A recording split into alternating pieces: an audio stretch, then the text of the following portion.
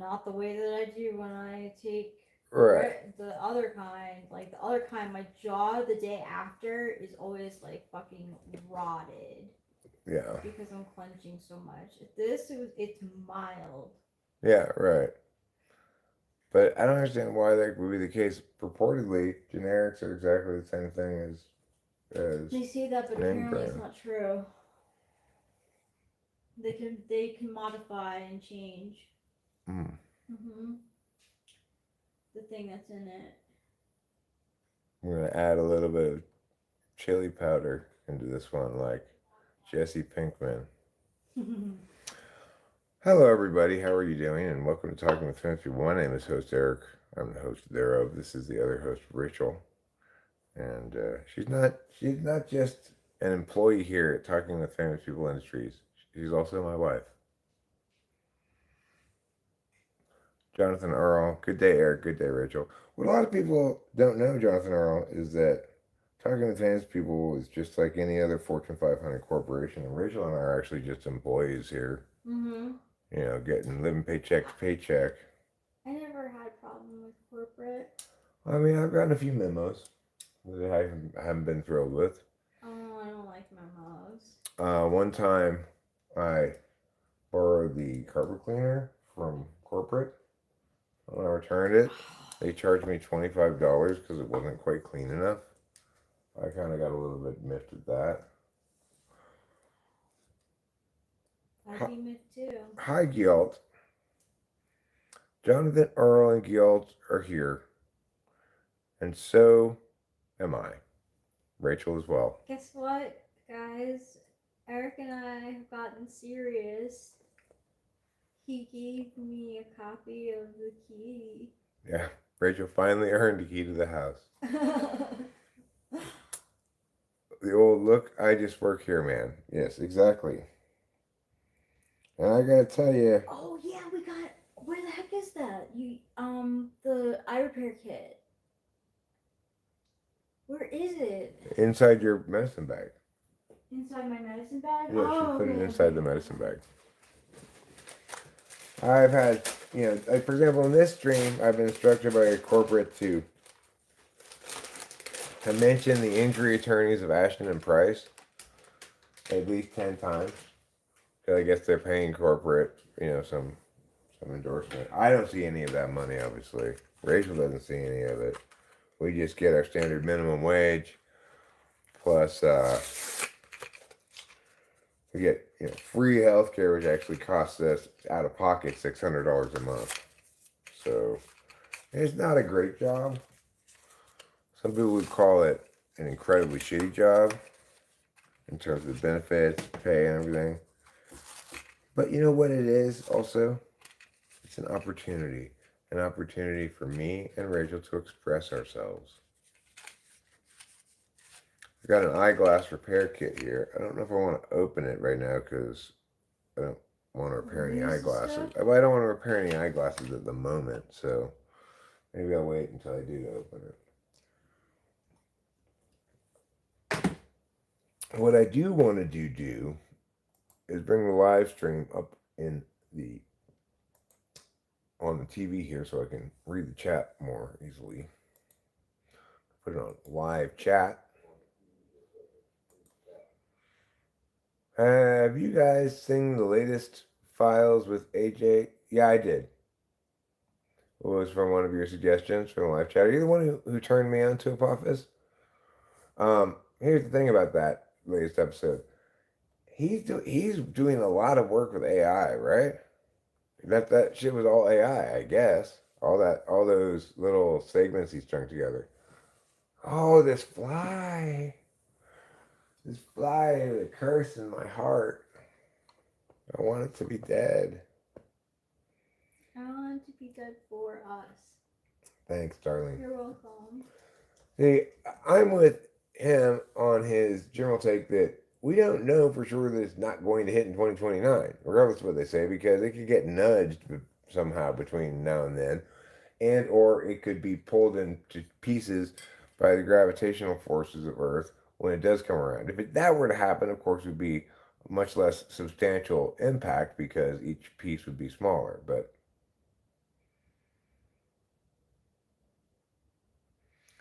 You working with AI as well, primarily making some songs and working on a role playing game? Hmm. Well. How very interesting. So I got some feedback on from the last couple people that I typed. Well, basically suggestions, you might call it, you know. But unlike most such suggestions, I the ESTP I think did a great job of FEing his email to highlight something that might be useful for me in identifying SE. Uh, well, I don't always get the kind of feedback I got from these people, which are like, here's how you can improve your either typing or understanding of typology. And the first one from the ESTP was, maybe you can incorporate this communication styles thing by Galenko as a means of identifying SE directly rather than getting it process of elimination like you currently do. In other words, I don't type for SE, I type for NE and don't find it. That's what he was saying basically, which is not exactly right because um, I think I'm more likely to be making distinctions between an SI person and an NI person, and then the SI naturally means extroverted intuition, and NI, of course, extroverted sensing. So, but regardless, I like this, yeah. The INTJ, well, I get the sense that he may not be adequately familiar with everything that I've said about typology. I'd have to look at his email to really accurately recall it and talk about it. But I do want to talk a little bit about communication styles. So I don't know what Galenko's communication styles are, but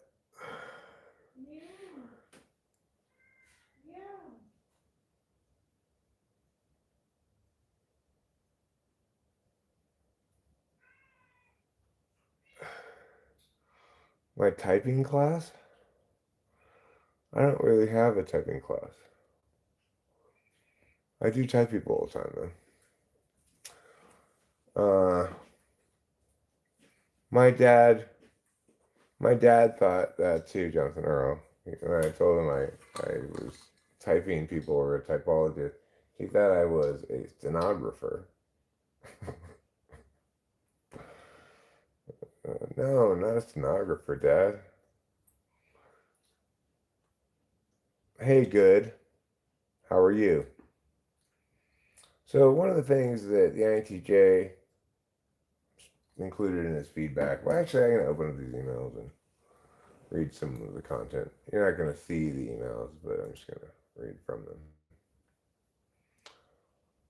Let's see. Almost everyone. I mean, I don't know. Like, I had a question about my video. I remember emailing you and Spacey being like, "Hey, I'm not sure if you tested my SE." Well, all right. So I like, Gemini's summary. Taylor suggested a method to improve Eric's typing confidence by using SE assessments like Galenko's communication styles. Taylor proposed a three-step process involving showing typing clients communication style videos and typing sessions to test SE signals. So that's basically what he said. Um,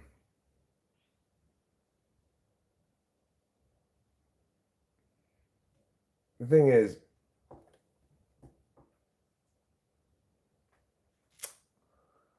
he suggests I cut up Galenko communication videos with examples and something shorter and have your typing client watch this cut video. Share your typing client 60 seconds of one of your own typing sessions where the results very clear cut and their voice tonality clearly matches the expected Galenko communication style. What's the underlying hypothesis? SE Downs should be able to pick up on the voice tonality and categorize this signal more accurately. That's and potentially faster than any Downs. That's totally wrong. because tonality in speech is going to link to FE, not SE or NE. I mean, extrovert intuition with FE is going to incorporate FE, but so I think that's just totally wrong. If that's what Galenko's concluding, I haven't looked into what Galenko has to say about the thing, but overall, I would say the following about Galenko. He's not a rigorous thinker. Uh, he just isn't. Typology seems very complex and can't be done in 60 minutes, is what I'm finding from this channel.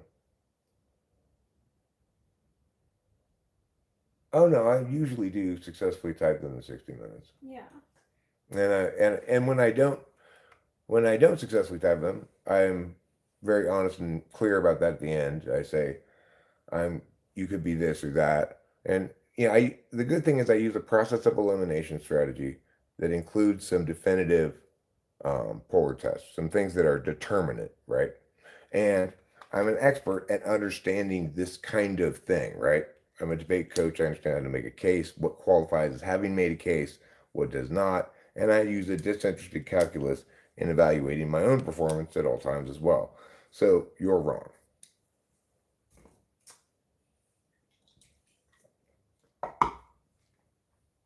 But that's not what I'm here to talk about today. I'm not here to talk about Texas being wrong about that. I'm here to talk about more, I guess, what the INTJ said, because what the ESTP at least is correct about this. He says, I have seen in a number of videos that you might be near certain, let's say 95% confident between ENTP versus ESTP typing, but what he's saying would be you don't have a determinate way to distinguish between the two because they're both FI polar, they're both TI tool, they're both FE third. And while I can determinedly tell the difference because I'm an NE dom and I can tell when somebody else is not, that's not a test, right? That's just my intuition and that's not something that I can describe how somebody else does that. So it is correct what he's saying there, that there's this hole that prevents me from being definitive in my distinguishing between, say, INTP and ENTP as well. But that's because I'm a rigorous thinker, and so I'm accurate in my understanding of what I can determine from what.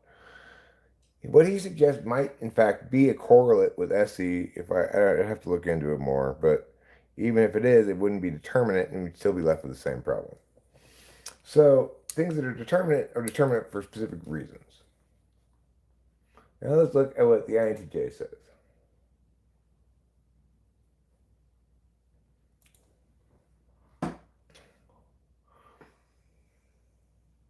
I just need to clarify a few things I misrepresented to avoid damage that could be caused by it. As always, this is just the best I'm currently working with. It could be wrong. I think Jung's mandala is universal for all types. Different types just give different structures in the mandala different attention. Thinking ensures that the patterns in the sensation, intuition structure are logically coherent. Feeling encodes knowledge in the SN structure about how our animal core views the patterns based on various degrees of positivity and negativity for the long-term survival of genes. Okay, so you can tell the difference, right? This is so much more of an NI email, and even though they're both NI types, this is very much an INTJ email. And then he says, P.S. There is a need to define cognitive functions in such a way that they can be used to create all of human experience. Well, they're already defined accordingly. All of human experience is basically saying all instances and possible ways of paying attention that humans be through. So it's already that. It supervenes before any other kind of analysis. Not every object of analysis is an example of attention, but every analysis of any object of analysis is an example of paying attention, and every object of analysis is an artifact of paying attention. So there's nothing we can talk about that is not an example of attention. But what this INTJ guy doesn't get is not everything's a pattern. It's like he's an NI dom. He thinks it's all based on patterns. For example, thinking ensures the patterns in the sensation, intuition, structure are logically coherent. That's not introverted thinking checks to make sure that verbal reasoning is correct. Extroverted thinking links to a subjective goal or problem that needs to be solved, and whether or not your extroverted thinking does the job depends on what you're trying to do entirely. So it's like if I'm just trying to make sure this chair doesn't wobble anymore and I don't care about how it looks, I might just nail a little board on the bottom of it or something. And my expert thinking was great. I solved the problem. If I'm trying to get it to look perfect like it was when it was brand new, then that's not going to cut it as a solution, right? It depends what I'm trying to do. Regardless, it is not the case that thinking and feeling impose on S and N, or S and N impose on thinking and feeling. They're all distinct things. I can pay attention with extroverted intuition in isolation of anything else just by babbling and making up words. Okay, I can pay attention in terms of introverted thinking simply by asking questions and parsing legal documents or something. In other words, just negating. I can engage in just FE by being like, hey, you're my favorite person. I think you're so special. I think you are the funniest, smartest, most attractive person ever. So,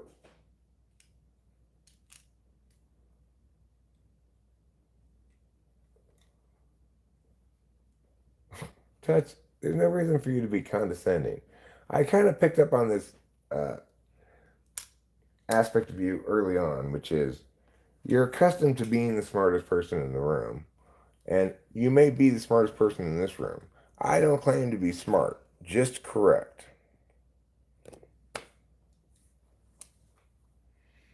Unfortunately, you're kind of poking around something that I've done a lot of meticulous thinking regarding, and I'm a very rigorous thinker. So I think you're going to discover that this is the wrong place to play I know best. The wrong intellectual space regarding the subject matter to play I know best. This is certainly a perfectly good place for you to play I know best when you do know best. But on this subject, you do not.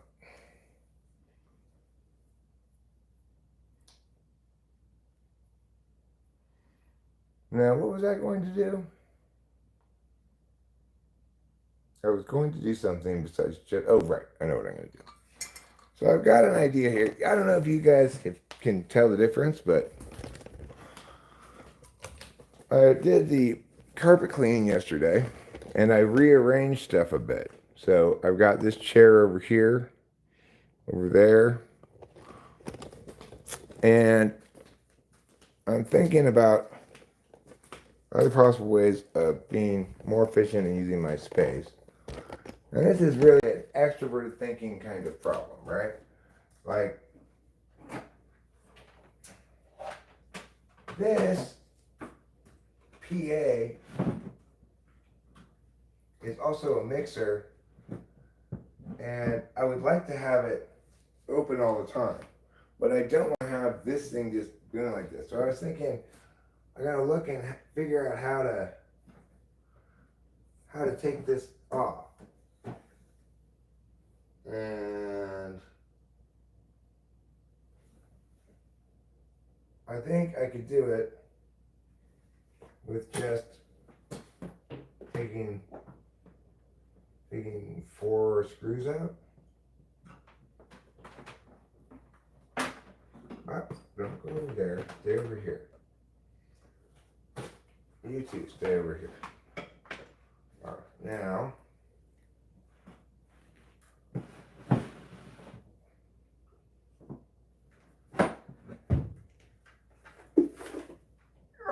okay. So let's bring this down here, or put it on top of this table here.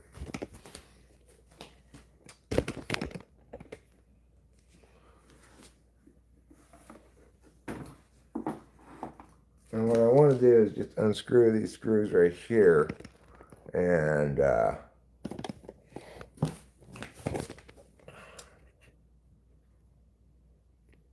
show you which ones I'm talking about. Take those hinges out. Just the bottom ones should do it. All right. Let me get a screwdriver.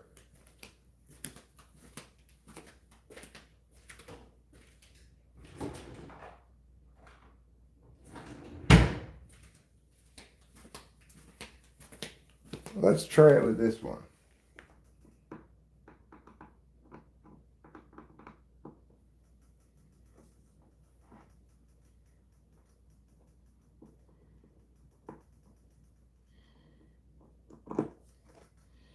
All right, good. It comes out easy.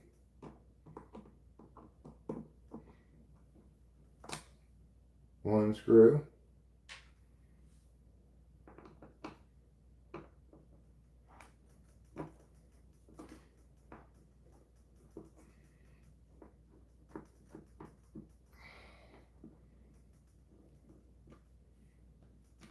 Two screws.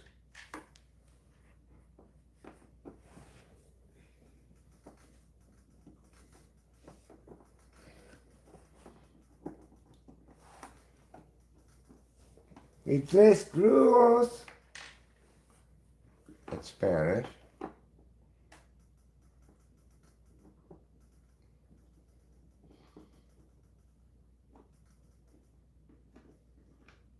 And the fourth screw, sometimes known as the most important screw of all.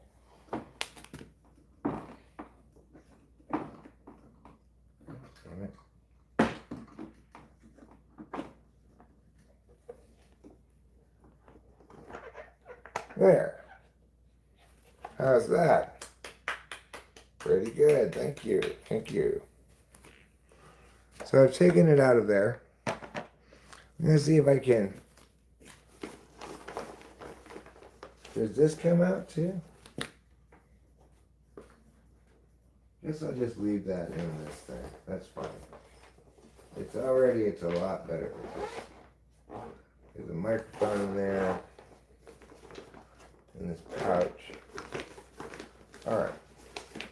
Now let's take this over here. Put it back.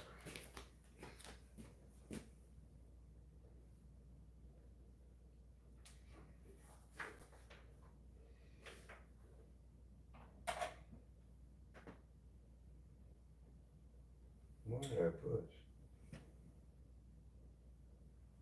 I don't know what I pushed. I'll have to refresh.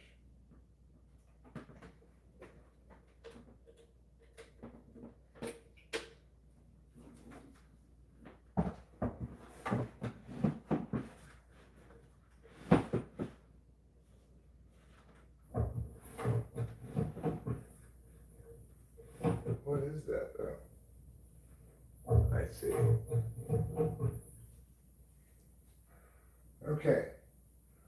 I've got one of these in. Now I've got the other speaker port in. And I've got this plug goes in. Alright.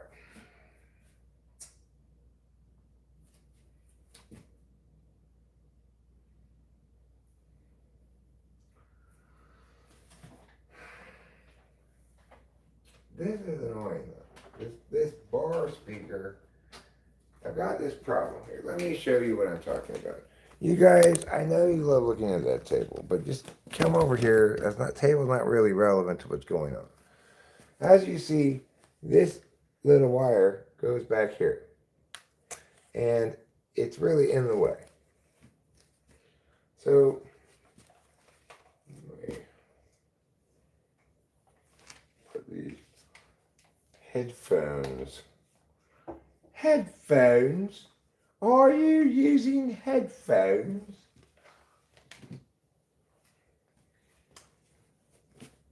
Alright, I'm going to try to reinvent this space a little bit for better effect.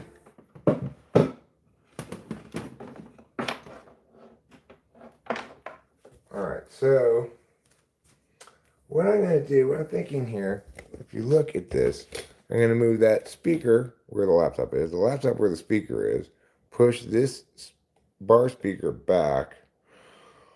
I don't really want that in front of the bar speaker, but maybe I can have it to the side of it.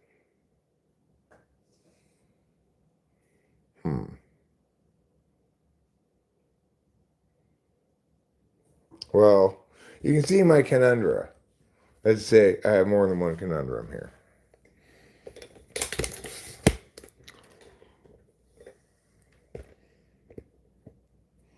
One possible thing I could do is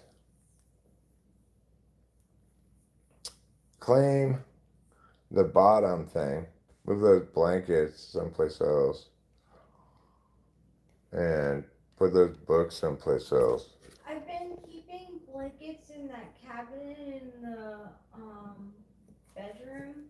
Can we keep those in there? Yeah, that's what I was suggesting, that we could put it in there. Alright, cool, thanks.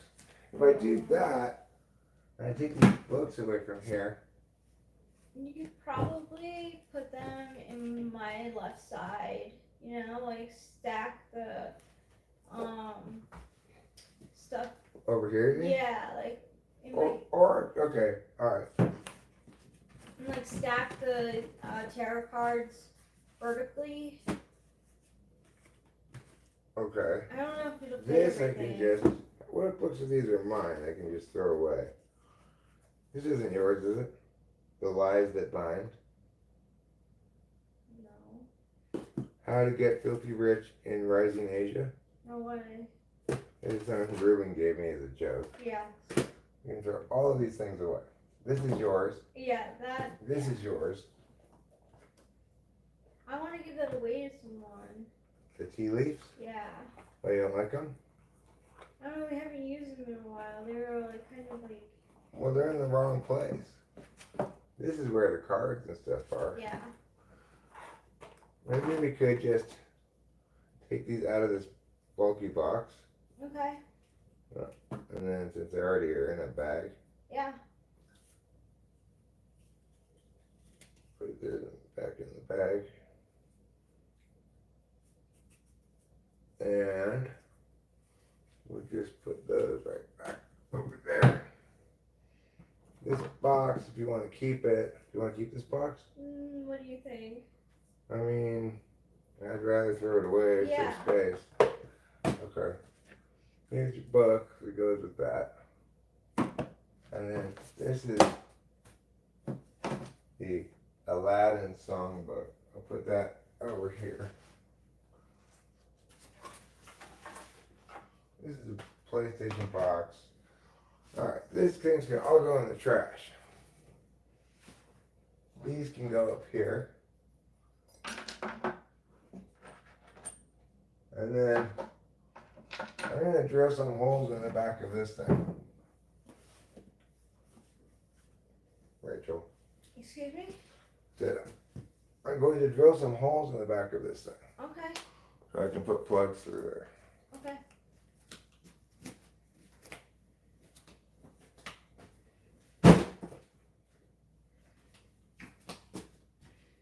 Alright.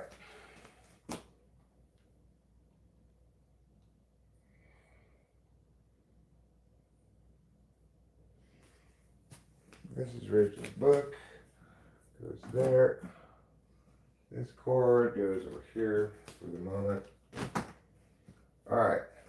So, what are we doing now? Well, this is where things get really exciting.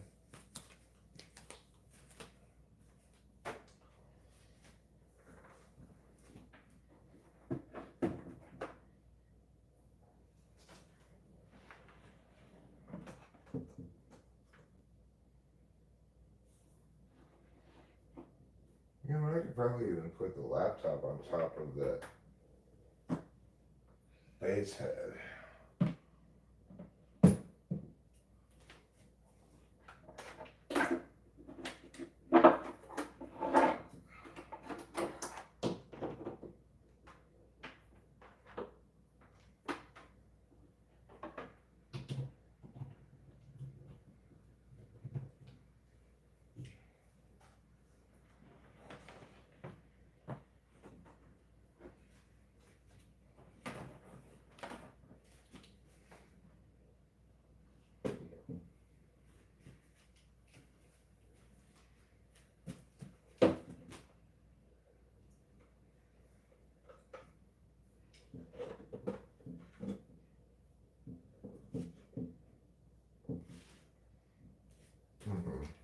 see.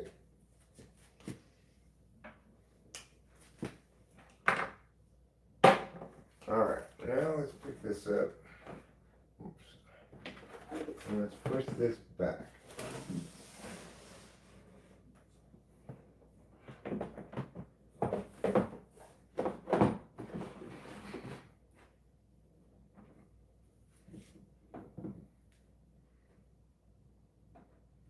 Okay.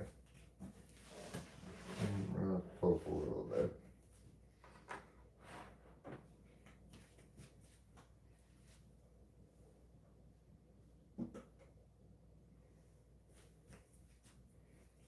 Where's my goal?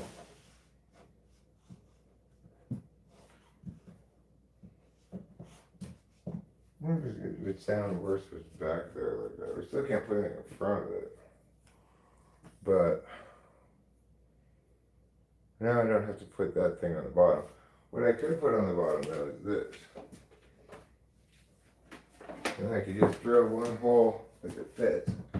It doesn't fit. So much for that plan.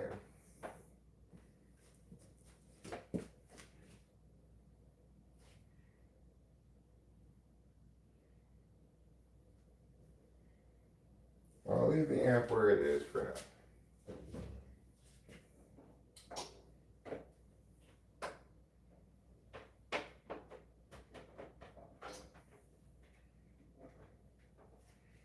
Okay, so now that I have this thing over here, what we're looking to do is the following. I want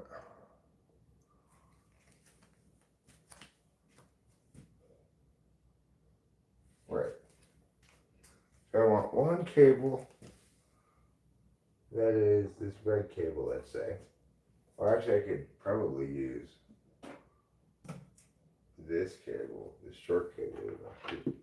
Is it too short? It's too short.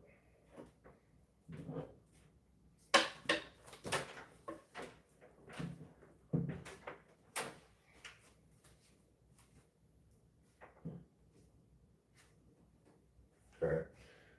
So I can't use that super shorty.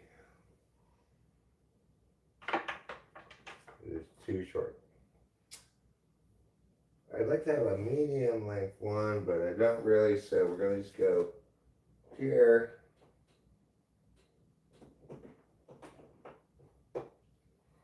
And here. And I think you know what it's time for. Oh yeah. That's right. Yay! It's time for twine. Is that what you were thinking? Oh no. I'm getting my twine. You got twine? You got twine? I got twine. I'm gonna go get it right now. I'm gonna use it to help keep my cables organized.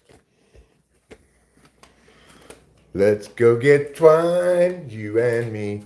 We'll go get twine from the sea. We'll find the twine to find the time, to twine the time. You wriggled the scroll bar.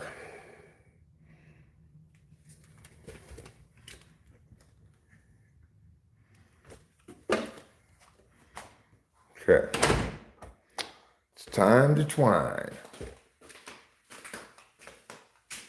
Where's the cat at? Butt fucking your mom. That's where the cat's at. What I noticed from this channel is that Eric is full of shit and can't type anyone, and everyone here is retarded tets. Oh yeah, well, there's a certain Jeff Shaw-iness to my engagement with him even prior to today. I can identify when people resent me because, you know, I'm crowding their niche too much or something.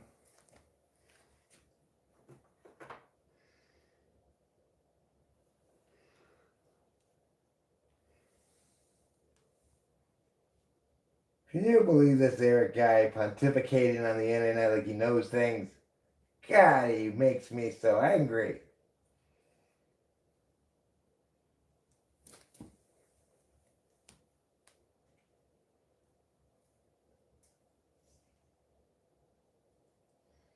It's time for me to take him down a notch.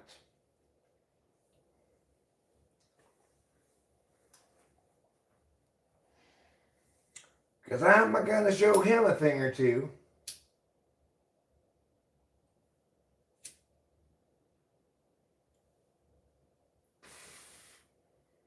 Okay. Twine. Sometimes called nature's string. We got that one set there. Now we need to get this one going from here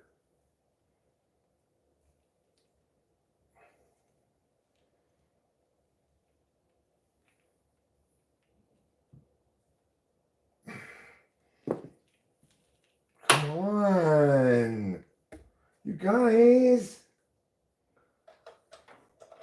this thing's not being nice to me. Okay, now you're gonna come over here like so. We're gonna put you right about, yeah. There we go. We're gonna put you on 3. All right. Now we need this to go back behind here. Then it's gonna be time to twine. If you love twine like I love twine, then you're a twine loving guy, and that's fine.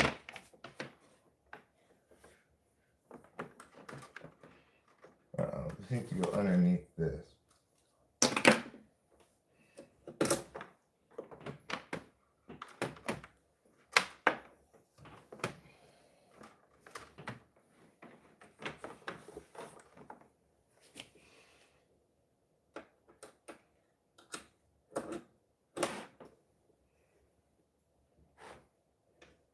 Okay. Let's get some twine.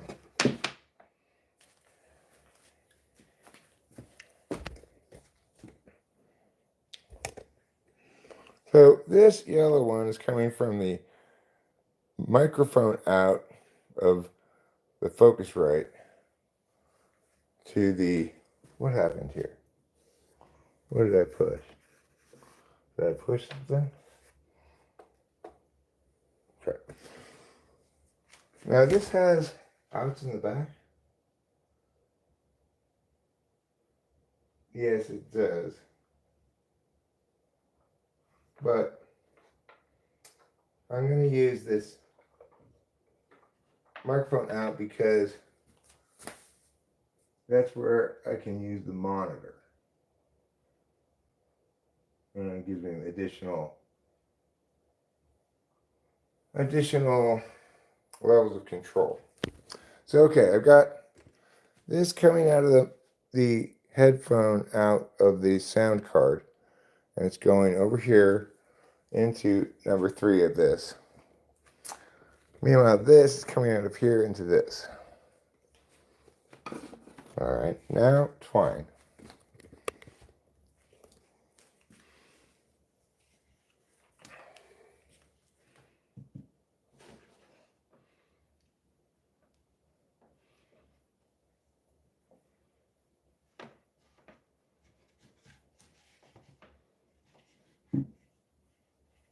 Gonna burn this.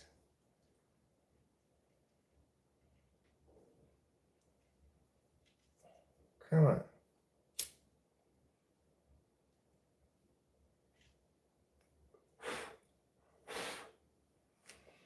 Okay. I'm going to put this twine around here. I'll give it a little tie. Like, yeah. And then we're going to give it around here. We're going to give it and equivalently authoritative tie. As per. And we're going to put this back there. It's just going to have to hang. That's fine. All right. We'll go back here. Now, this is plugged into that. I believe Tut's NGL. You believe Tut's when he says what? One may find a person in general trustworthy and find one tends to believe them. But that's not actually what people believe. They believe statements to be true or not.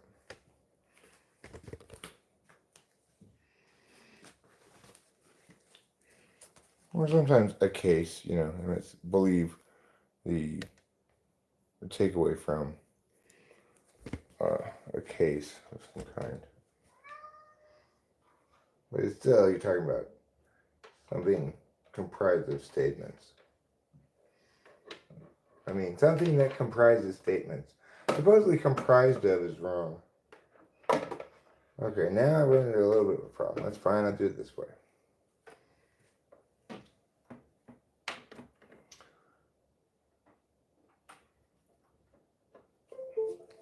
Alright, now let's see what we got going on. I'm going to show you the advantage of the setup the way I have it.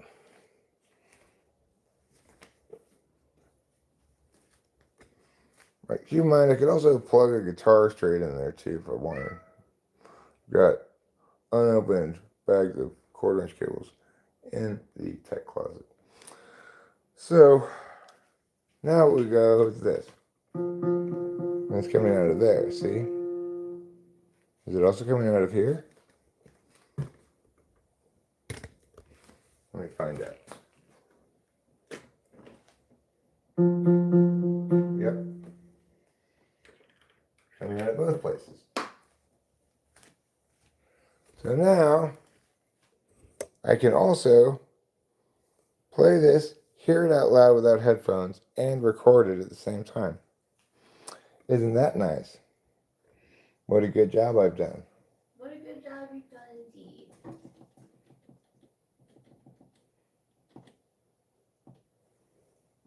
It calls for a love song. Yay!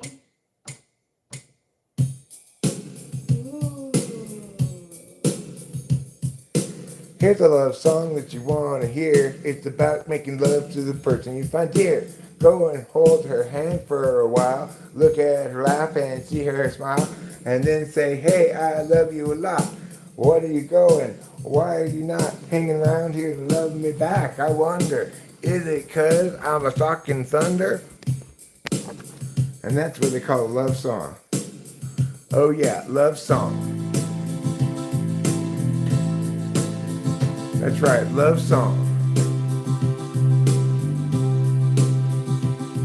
It's Valentine's Day and I've got some paper that is pink.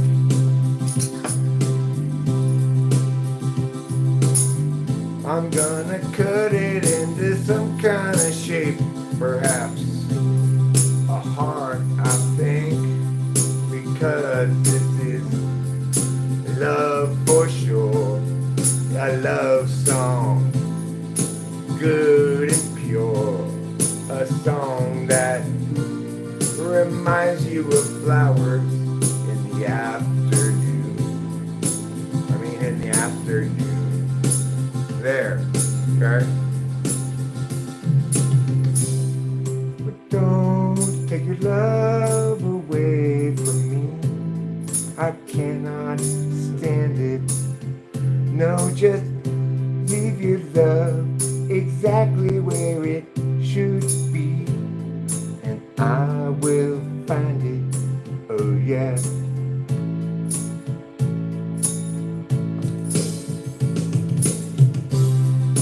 Love is a magical thing, a wonderful feeling that feels like spring.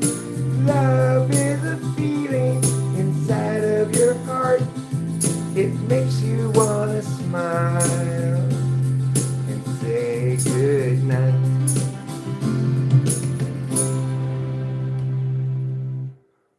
go. It's a love song. Wow, that was a great love song. I could put a microphone here, and I could also plug it into the sound card. It would also then come out of the same number 3 as this thing does. But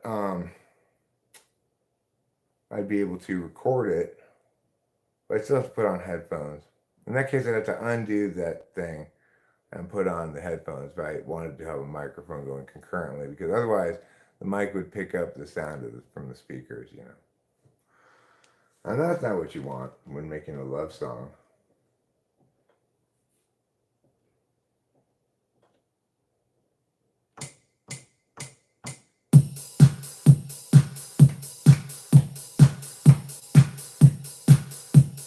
Eurotrance. Let's go Eurotrance. Let's go Eurotrance in your pants. I'm gonna Eurotrance.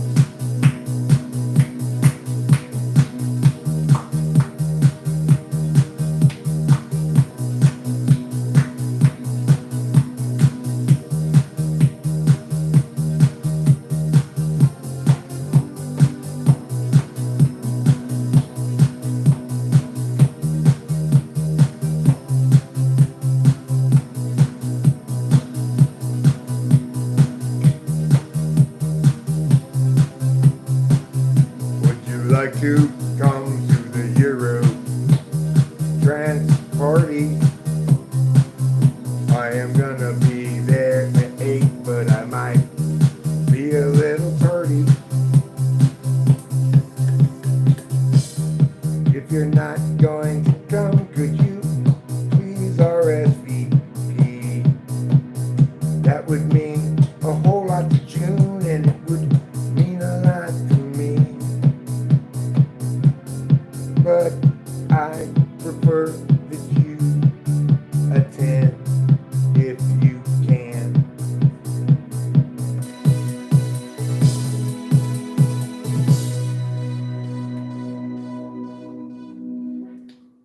All right. Swing. Is this swing hat?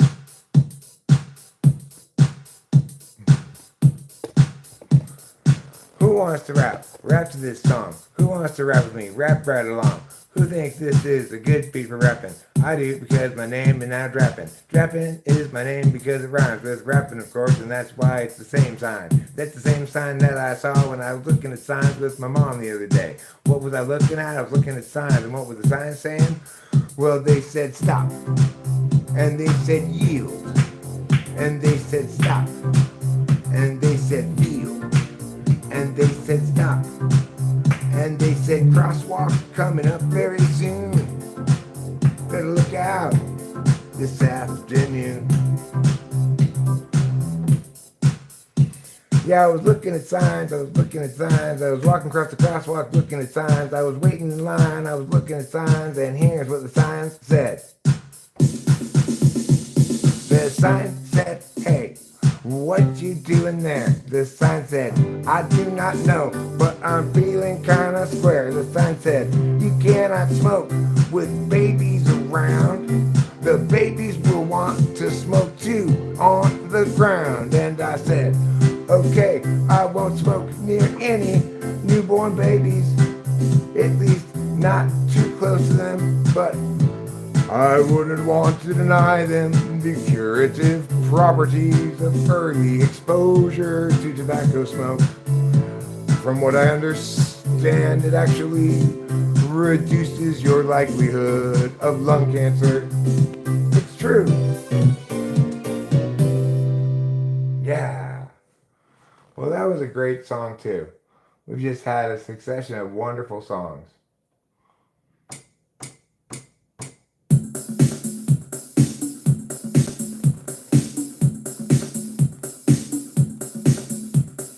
Everybody put your arms in the air. Put your arms up into the air. First put your right arm into the air. Then put your left arm into the air. Put your arms up into the air. Put them down by the side on your chair. Put your arms back up in the air. Then put them back down on the side on your chair. What are you doing? You're doing aerobics. Sitting in a chair and your arm in the air, it's aerobics. Put up your other arm, that's also aerobics. Let's rock and aeroba roll. I'm going to aeroba roll. Aeroba roll. If it makes some aerobics and rock and roll. Would you like to aeroba roll with me? If you want to get your cardiac rate up, G. Aeroba rock, aeroba roll, aeroba round through, and you can aeroba know what you want to do.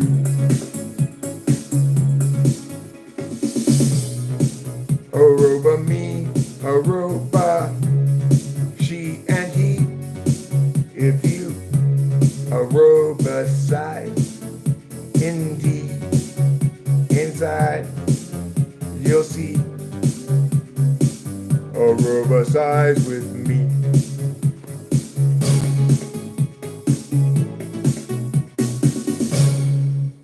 All right. Hope you guys did some aerobics. Thank you. Thank you.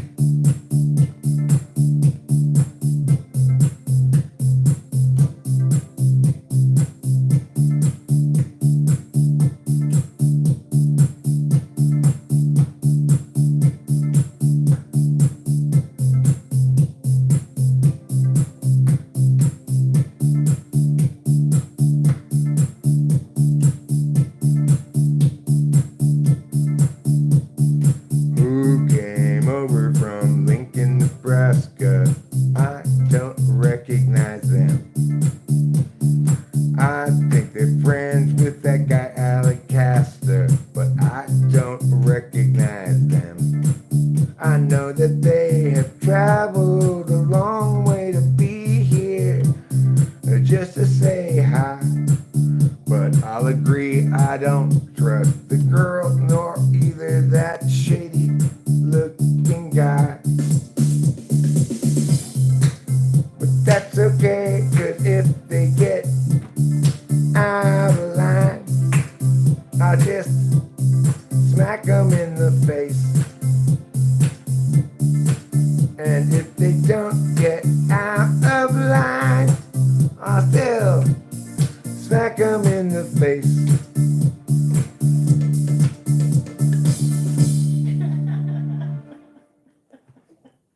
There we go.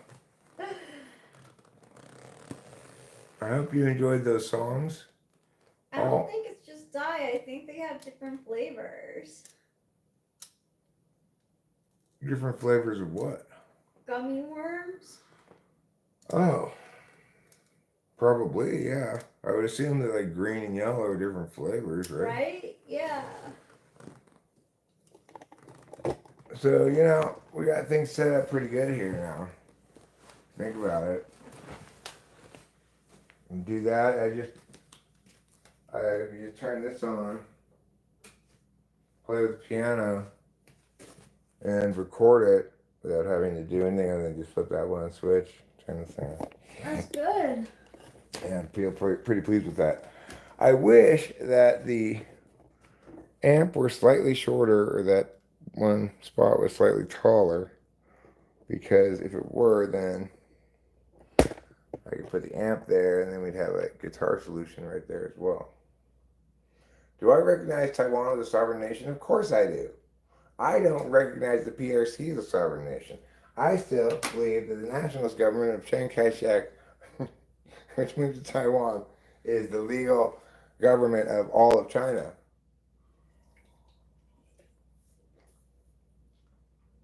Okay, chicken whiskers. Why am I saying chicken whiskers? In case you don't know, chickens don't have whiskers. They either have a full-blown beard or they're clean shaven. Where are my cigarettes? Here they are.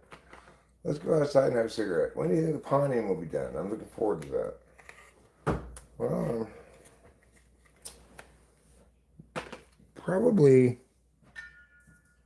reasonably soon. I got my Ariete shoes. You got your what are they? Ariete. Ariete? Yeah, that's one of the Ghibli movies. I saw her wearing these cloud shoes, and I was like, oh, I have to get them. She called them the Are You Ready shoes. Are you ready shoes? That's what it sounds like. They're called. Let's go up back. We're gonna smoke a cigarette. We're gonna talk a little pond. I might very well do a little ponding this evening. It's been exceedingly hot during the day lately, the last few days, after a very mild summer. Although it gets cool in the evenings like this time. I could make more mortar and go do a little more ponding right now. Sounds kind of fun. I watered the plants already earlier. Now that I feel confident about what I'm doing exactly and how I'm doing it and why I'm doing it that way, I think I'll make quicker progress. I'll be less hesitant of making a wrong move that cost me in the long run. My TE is not great. I'm already going to have to redo some things here. When you have to redo work you've already done because you now need to do it differently because you didn't realize what you're doing, that's bad TE. That's quintessential bad TE.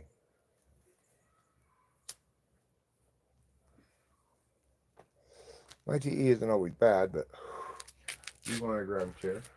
Yeah. You want to sit on this big rock here? Sure. Thank you.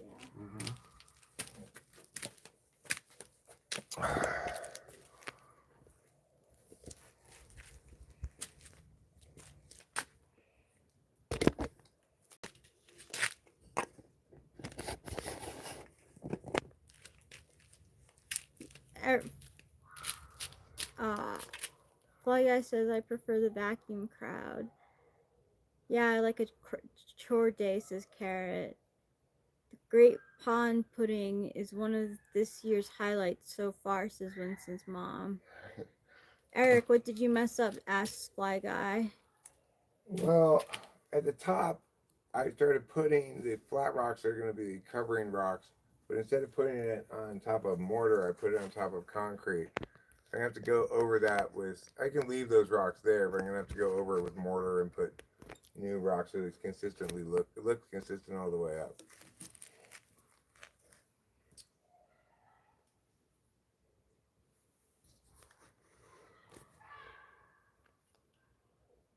I used to smoke like that all the time, Winston's mom. Through my nose. I'll try it again. You just put a joint in one nostril and just smoke it like that. Well, I could drink another wheat tea. Do your thing. I was thinking yesterday that I don't really like them very much. So feel free to drink them. You drink them.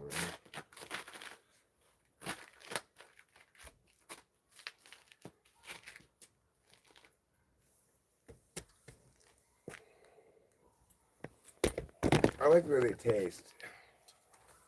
but they make me feel kind of like a little woozy or something. Yeah, that can happen. I have to watch. I can't drink too many because then I'll be like way stoned. I'll move this chair over. It's incredibly inconveniently located, but that's where the shade is when you get there.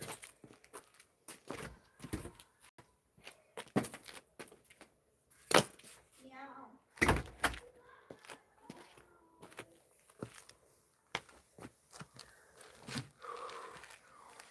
All right, so we're going to do a little pond in here. It's coming along, lively cuts. We're going to work on it right now. Insert or not Ritalin. Are they different? You know, I'm convinced that the name brand Adderall is better than generic. I had to get the name brand this month. No, that's all I stay, yeah, stay out.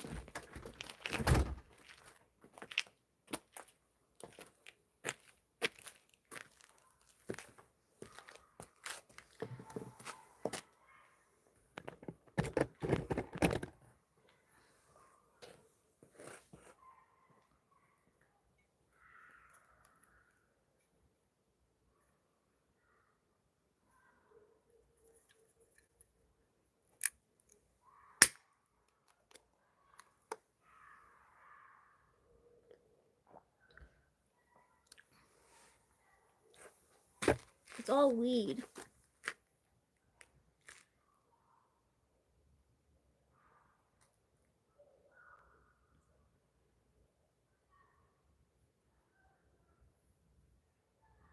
I've snorted the Adderall before.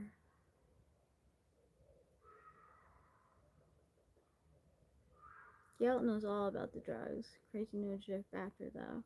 I didn't notice the nose drip. I believe you.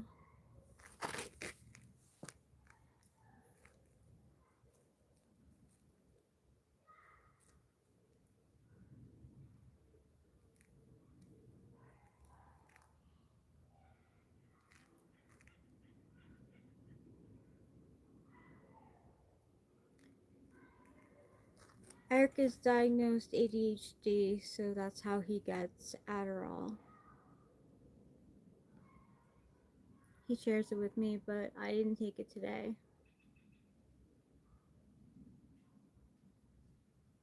Hey, just a quick question. Is it possible for you to go a day without weed? Yes, it is.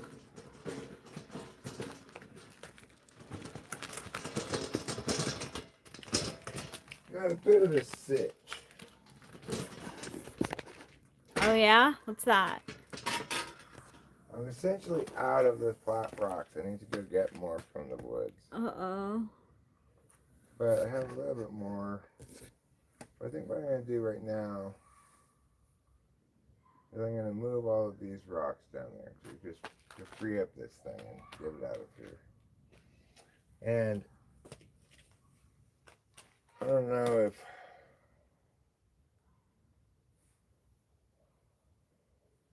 you feel like holding down the live streaming without me, I could go drive out and get more rocks right now. Sure, I can do that. Okay. All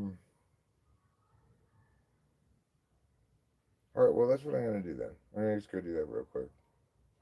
Okay. I'm going to take a couple gloves, and I'm going to go get some of those rocks. Fly Guy says, damn, I really wanted to get the rocks.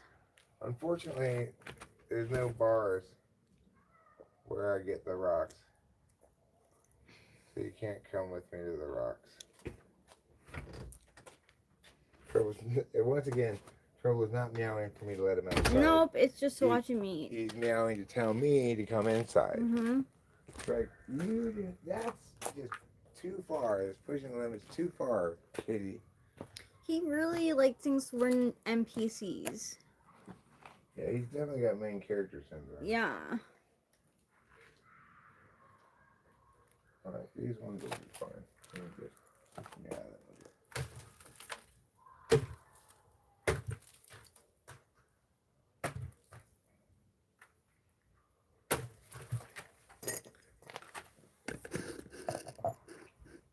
Okay. I'll be back in not very long. Okay.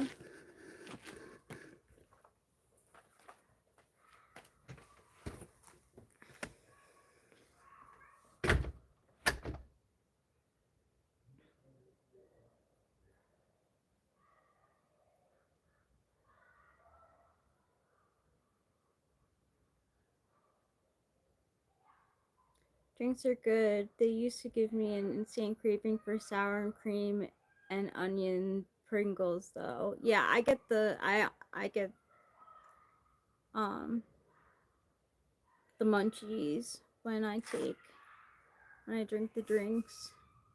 I like them though. I like the high that I get from them.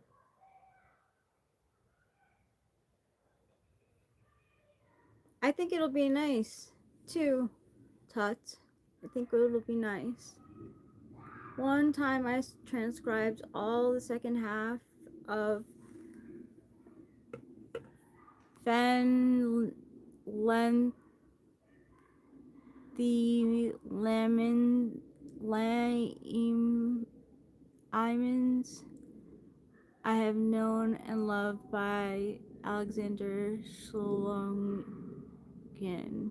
in my craft books. SB Uni says, Gyal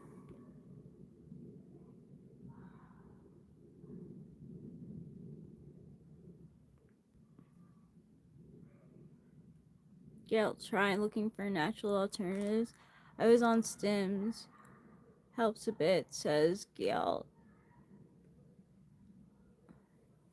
Phenethyl amines. Phenethyl amines.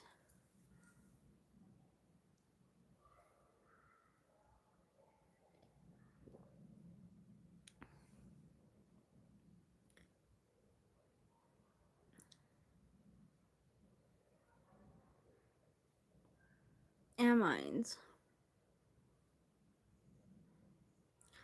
I hope that happens. I hope the cats don't get them too much or often.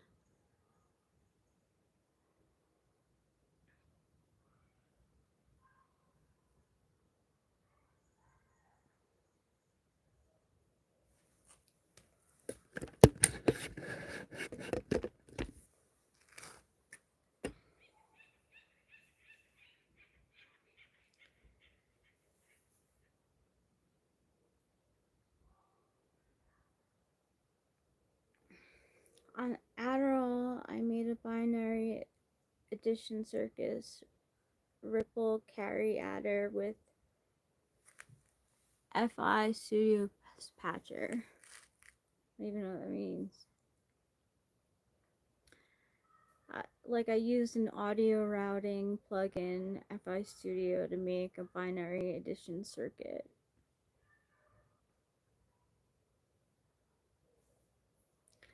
SB Uni, I'm here because I'm here. It's a pretty state. I like it here. I'm from Florida and the cost of living is less here, way less here.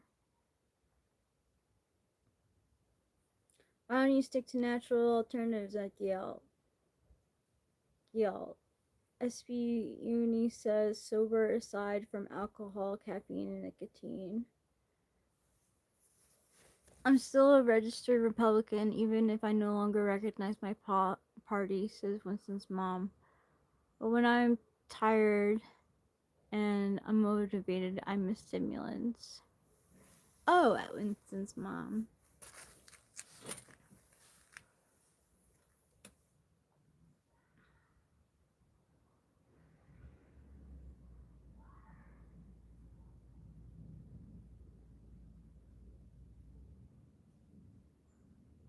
I'm here because I'm here is the same thing I was thinking. LOL, says Fly Guy. That's good. I'm glad you guys are here.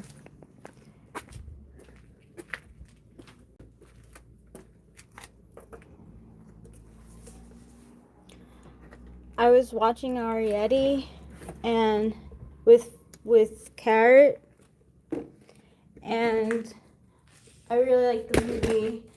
And in the house, Arietti wears these brown clog slide thing shoes.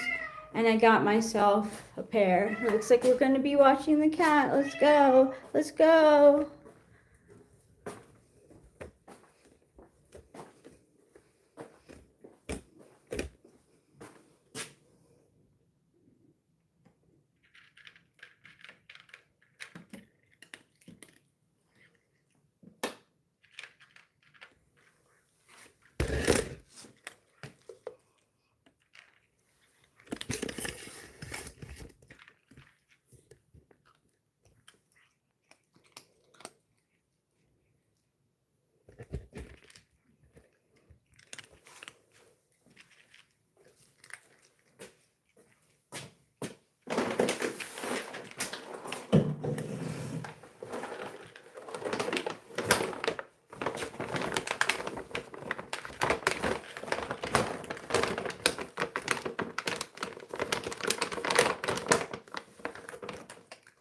Hi, William.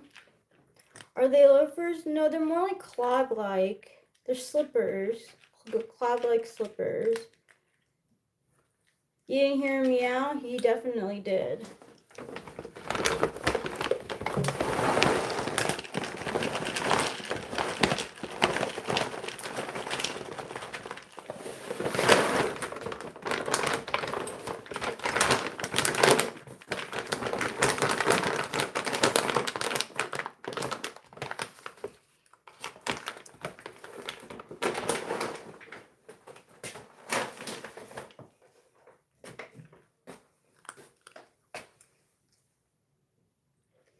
Yeah, what about ginger? Do you avoid that also? What about cilantro? Asked Winston's mom.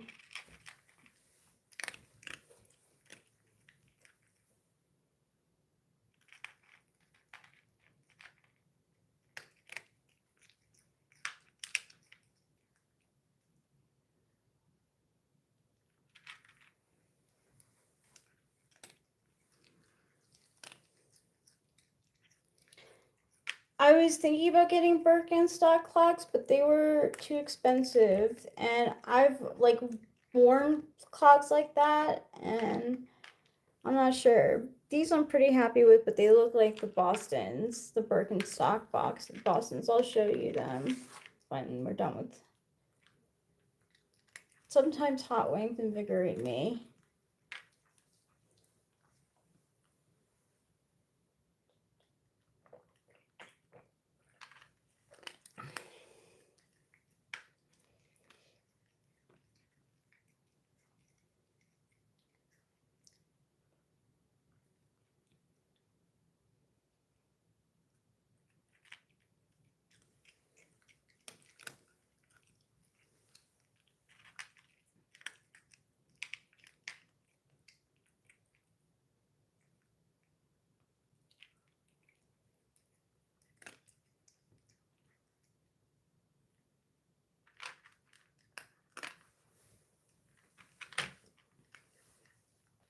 Gail says, I had this drink with tequila, lime juice, agave nectar, cilantro, and chopped jalapenos at Winston's mom. It was good.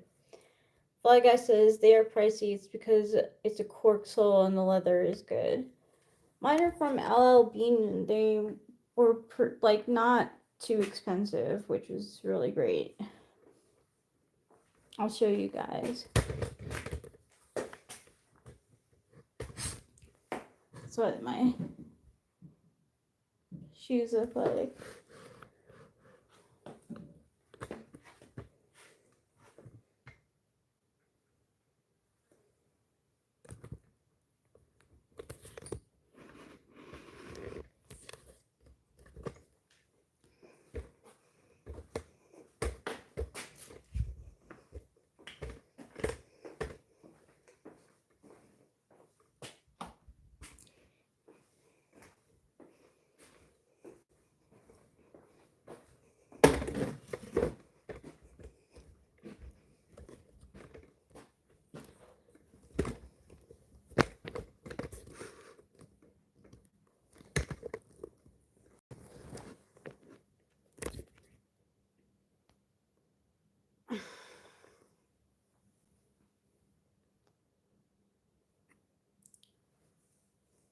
Y'all, there's a gene, I believe, that goes to disliking cilantro. I was wondering if there is a connection when you mentioned ginseng and ginger.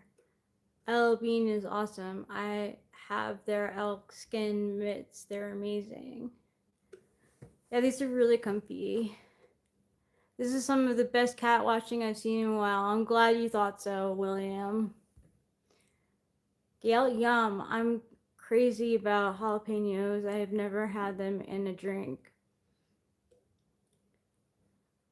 Gail says, I'm not a cilantro lover, but I certainly not a cilantro hater. They look cute, says Fly Guy. Thank you. Chocolate made me irritable when mixed with stimulants. I've heard there's a gene for chocolate making people irritable. But Winston's mom says, Kara, are you typing on Fly Guy's account? It was a different effect from caffeine. Carrie says, no, I'm eating pizza. Caffeine on stims just made me scatterbrained as hell. Fly Guy dresses nicer than me, lol at Winston's mom. Cute, my goodness, Fly Guy, lol, says Tuts. Cilantro is good on tacos.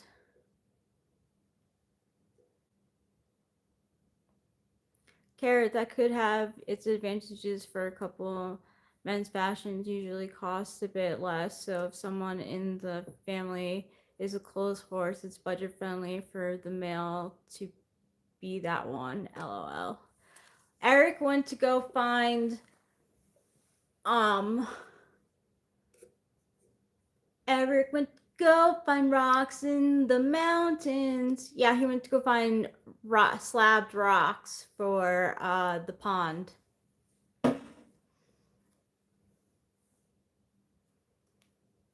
I'm gonna apply my lip gloss.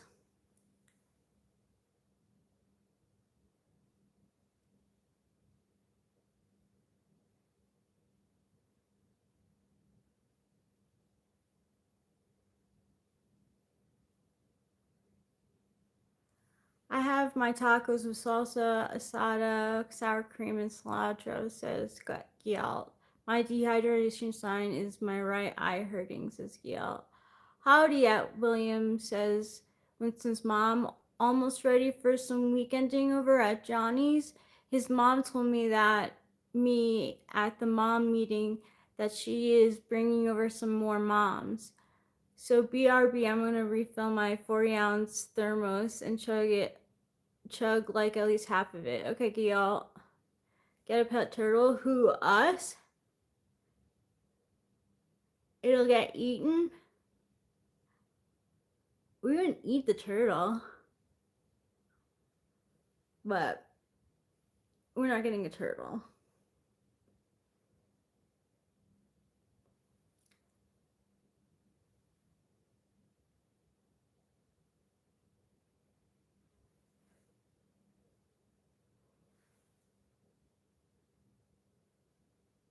A raccoon.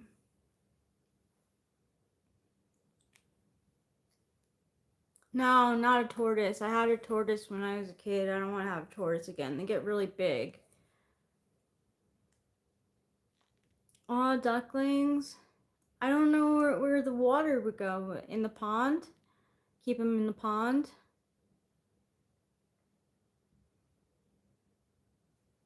I don't know what you need to get ducklings. The ducklings get huge? Huge. What? The tortoise or the ducks?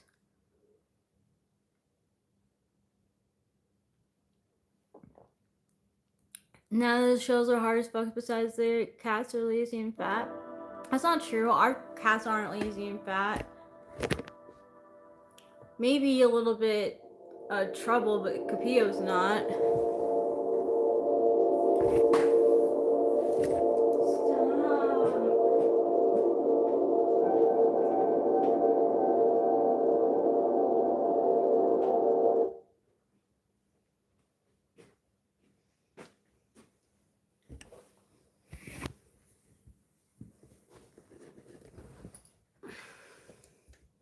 Cool, y'all. African sulcata gets big. Carrot, I like Levi's. I recently bought a pair of the high-waisted jeans, shades of the 1970s. Those are comfortable. I like how the low risers, but prefer the mid-waist. The high waists are great. I'm drinking cola, says Carrot. I'm drinking weed tea. Weed tea. For people who like weed and tea.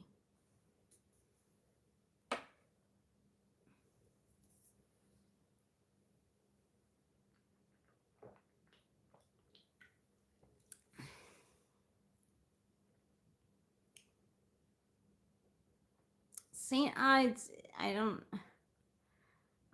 it doesn't, St. Ides produces like, I don't know, cheap alcohol too, apparently.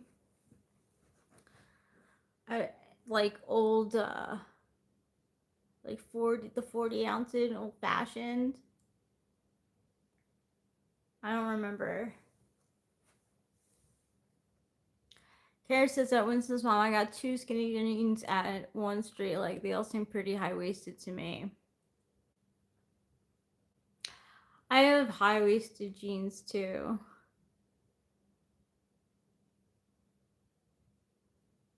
I mainly known St. Ides Heaven as Elliott Smith's song. Says Gail. William, I send him hats. I could send him a tall top hat. LOL, says Winston's mom.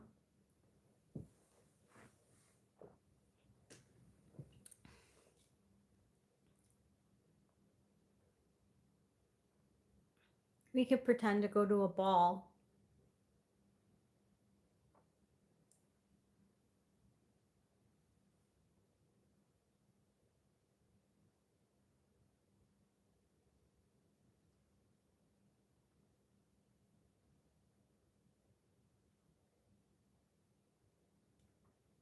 Kara says I want to start wearing a bucket hat like LL Cool J. You should get one, Carrot. They're like all over the place now. Bucket hats are back.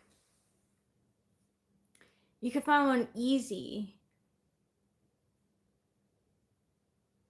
Or you should be able to, I would think. I remember I was like shopping somewhere and I saw bucket hats, like not online, in a store.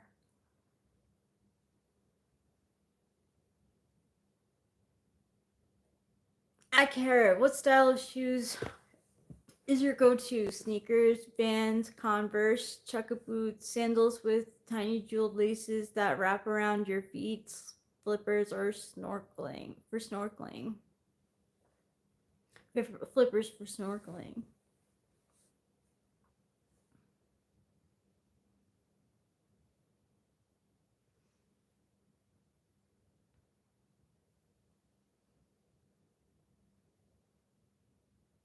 I do have one, but I wonder if it may be too small. Oh.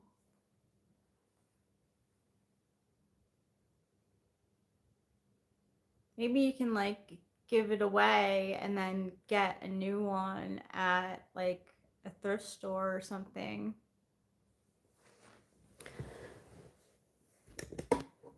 I have a denim bucket hat with a smiley face embroidered on the brim. It's so darn cute. I never wear it because cute is not exactly my go-to look.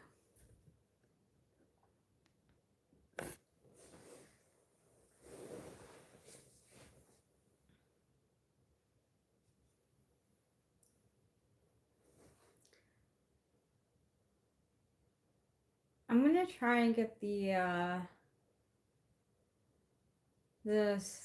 screen to show the chat, because like I want to sit like this, but when I sit like this I can't see the chat, so I'm gonna go try and do that.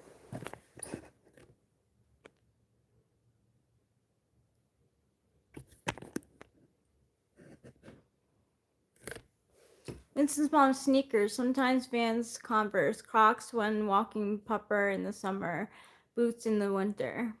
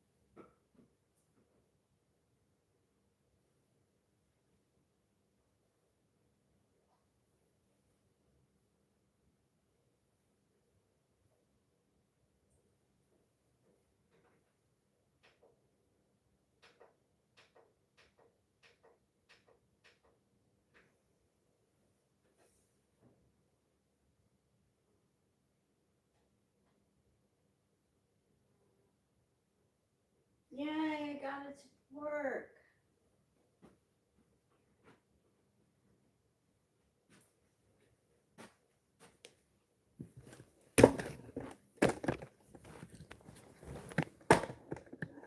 Hi, Chris Chapin.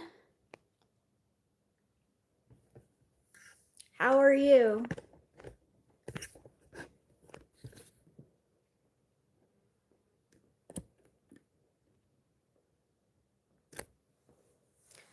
Like I said, she only wears New Balances. Carrot says, at Winston's mom, I love the charms, but I got anxiety about losing them. That would suck. I nearly lost my puppy Pluto one. I find them on sidewalks all the time. I saw a grape gummy bear and a Spider-Man one recently. Yes, I did enjoy the Ace game. It was a lot of fun. Winston's mom asks at Carrot that, or says at Carrot, that is a gloriously adorable idea. I could put it on Sunday and take a picture for you. Then I could take it off and not send that picture because, you know, lower stack FE sigh. LOL, says Fly Guy.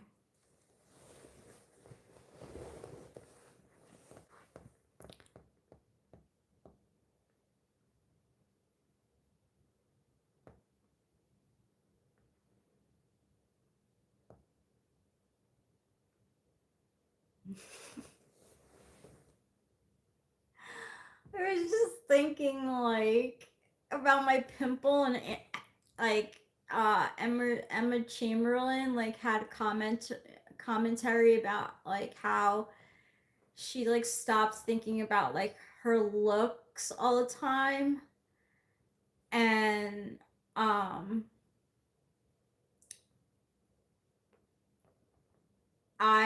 she like says that one time she like didn't look in the mirror for a while, and when she did, she like saw she had like a bunch of pimples.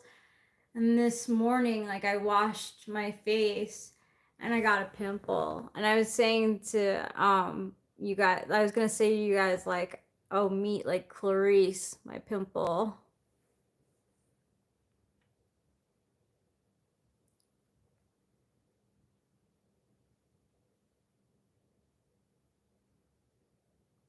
At Winston's mom, I forgive your lower stack, Iffy. It was adorable in thought and visual in my head, though.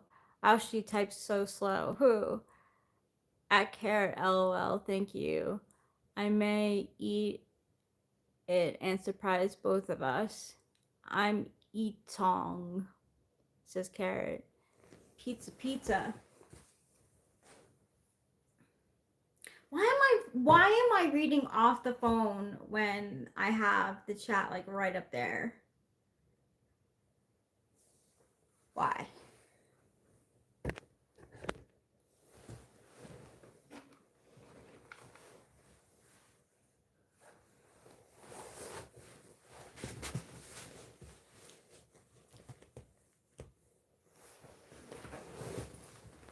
I'm Etong. Is it easy to read like on the phone? No. It's not. Where the hell did I put my drink? I guess I'm done with it. I threw it out. Are pimples a big deal for women? I usually don't care or notice them if I have one. Like, you know, I think about it if I'm going out. I'd rather not be there, but I mean, I don't pop my pimples. I let them like heal and stuff. So I'll probably put like some clay stuff that I have for your face to dry it out, and that'll be the extent of my taking care of this pimple because I don't pop mine. The deal for real, the deal for real. It's nice to see happy people. It reminds me that what I never will experience. Why do you say that? The deal for real? Why do you say that?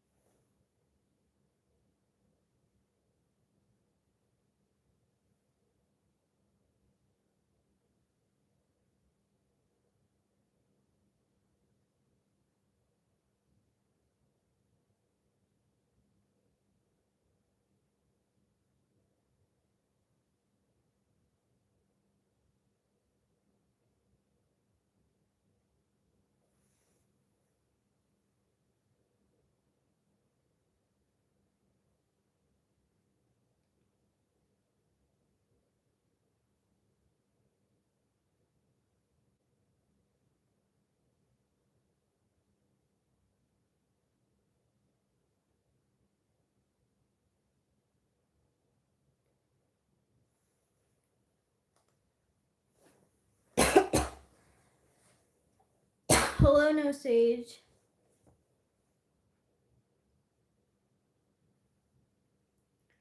Do you honestly feel like you're not? I mean, I don't mean to invalidate your feelings. If you honestly feel like you'll never have happiness, I'm sorry for that.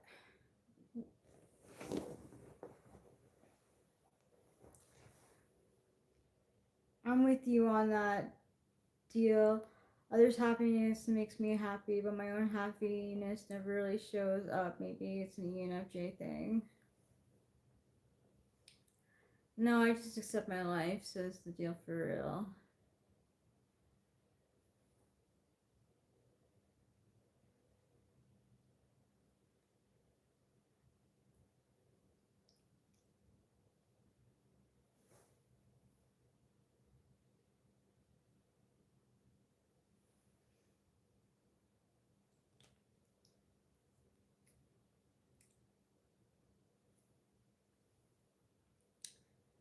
Has anyone heard about Taylor Swift dropping a new album?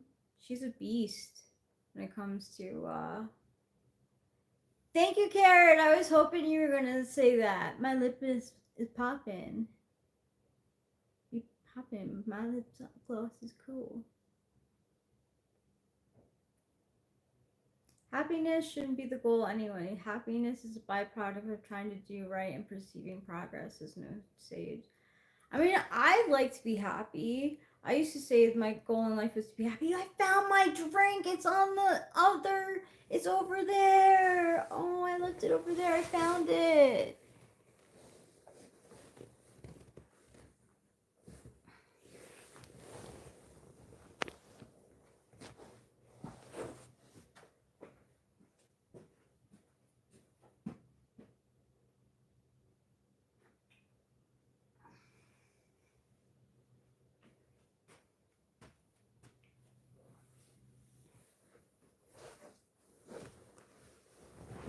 You know what sometimes helps?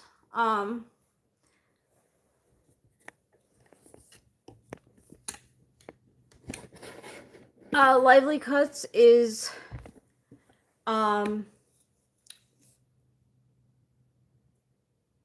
Vines, YouTube Vines for my crippling, that cured my crippling depression. No, it says, good evening to you, says Winston's mom. I began an email reply to you today, and it's still in draft form. The winner takes it all, the loser has to fall.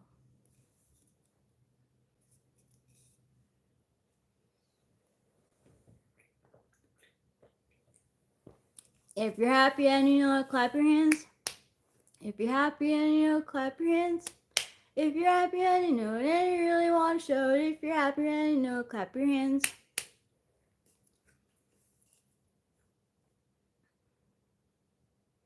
You should play that at baseball games.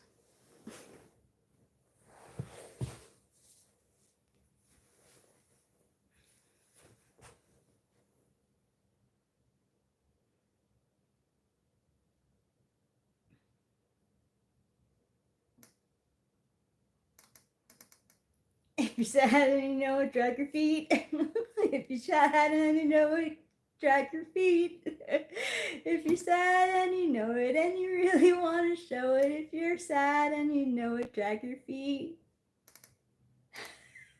You know what that reminds me of? When um in Arrested Developed, George Michael would like get sad and like drag his feet to the Charlie Brown sad music. I hope you know what I'm referencing.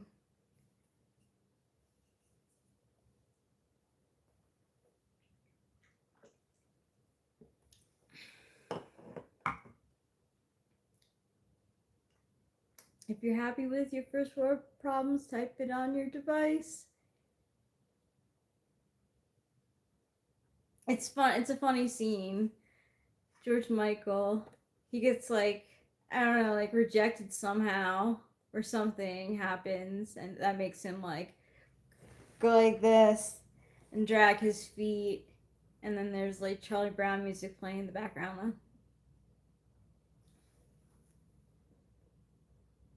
But yeah, I when I was like pretty like depressed, like I found these vines, and it was like vines that cured my crippling depression, and it was really funny and worth watching.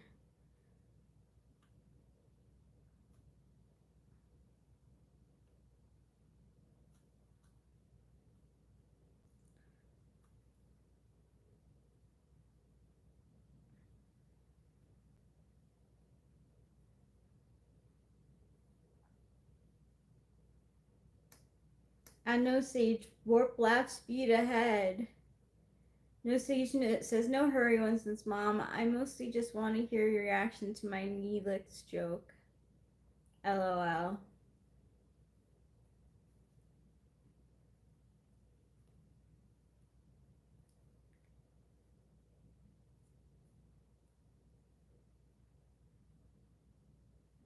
I can't tell if I hear the car. It's not the garage. I can't hear if Eric is back.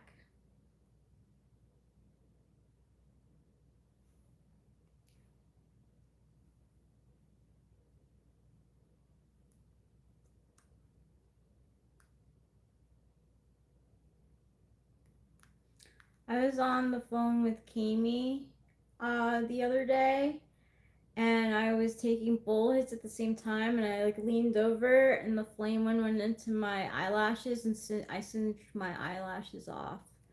So these like eyelashes here, they're like halfway down. I caught it like pretty fast and patted it out, but I was like, oh my god. Neelix is perhaps best known as the cook, ambassador, and morale officer who helped the USS Voyager during their 7-year-long journey, says Winston's mom.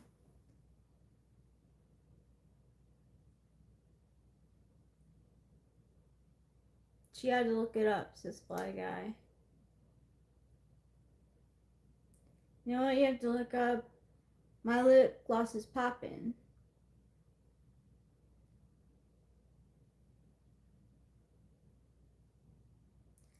No, Stage says Winston's mom, it was the most nerdy possible reaction, and I love it. LOL.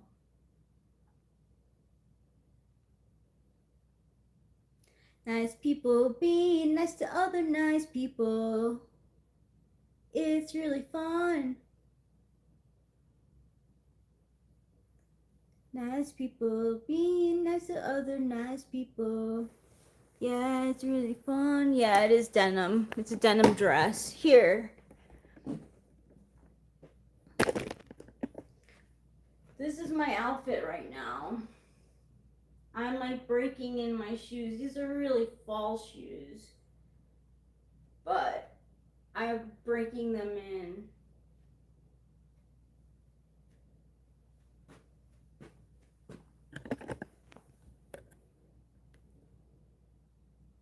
Denim's cozy outside of pants. Is that a spider button? If so, that's cool. No, it's a crab pin that Eric bought for me. It's crab.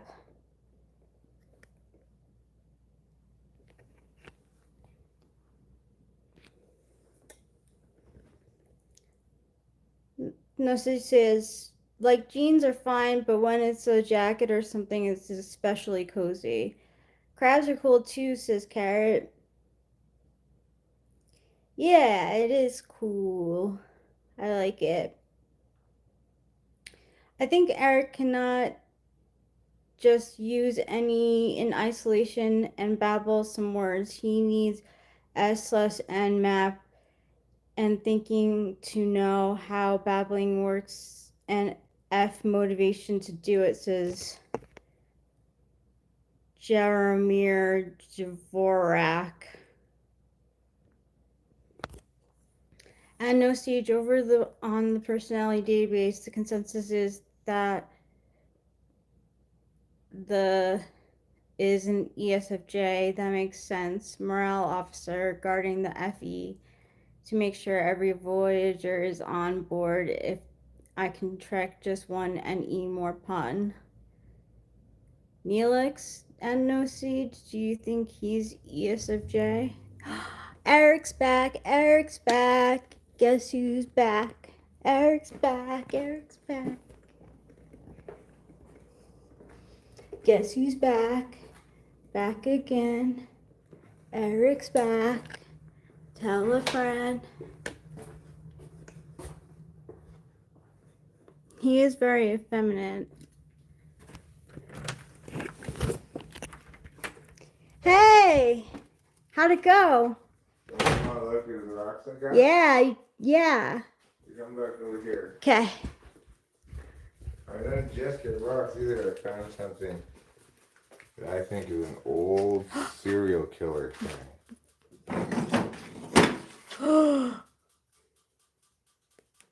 What is this? Oh my god, what is that? And then I got all these rocks. You got a lot of rocks. Yep. I know better what kind of rocks I'm looking for now, too. I mean, made some mistakes. You done streaming? Is that what you're saying to me? Oh, well, I figured we were back, so. Yeah. I was thinking when I got back, I need to eat some more. It's been a while since I had that Thanksgiving sandwich. I think I'll have the other half of it. That's a good idea. Maybe I'll follow you. But I might instead see if there's a chicken strip left or two. Have you had any of the chicken strips? Mm-mm. Oh. I got both yesterday because I wanted more leftovers than just. I wanted leftovers. I didn't just want one sandwich, you know. I was hungry. Right then, I wanted some chicken strips. I got potatoes too. Oh, that's good. Could heat those up maybe in the oven. If we want to eat those potatoes. Okay, let me go around the back and change my shoes. So I hope you guys are all really impressed with all the rocks I got. I pillaged someone's rock puller. Is that what you think that is? You think it's a rock puller? That's an interesting theory. I need to move this bag of sand. Okay, well, I'll come get it at some point. Here, with the dolly. So,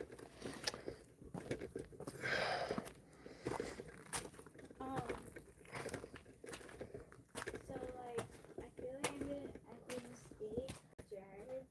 Like, he went in for a hug and I, like, kind of, like, went like that. Like, I wasn't expecting it. Oh.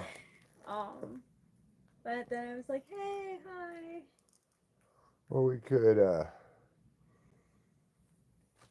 I actually don't need to do that right now, what I'm saying. At some point we could go talk to them about the key. Yeah. That's a very neighborly thing. It is. I So, didn't mean to dismiss his... I mean, It's you know, not he's FE expecting polar. He doesn't make a lot of meaning out of it. Okay, cool. Where's the other chair? Oh. There's one right here too, Rachel. Oh. I'm going inside after I put on my flip-flops. Okay, I'm cool. just changing my shoes. Check out these socks too. So when I went to get the rocks, at the place where I normally go get the rocks, it's this like steep hill that you can get up. You can get up it or down it in the little wilderness car, but even with the little wilderness car, it's a little sketchy. But instead of me going there today, there was a group of people there, and they were racing RC cars. They had little teeny cones with flags on it, and they were also having a challenge to see who could get up the hill with their RC car. And it was like, I don't know, 6 or 7 people, all in their 30s, 40s, 50s. They weren't young or anything, but they were playing with their RC cars. Isn't that interesting? That is interesting. So I just went a little farther down the road, and on the side of the hill, I found some good spots to get rocks. Got out of their way. And one lady's car, because I wasn't that far away from them, so I could see kind of what was going on. One lady's car went over the edge. Oh no! It didn't like the edge of the road, not the thing up there. Oh, okay. So with the edge of the road is a much worse place to go over because it's like a drop off. But I guess her RC car got caught up in some bushes because they did one guy holding her arm and then she leaning down like this to get it. Oh my god. Yeah, they did one of those. Okay, let's go back inside for a bit because I'd like to wash my hands, and then I'd like to turn on the athletics game. But before we do that, I want to show you my newest painting. I call it Still Life with pineapple, melon, nectarines, and peaches. Here it is. We just watched him eat. He's like, so? Uh-huh. What do you want? He wants me to do something for him. He doesn't even know what it is. He just wants for me to follow one of his commands. What do you want, Trouble?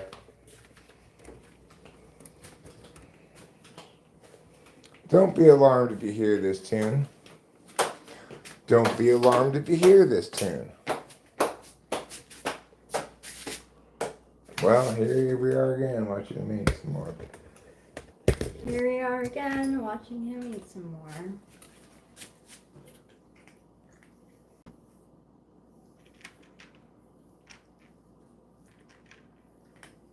Good job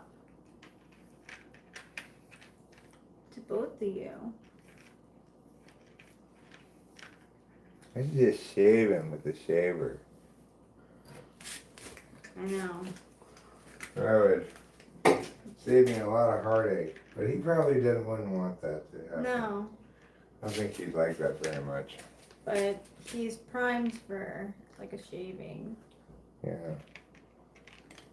But how is it beneficial in any way to have fur that's constantly falling out and regrowing in? No.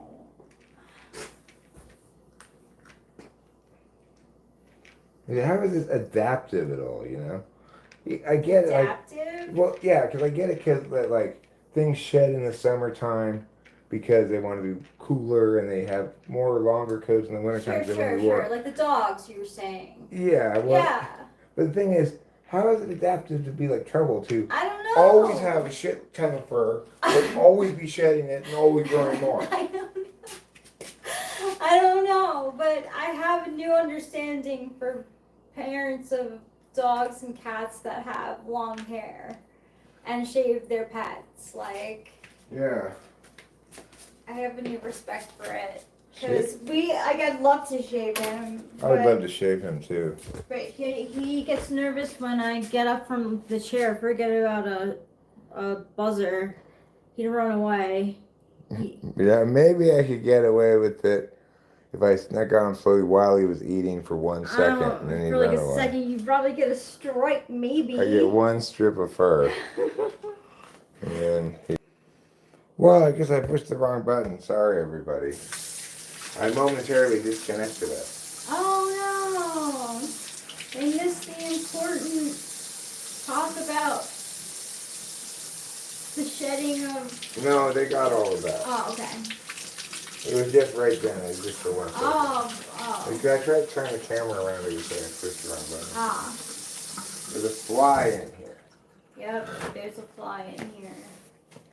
That's one of my least favorite sentences in all of the world. Because you know why? Because it means there's a fly in here. Oh, God, trouble. That was my hair. I see it. Ridiculous.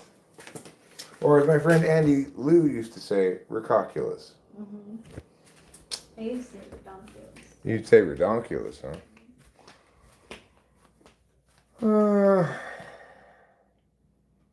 Okay. So let's put on a little bit of athletics, baseball. Yay. And we'll keep streaming while we watch the game for a bit. Don't be alarmed if you hear this tune. Don't be alarmed if you hear this tune. Don't be alarmed if you hear this tune. It's just the afternoon calling you and saying, hey. Ridiculous, yes. That's right. Winston's mom spelled exactly like that. What do you think about the new arrangement of things? I like it. Me too. I'm pleased with it. Hello. Yes, I know. You are a kitty. You are the kitty of the future. Yeah, these are new shoes. New shoes? Oh yeah, you got new shoes. Yeah. Because he like jumped away from them. He's like, I need to get my smell on these things pronto. Yeah. But he doesn't trust them all the way yet. You might have to kiss your savings goodbye. Let's go, beat it. If you'd all skate, save money and be better protected from mayhem. Yeah, like me. Oh, look. Oh, that is a delicious looking orange slice. You know, that's actually my son's slice. Go ahead, you can take a bite. Just kidding, that was a really good one. The larger one is the dad. Nothing outshines a bloody moon. Okay. A car that doesn't offer this kind of welcome is a car that stops short of This is yeah. It offers on select Repenisulus. Don't be repenisulus. Let down your pubic hair. How did you know that I wear my pubic hair up? No, Sage.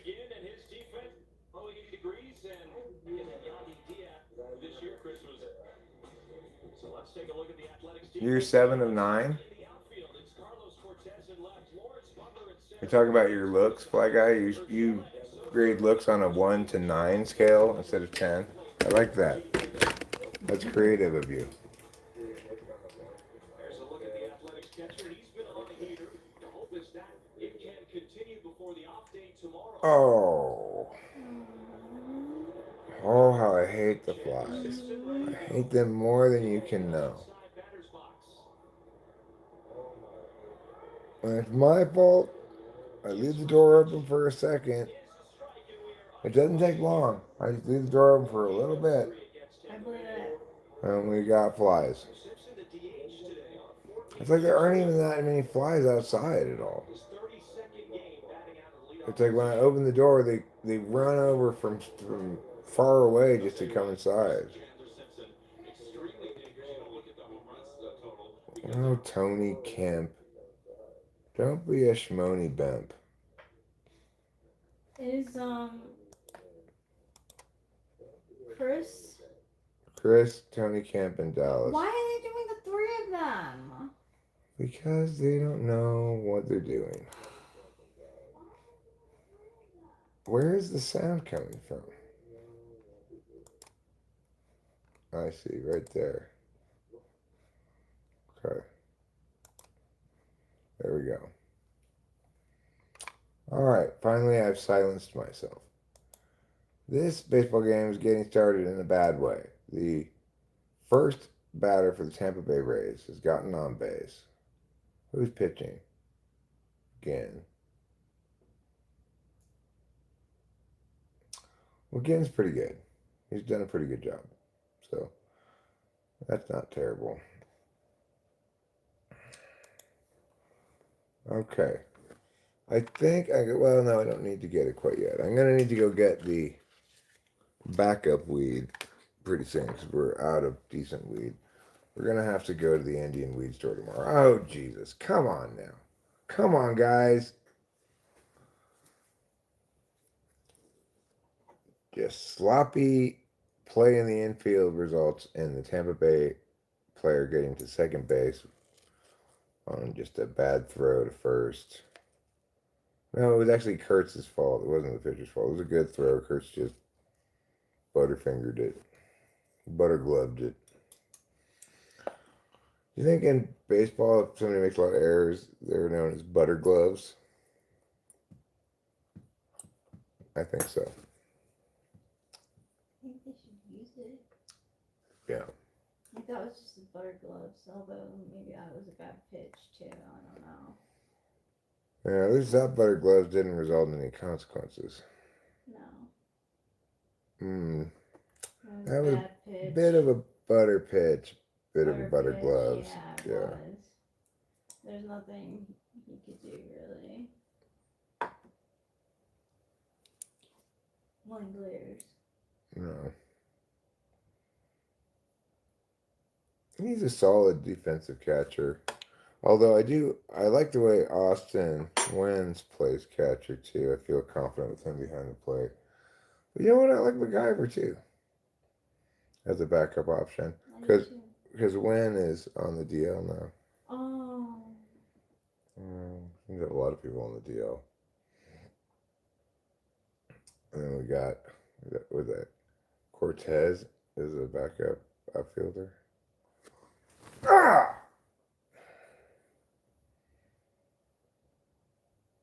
I didn't successfully hit it. Tried to karate chop it, but I really thought it would work. what Rapunzel? It's a weird story, right? It's such a weird story. Once upon a time, there was this lady, and there was a witch. And she's like, I'm locking you up in the top of this tower. No way to get down. And then this dude walks by and he's like, hey, that girl up there in that tower is pretty hot. He's like, hey, girl, you think I'd come up there and visit with you? And she's like, no, I'm stuck up here at the top of this tower. I go, well, you seem to have pretty long hair. Yeah. Do you think it's long enough to reach the ground? And she said, I think so. I've been growing it for a long time. And so she let it unfurl down to the ground. And she's like, okay, now I proved it to reach the ground. Why? What are you going to do? He's like, get this. I'm going to climb up your hair. I'm going to use your hair to climb up the wall. She's like, are you sure you're going to be able to even do that, first of all? But second of all, that's going to really hurt. Yeah, it would really hurt. Probably you're going to break my neck. I'm like, no. Look, here's what you got to do. You got to just have you standing here and then tie your hair like an iron pole here and then all climb up it and it won't be pulling on your head. You just have to stand there. So, okay, well, I do have an iron pole conveniently located here to tie my hair up against. And so they tried it, and first few times he was unable to make it up to the top. And because and then he said, okay, I admit this is a lot harder than I thought it was going to be, climbing a tower up somebody's hair. They tried and tried. Eventually they gave up on it. Rampions, she gasped. Oh, how their sweet roots would taste delicious with some vinegar and pepper. Her mouth was watering at the thought. But there was no way the nasty enchantress would ever share that delicious rampion with her.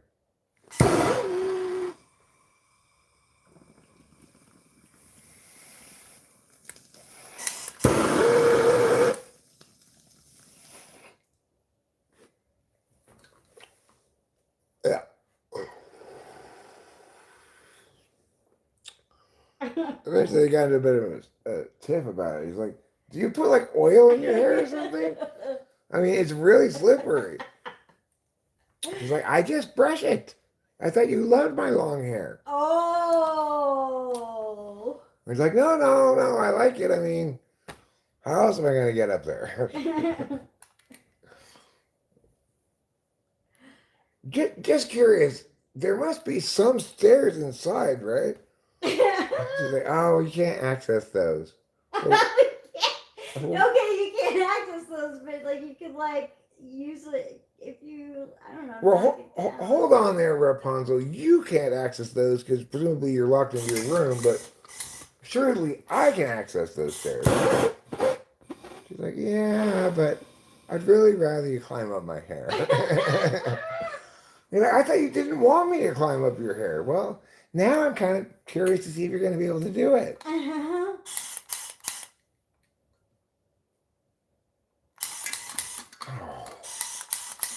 Oh.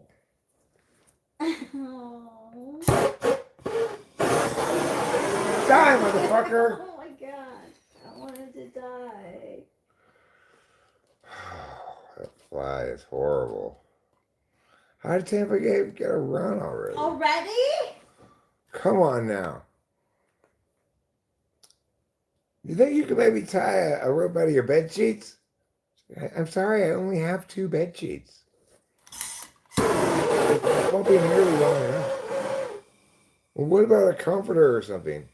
I don't want to tie that up in knots, though.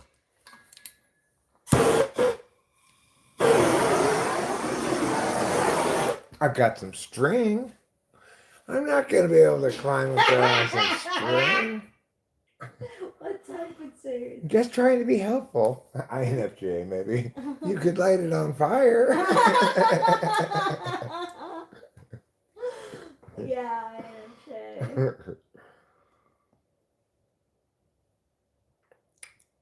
If that guy had my serial killer hook, he could just hook his way into the wall and pull himself up. True. You know, I'm guessing she doesn't have a huge wardrobe because Her mom is controlling. she's got a round room in a tower. Mm-hmm. There's not a good place to put a dresser anywhere. No, so like I don't know, maybe like 6 dresses. Right? A lot of combs and brushes, though. Really? Yeah, because that's like not gonna take you anywhere. Where is she gonna go with it? Well, can you imagine how tangled her hair would be Yeah. if she didn't constantly brush it? She'd have to. I can tell you this.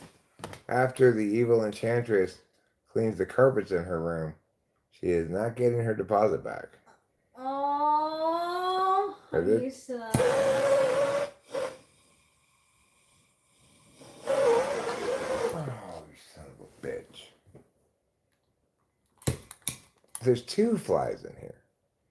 There are 2 terrible flies in here. Come on, JT Gann. Don't be a stinky. Oh. Oh. I said don't be a stinky. Now it's 2-0 Tampa Bay. Boo! Boo!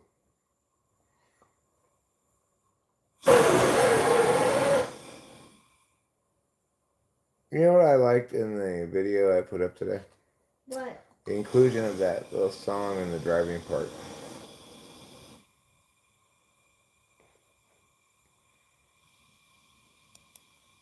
Oh, which video? The baseball one. Oh, I don't remember. You should play it. There's a section where I don't want to watch the whole video, but I'll put up that part.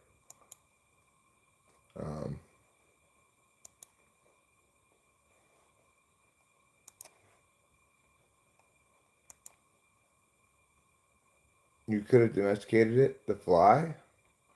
I don't want to domesticate the fly.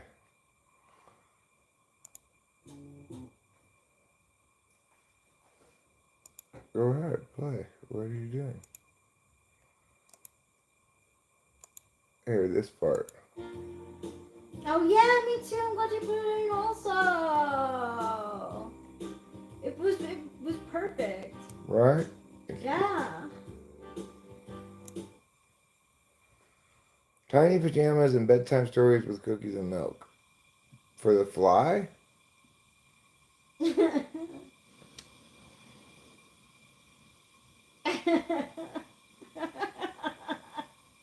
The fly needs to go to bed outside where it lives. Okay, it does not belong inside the house. I don't know why they want to come in the house so badly.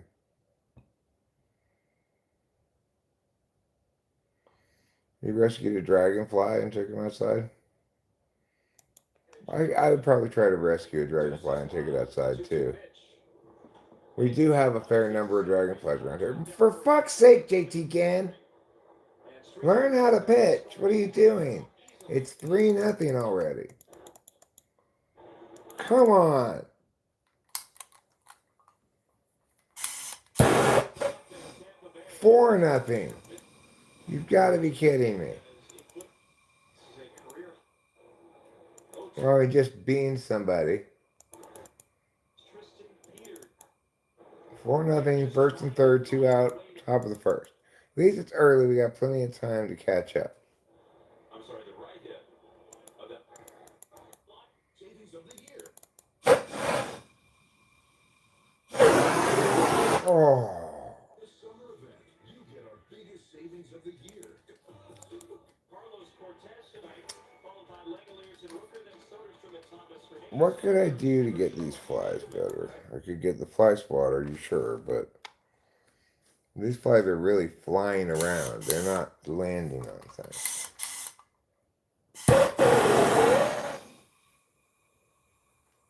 What does my fifth house say? Die, motherfucker. Oh.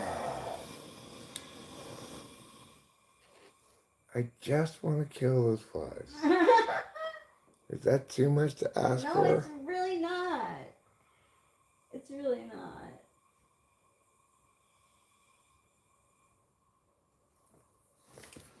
Alright.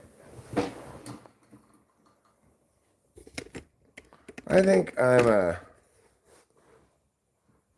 like a medium pet owner, you know? I love But I'm a medium pet owner too, right? Yeah. I mean, we love our pets, but, you know, we expect them to be reasonable in their demands. Yeah. 1 out in the bottom of the first. Let's go, Athletics. We need to win this game, win this series against the stinky Tampa Bay Rays. Teams from Florida. I'm sorry, no. Are there any teams from Florida that aren't stinky? That don't make me curl my nose? I can't think of a single team from Florida. Okay. Florida Atlantic, FAU in basketball a couple of years ago. They were fun. But now Dusty May has gone to coach Michigan, college basketball. But FAU isn't even a big Florida school. It's like a little no-name school. Other than that, Florida is just full of alligators and stinkiness.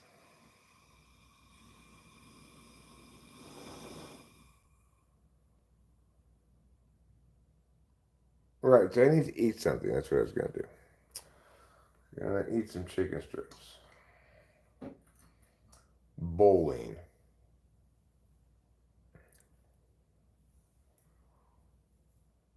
That's one thing that I'm afraid to tell you we don't really have available to us around here. No bowling alleys. No, we don't. So, it's one thing I worry about because Rachel said to me before we got married, just promise me one thing, Eric. Bowling. And I said I would, but now here we are, and she's jonesing to go bowling.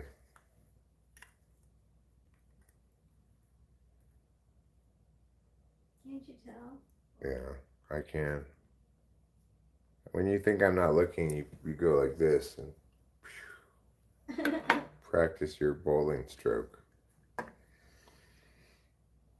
Gemini on house 5. Oh, Eric likes to please. He may spend lots of time preparing to go out in hopes of meeting someone to dazzle. He likes interminable discussions with friends. But that's not about my pet ownership. Are you? You're saying, I see, I try to please my animals. Well, I do sort of try to please them. I do, I do all the time. Sometimes I'll say, no, Capio, I don't want to pet you some more. I get frustrated by that. We're watching baseball, G. It's like cricket, except good. Good.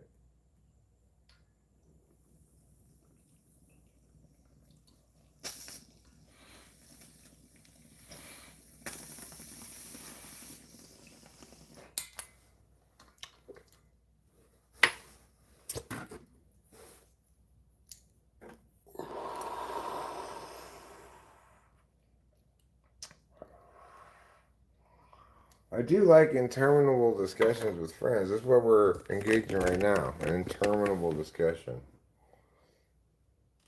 You may grumble harumph to trouble about watching me, but you still watching me. That's true. You got me there, Winston's mom. You got me there. Well, I have to go hunting this thing. It keeps coming around like it's like I never seem to quite be able to get it. I just need to have the still readiness of the hunter. Gotta have my NI locked in, ready to SE. This is what it looks like when you're in NI.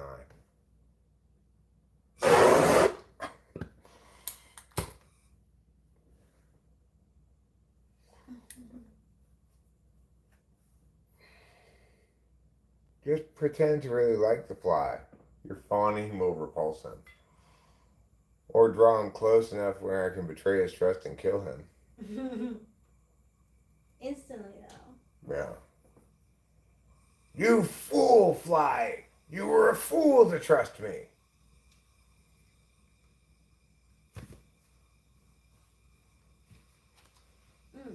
You know, the other day I went outside, I had 2 burgers. I ate one of them inside, then I took the second one outside with me to eat. I set it down for a second next to me, and it was just covered in flies. I just had to throw it away. It had so many flies on it. You had to. It's not like you just had one fly land briefly on it. Maybe I could just pick that part off. Yeah. Too many flies on this. No, too many flies on the hamburger. And I was not paying attention to the hamburger for no more than like 30 seconds. Really? Maybe a minute at most. Come on, Gin. At least play your position defensively. Who played the fly better, Vincent Price or Jeff Goldblum? Well, I haven't seen Vincent Price's rendition of that, but I'm going to say Vincent Price anyway because I like how weird that guy is. Me too. He's the male Elvira. Yeah, he is.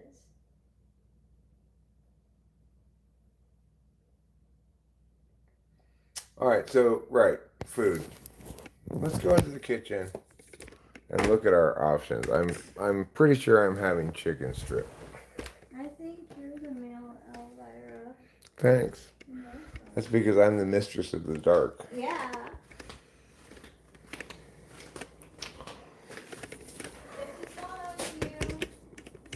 Trouble? Hi, Bubbles.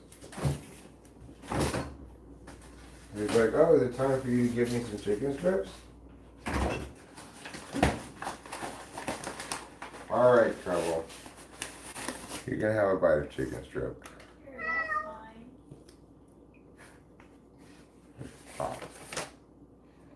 Here you go, Mr. Kitty. Here.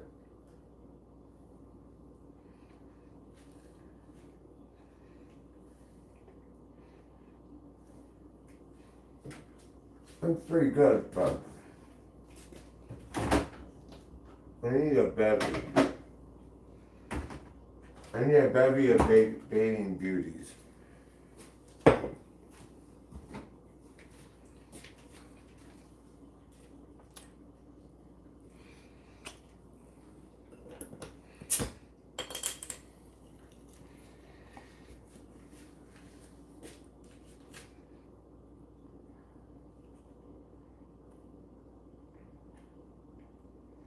Hmm.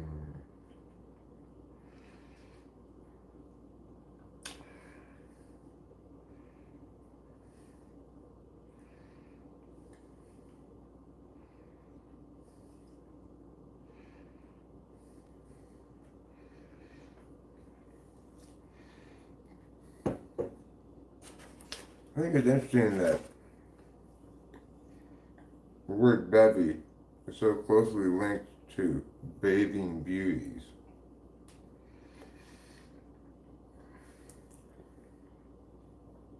I mean, you could have a bevy of something else, but it seems like usually it's a bevy of bathing beauties.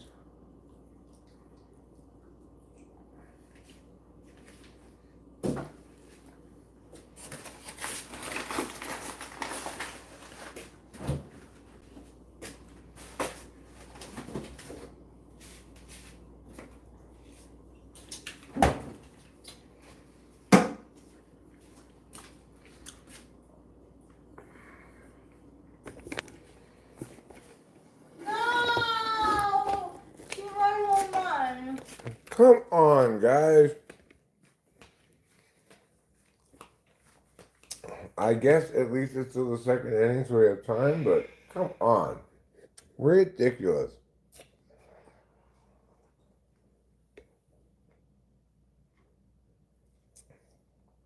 It is 6-0 in the top of the second inning. What? Yeah. That's ridiculous. And I believe there are, let me see, hold on.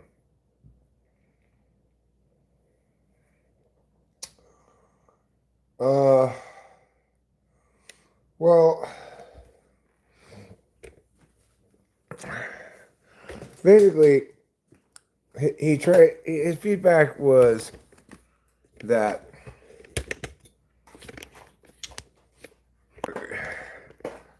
I mean, I could bring up the email, but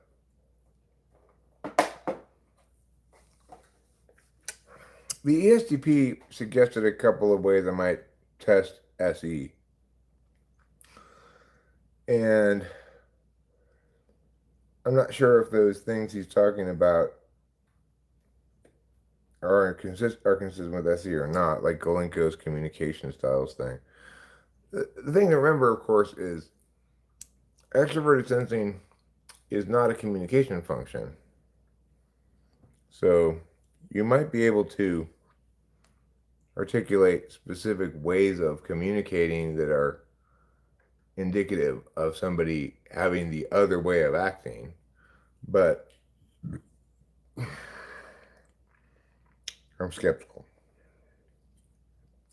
I don't know enough about Golinko's communication styles thing to reject it outright, but I'm skeptical. And the INTJ said he wanted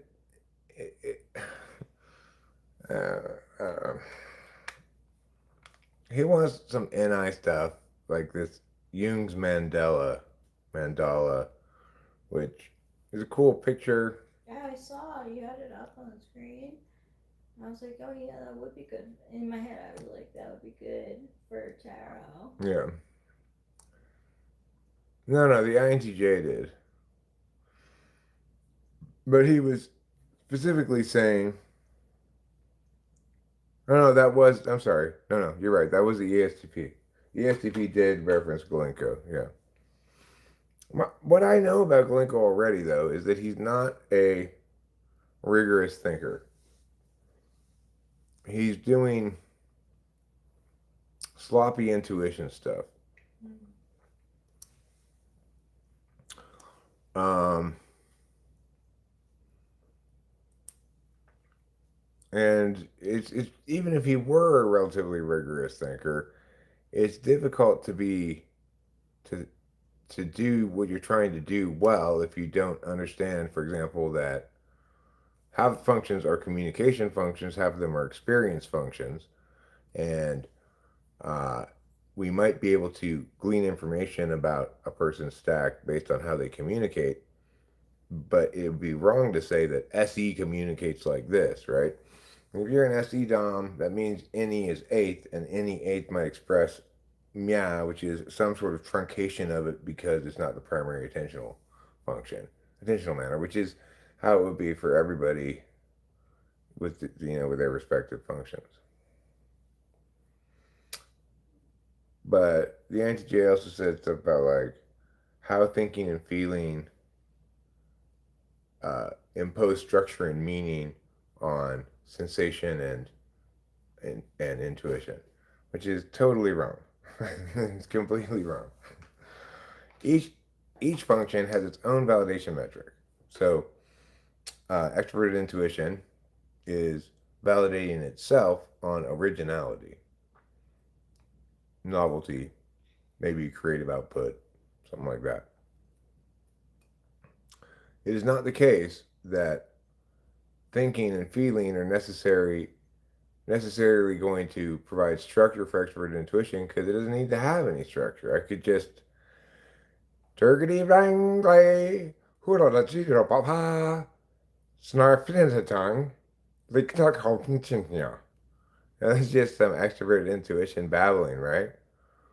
It's not doesn't have any structure imposed on it by thinking or feeling. But he also wanted to like sort of collapse everything into the pattern of this, the pattern of that. It's just a NI DOM thing, especially with TE, I suspect.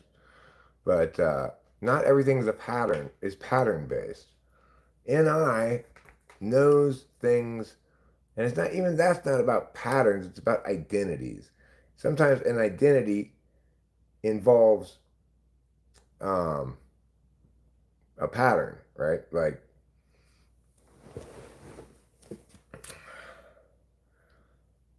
you know, you know what it looks like when a person's bending over to pick something up, the silhouette of it. You understand that identity, etc. And so you know with your intuition that that's what you're seeing, even though it's actually a trick of the light, and the thing you're looking at is just some wood piled up against something.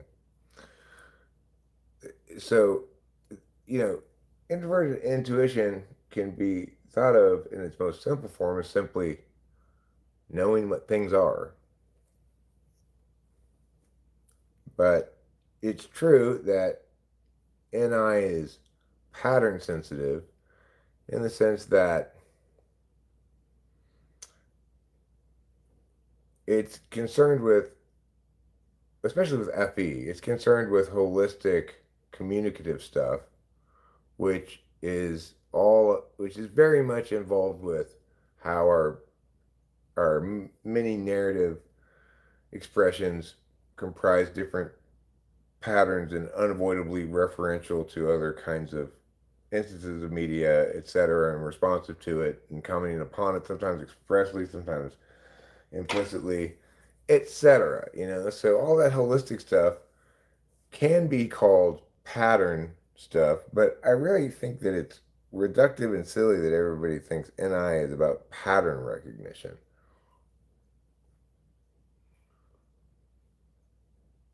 Like A, B, A, B, A, B, A. What comes next? C.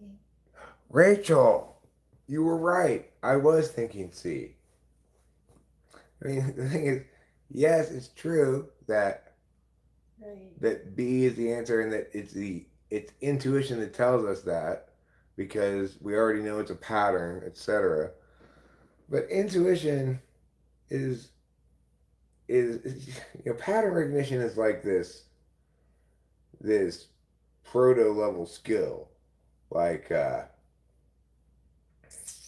distinguishing between whole and part or something. it's not. It doesn't comprise a cognitive function in and of itself, and NI is objective, external knowing. That is to say, knowing based on the identity of things other than yourself. You could call it identitarian. And in that regard, it's about whole in part, much more than it's about pattern recognition. If we go fishing every day, we'll catch something eventually. Pattern recognition does this also, and people remember the hits. Well, I mean, I think the idea about NI being pattern recognition is something like one imagines, for example, that let's imagine that somebody is engaging in some fraudulent activity and you're an accountant of some kind and you note this regular occurrence of an odd payment in this column that seems to have a difficult it seems to be have a weird name that doesn't make sense, like the nightly flower fund or something, you know. And so somebody with any intuition at some point is going to go, something's fishy about this. This is it. It deviates from the pattern in which things normally express on this data display. You could say it's indicative of a pattern of something shady, but you could go either way with it, right? Get your accountant to help you with your tax fraud. No, it's not tax fraud. It's some other kind of fraud. I don't know. Night of the Flower Bugs. Are you suggesting that I write a musical called The Night of the Flower Bugs? I'm not planning on doing that. I don't even know what flower bugs are.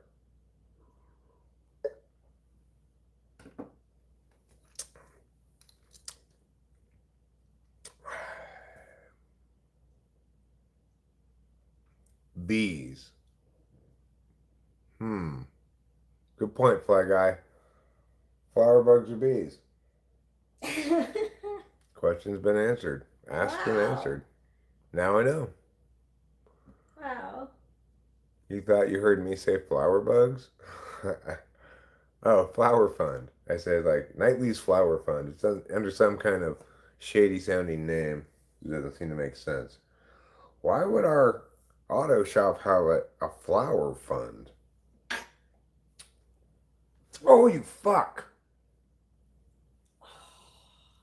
This fly is really troublesome.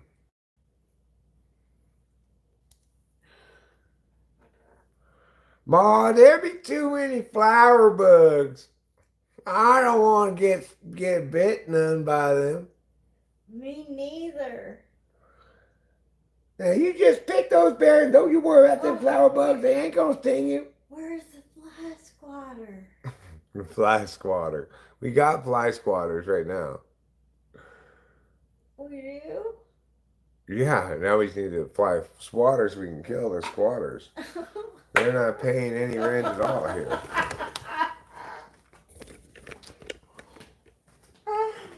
It flew across the camera. That's how brazen these fuckers are. They're taunting us. Alright, I got the fly swatter.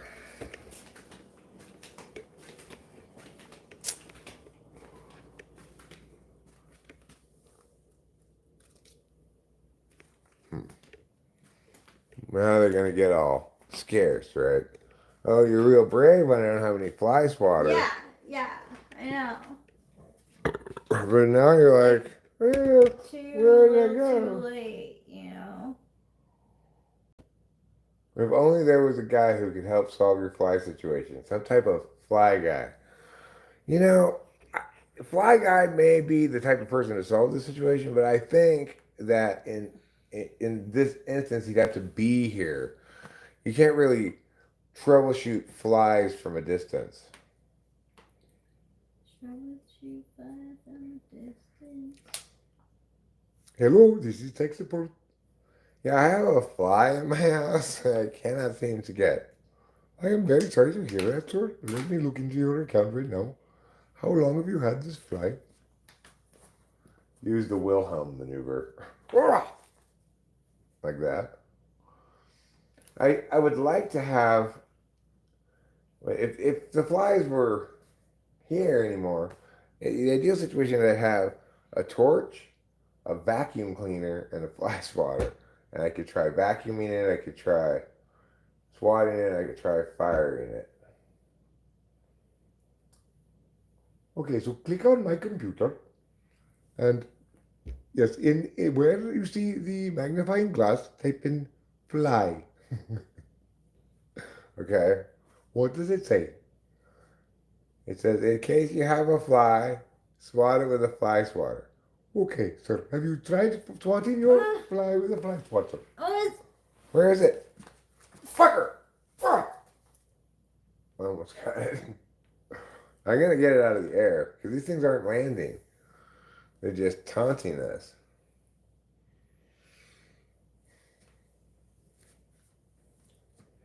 Right. How can I click on your computer? No, no, sir. No. On your screen, you will see a box that says My Computer. Is that where your computer is? No, it's your computer, sir.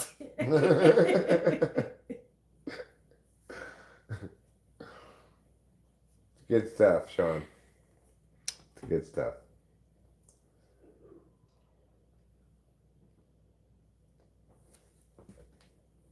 Winston's mom's saying, why not bait something for the flies? A baited fly trap. I mean, I could just get some fly paper at that point, but I don't have any fly paper. And if I try to swat flies that have landed on ketchup, I imagine a mess happening. Oh, that would be a mess for sure. And I then would people- somehow like. And people will be like, what are these red spots all over your walls? I'd say, I once had this really bad idea that Winston's mom gave me. And I swatted flies on ketchup. He's on the. It's on the. Okay, I see him. bag. Okay, I see him. Oh, he's inside the bag. Wait, here we go. Die, motherfucker! He's gotta be dead now. Oh, what? Oh, he flew out! Did you see that? Yeah, I did. Oh, how did he fly away from that? I thought I got him so good, but I guess he protected himself with a bag. Oh, I thought he was dead. I thought I had him. Me too. It was good teamwork, though. Thanks for pointing him out. You're welcome. I think everyone in the stream, me, you, everyone, is going to be very happy when we finally conquer this fly problem.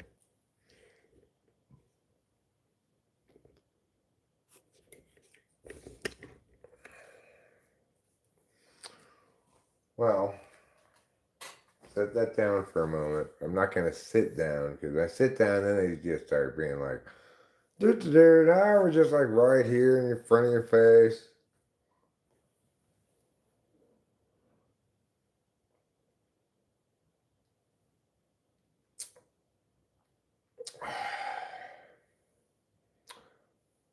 So I explain why there's ketchup on the walls by saying that Donald Trump did it. I don't think that people would believe me. Wait. Never mind. Continue what you're saying. The fly was close by. Oh. Hogan Harris is in and seems to be doing a fine enough job of pitching against the Rays. I don't know what happened to JT Ginn tonight. He must have taken his bad pitching pills. Bad pitching skills. I would call it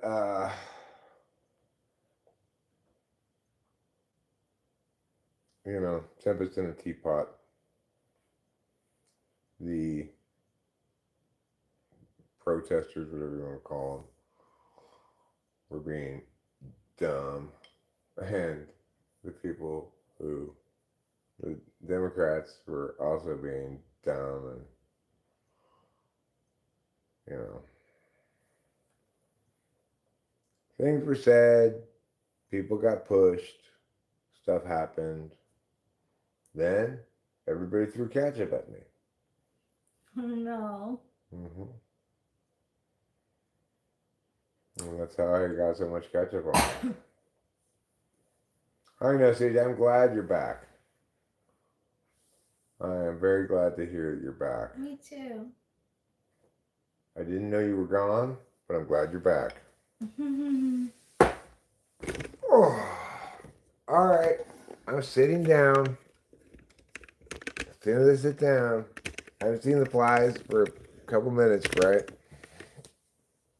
When I was standing up. As soon as I sit down and get comfortable, both flies are gonna come like land right here above each of my eyebrows. They're bold boys. That is a bold boy. You think I scared him? I think he's just scheming with the other fly. He's mad now and he wants revenge. Oh my gosh, Trouble. What do you want? Does he want to go outside? He might want to go outside. That's not a bad meow, I guess. I don't like it when he goes outside because it's like, whew, I don't have to deal with him for at least a couple of minutes. Me neither. It's fine. I don't know. Oh, Where yeah. did my phone go? I don't know. Oh no. You want me to call it? I can't. I'm live streaming.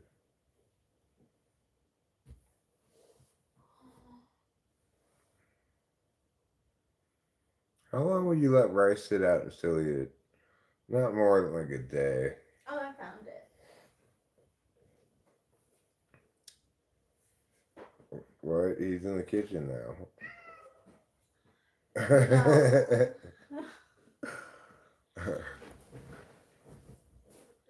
They detect pressure waves from the air when you approach them from far away. The flies? Well, they've been approaching me. They have been approaching me.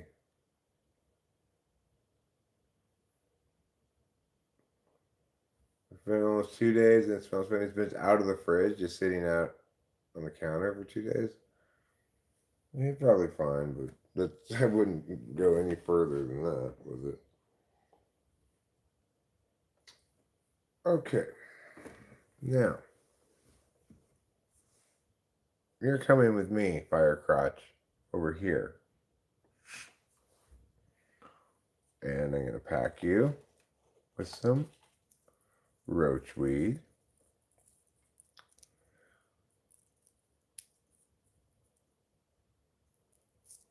Probably a good idea to throw it out. Oh, home run! Yay! But gets Good a job, solo Butt home run. Good job. We're still down by 5 runs, but it's only the third I inning. should wear my hat. You should. Where is it? I put it maybe on the dining room table. I'll go look for it. I don't know exactly where I put it. I moved it somewhere when I was cleaning up. Okay.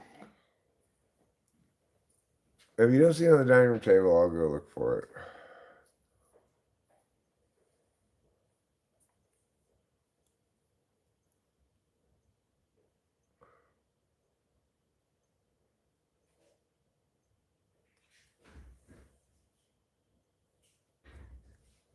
He wants to go out the back door. I see. Apparently.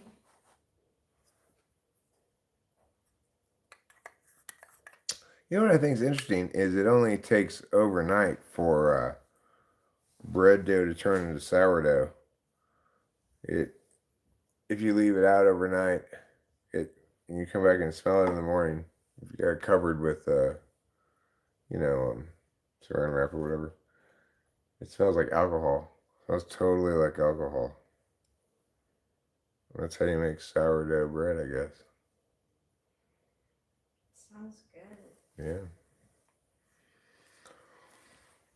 It's surprising how quickly the yeasts turn the sugars into alcohol. Not more than 2 hours. No, you leave it out overnight. It collapses. It doesn't keep rising indefinitely, right? But it collapses and then it starts smelling like alcohol, and that's when you got sourdough.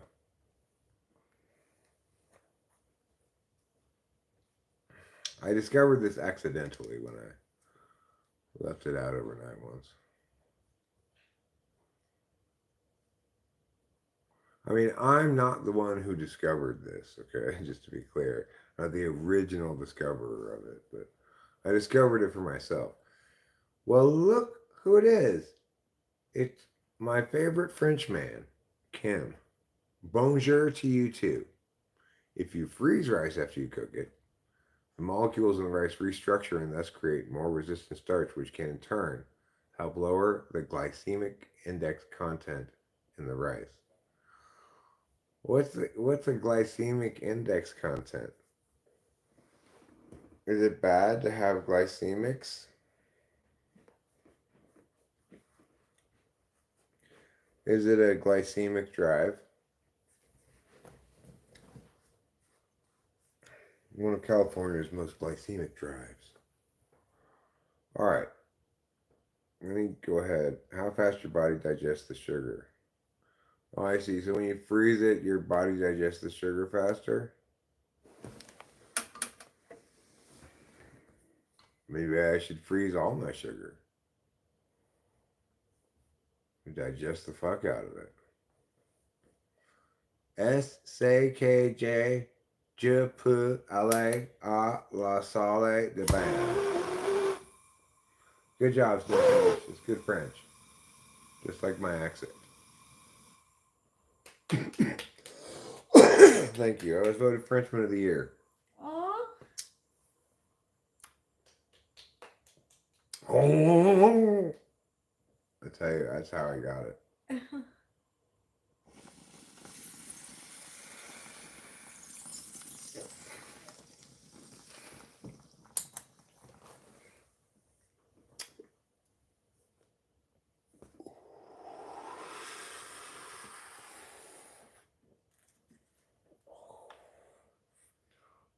Oh, yeah. That's a sexy bong rip.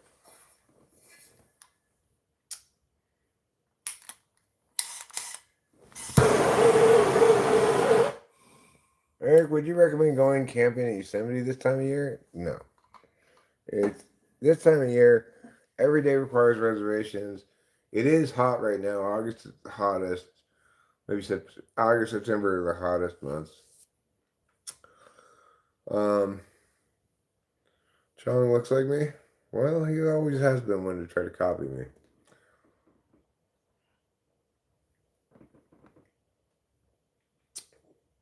However, if you're coming around over this way, Eliana Diaz, you could always come stay with me and Rachel.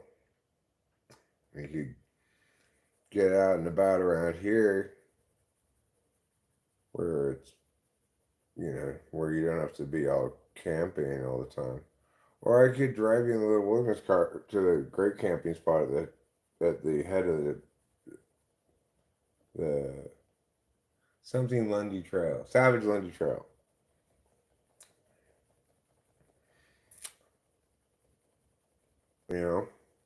If you wanted, I could take you to that spot where the trailhead, the Savage Lundy Trail is, and you could hike it down to the highway, and I could pick you up and you get down to the highway.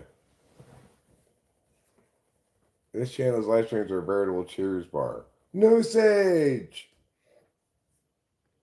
If you were to do it the way I was suggesting, you could do it now, but it'd be pretty hot during the day.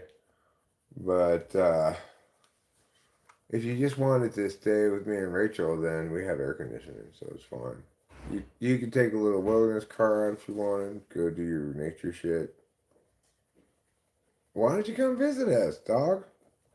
Eliana Diaz, we know you well enough. I feel comfortable with you visiting. 2 hours before you live in Sacramento, Eliana Diaz? That's about 2 hours and 41 minutes from Mariposa. Oh, you dirty fly. Come here. Come here. Oh, you son of a bitch. So scoundrelly. Just land right there. Mm-hmm.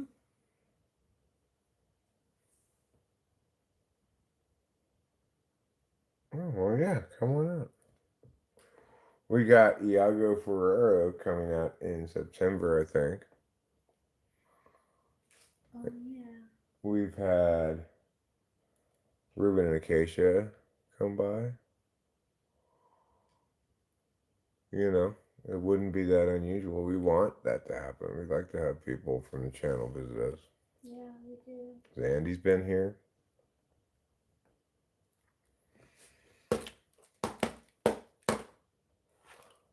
Oh, who's that guy? I guess it's not Tony Kemp. I don't know what they're doing now. Where's Dallas? Is Dallas not in the booth today? Game and what you see and a surprise visit from your brother. It was really cool seeing you guys ping pong ideas off of each other, what you're seeing in the game and how the game has changed so drastically since both of you played. But obviously you had a successful Blah blah blah. Just call the game. Can we just not interview the old baseball players and do all that bullshit? Can you just call the game? Throw it. He's out. Good job.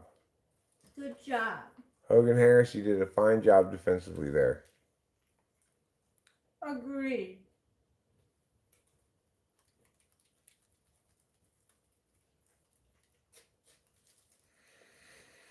All right, if this is Cheers, I want to be Kirstie Alley. Rachel, who do you want to be? Pick your character. Obviously, I'd be Sam. What's his name? Ted Danson? Yeah. Okay, cool.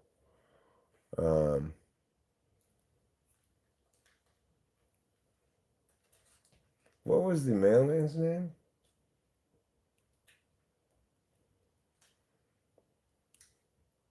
Who is that guy? Kirstie Alley was best as a Vulcan. She had her own show for a while too, like the Kirstie Alley show or something. I remember there being controversy when she gained weight. How do I address the Diane situation? Oh, you mean as Ted Danson? Mm-hmm. You just say Diane who? Oh, God. The only Diane I know is named Kirstie Alley. Oh.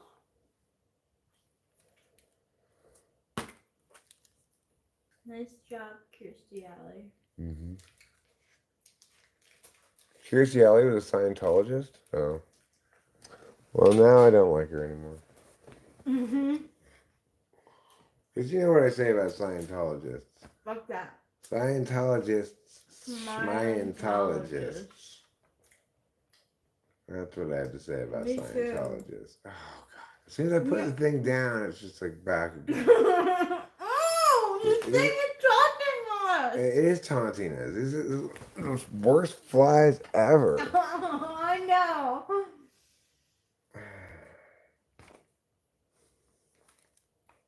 I'm so foolish. Fly just needs to get out of here. May I ask how you beat the Kobayashi Maru test? You may ask. What's the Kobayashi Maru test? It sounds very familiar, but favorite joke in that movie? What movie? This must be the way people feel when everyone starts talking about functions and you know nothing about MBTI. What, you're talking about Cheers? You feel as though you don't know anything about Cheers? We aren't really talking about cheers per se. We're simply talking around cheers. Oh, from Wrath of Khan.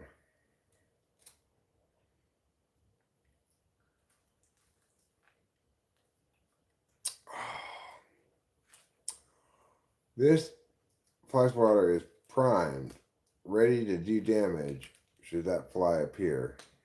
I thought There- it was a good question though, because like I watched the show before, and I'm obviously gonna be Chad Danson's character because I would want to be your boyfriend. Sure. But you know, we could just be married outside of the show and you could play the role of the postman. I don't remember his The name. postman? Yeah. I don't remember his name. But But I don't want to drink every day. well, it would just be acting drinking. So It'd I be, could be like fuzzy apple It- stuff. it'd just be stage beer. Right. Like, but so whatever that is. It's bear urine. They have a number of bears backstage that they milk for their urine.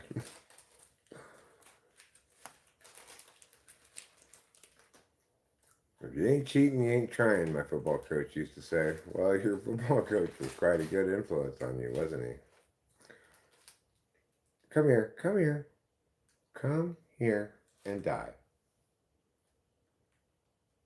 Your attempt to catch the fly and free him outside. I do not usually succeed. I'm quite a sensitive Sammy myself when it comes to various things, but flies, no, this fly has caused so much grief and consternation for both me and Rachel. It's for such a small little fly, just a thing that's just flying around. Counselor Troy was a Playboy model. Did you know that?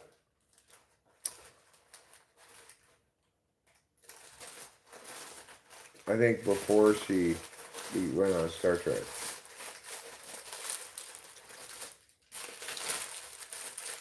Cool. Come on, Sodi.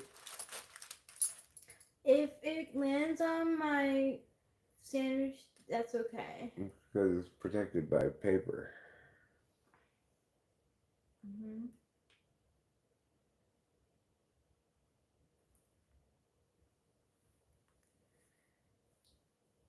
Like, I felt guilty about snitching on the wasp.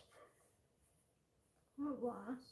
Remember that black wasp that was digging a hole in the ground up there? Mm-hmm. I'd been like watching it for a couple of days. And then I told Rachel about it. And she's like, wasp must go. So then I killed it. Oh, I'm sorry. Yeah. I felt like, well, that's what you get for snitching, Eric. That's justice. Should never have snitched on the wasp in the first place. I'm so sorry. It's okay. Oh, I didn't think that you would care. I mean, I don't really care. I guess I liked watching it. Oh, But I'm so sorry. it was my bipolar for not knowing what I wanted I'm to. so sorry. It's fine. It's fine. There are plenty more wasps in the world.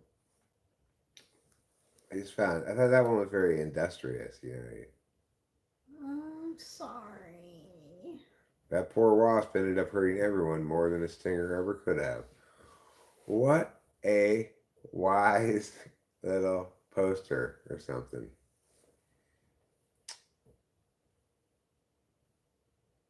I wish I could kill the fly, though. I have no interest in the fly. I feel like I fucking made you like kill a friend. again. I You feel you so offered bad. no, Rachel, you offered to kill it yourself. Ugh. You said, you want me to do it? You exactly Why said did I that. say that? It's so insensitive. I didn't fucking know that you liked it. Oh, I feel evil. Oh, it's okay, darling. Oh. I didn't convey my feelings about it because I didn't know what they were. You know, it's a little FI polar thing. It's not your fault. Don't worry about it. To be fair, in war and a lot of things, cheating is justified in the sense of why do I have to follow someone else's arbitrary rules meant to put me at a disadvantage? Well, sure, but the thing is, competition in sports, zero-sum sporting activities comprise an area where you want to have where it's reasonable to expect all parties not to cheat because the thing that makes it of interest at all is that it's a fair competition. There's not some other ulterior motive that trumps system integrity there. Thanks, Kim. Well, I mean, I do feel a little bad because it makes Eric feel bad. That's okay. I have incurred plenty more substantial psychic wounds than that. That's true. Sunshine is the best disinfectant. It is. That's true. Sunshine and bleach. Kim, my Instagram name, my first Instagram that I had, my name was If You Steal My Sunshine. If you steal my sunshine. Yeah. But I can no longer have it because I deleted it.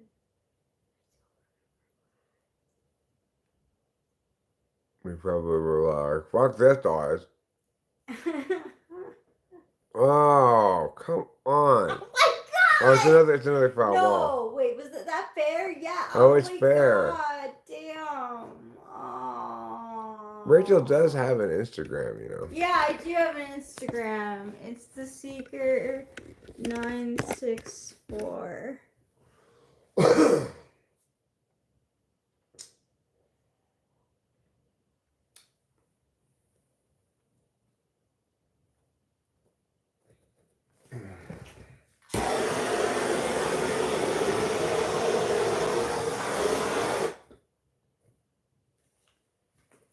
Oh my gosh, this is fly!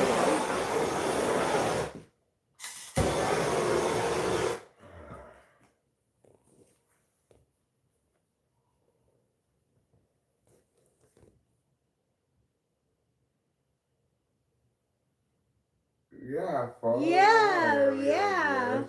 I post about our life and stuff. I'm following her on Instagram. She's the only person I'm following on Instagram, I think.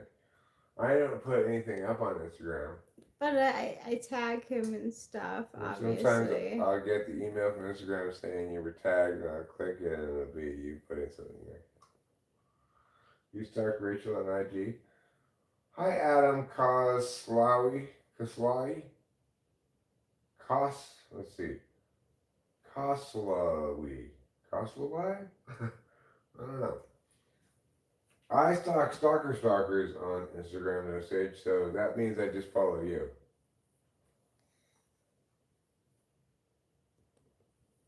Well, stop it. Can we just call you Adam Coleslaw?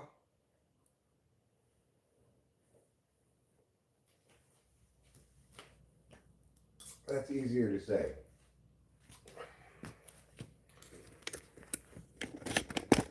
Would you guys like to come with me? I'm going to go outside. I'm going to smoke a cigarette and I might start taking a gander at moving a few rocks from place A to place B. Moving some other rocks from place B to place C, potentially. Cool. So, yeah, field trip. Field trip to the garage. And maybe Oh my beyond. gosh, whoa. And maybe beyond. And maybe beyond. Mm-hmm. Okay. First things first. Now that we're outside, let's have a cigarette. What is that? What is that thing? Oh, it's a grasshopper. We're gonna have a cigarette and we're gonna open the garage. By pushing that button. Now that we've opened the garage,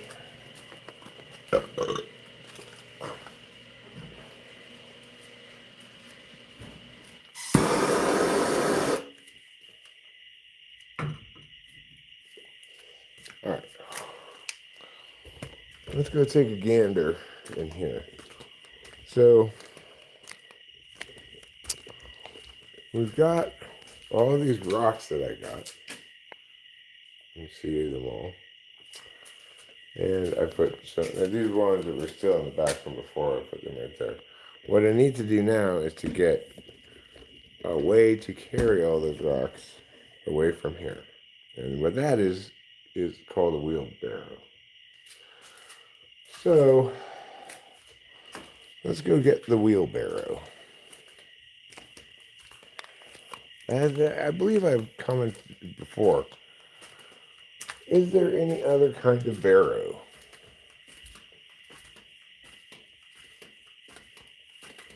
Is there a sled barrow?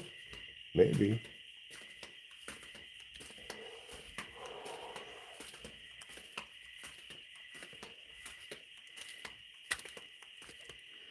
Barrow sounds like a very, Elizabethan English word. Hark your barrow.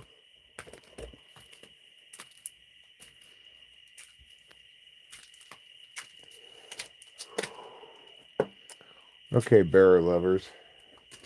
Let's turn on some lights. Because you know what's better? It's even better than a barrow? A barrow you can see.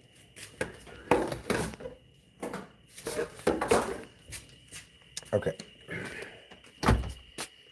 So, there's my barrow behind this inconveniently placed chair.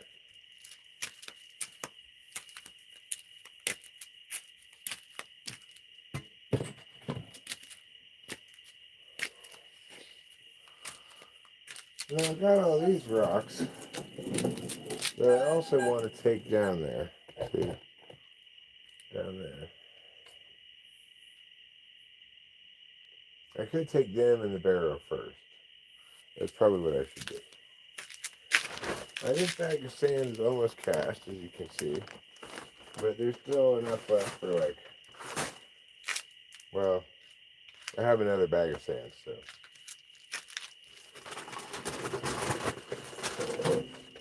There's still a decent amount of concrete left. I mean cement.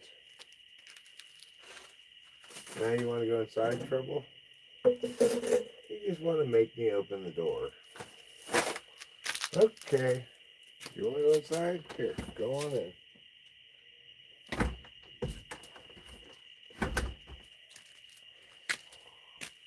Alright, so in order to do this serious barrow work that we've got going on here, I'm going to need to put on some gloves.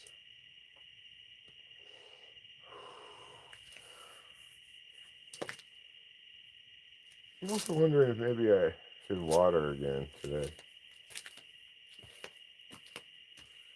These plants are just fucking enormous.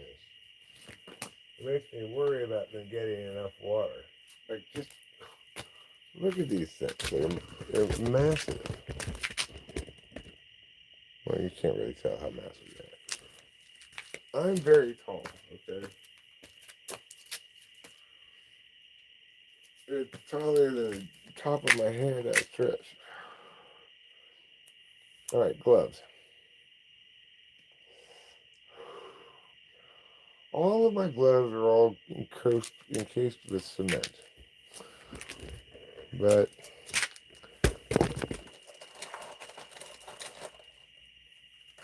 I can decrunchify them with a little bit of effort.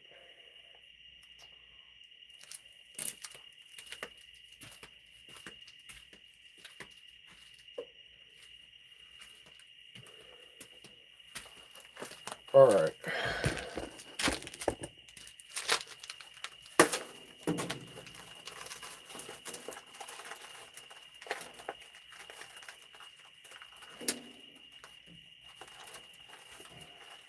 These gloves are pretty much shot, really. All these holes in them and stuff. Fuck those gloves. You just throw those gloves away. I need to buy new gloves. But these gloves will work for now. Now trouble wants me to let them outside again.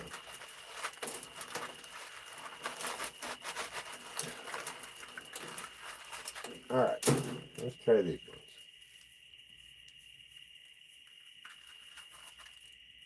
That's fine. This has got a big hole in it too, but this doesn't go all the way through maybe?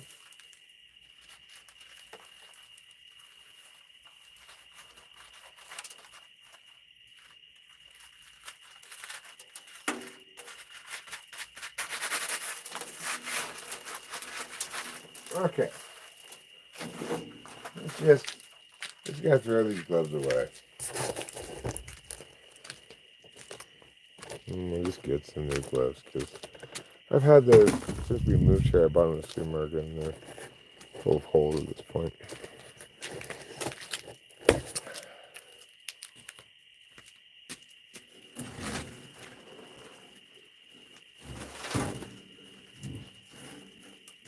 Now this wheelbarrow is not the best wheelbarrow in the world. Despite having WD-40 the shit out of the wheel, it's not very good. But once it's weighted down, then it's fine. So we're just going to put these rocks in here one at a time. I use my left hand so that my tennis elbow doesn't act up so much.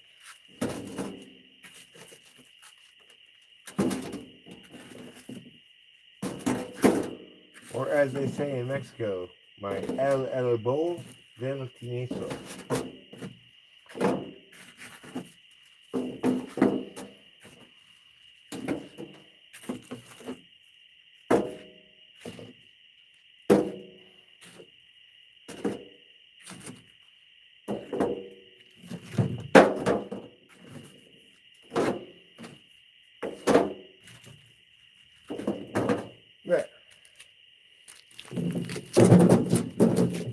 There.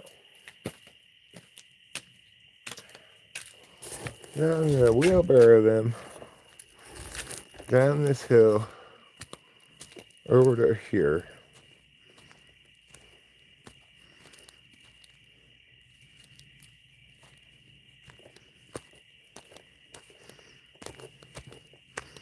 I'm going to dump them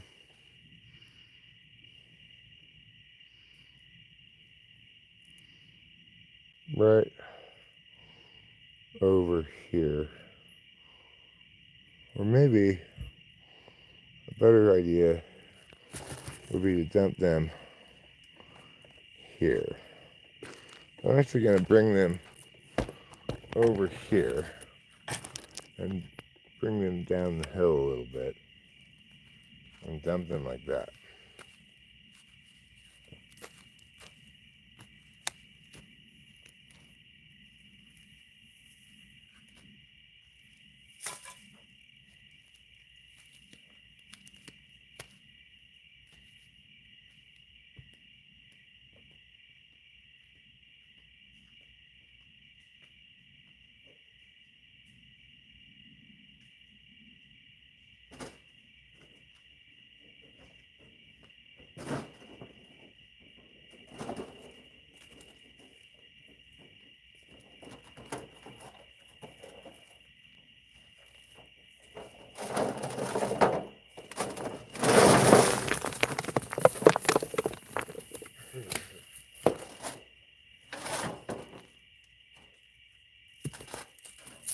No. No. Okay. That didn't go very well.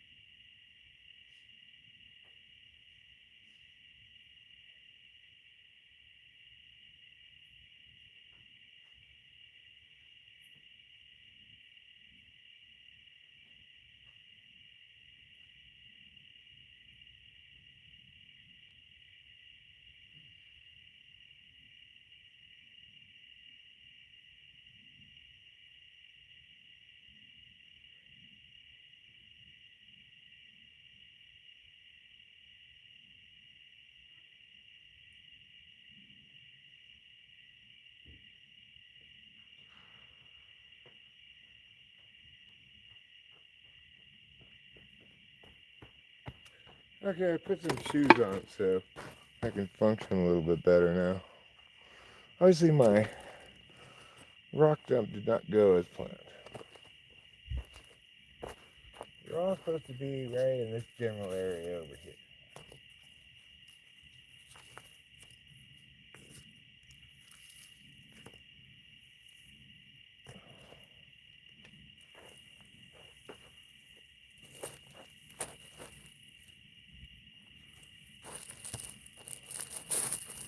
Okay.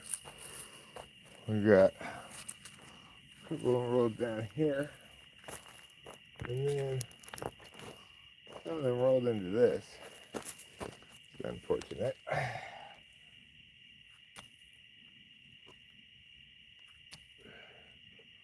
But that's okay. Alright.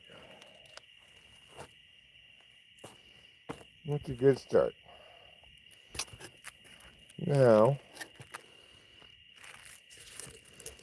we can go get the other rocks. This I don't need down here as trash. What else don't I need down here? I don't need this, I don't think. I might need this. Let me put this over here. Don't need these sticks. I don't need this hammer anymore down here, this knife, I don't think. Nor this mirror. This thing. Alright, let's bring those back up to the top. And we'll bring the hammer and the mirror back to the toolbox in the garage. We'll throw out this empty tube.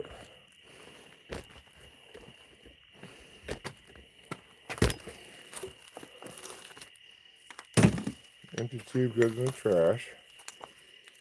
Sticks. Well, that one can go in the trash. This, I don't know what to do with this stick here. Just put it over here. Okay, close up the knife.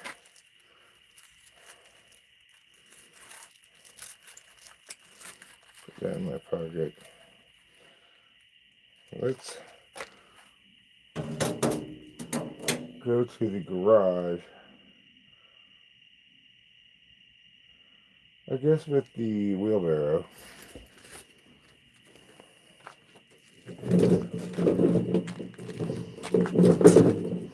You know what I'm going to do? I have a good idea.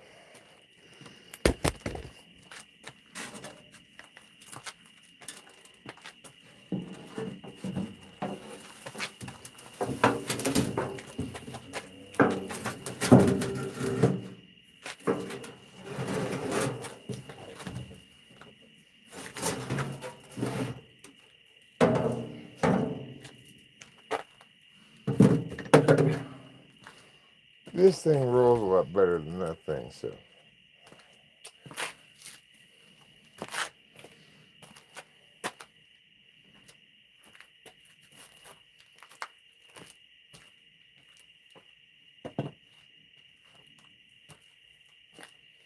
Just a little water some more.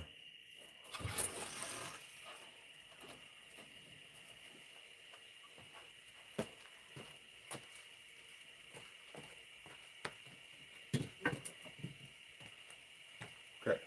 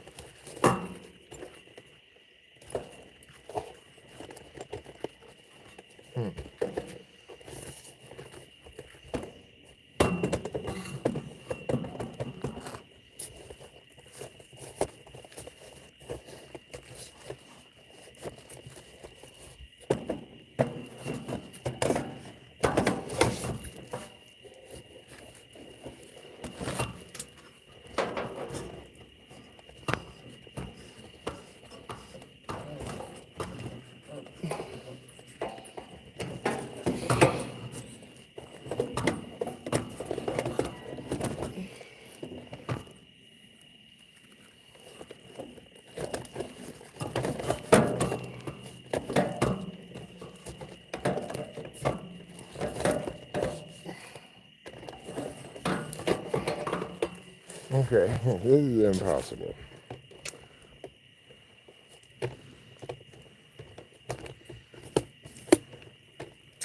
Whatever it is I'm trying to do is clearly impossible.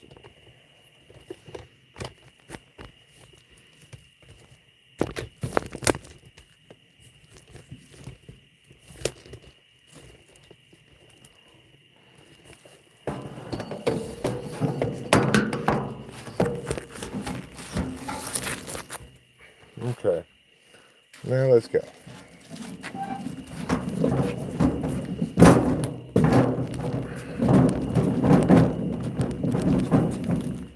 God damn it.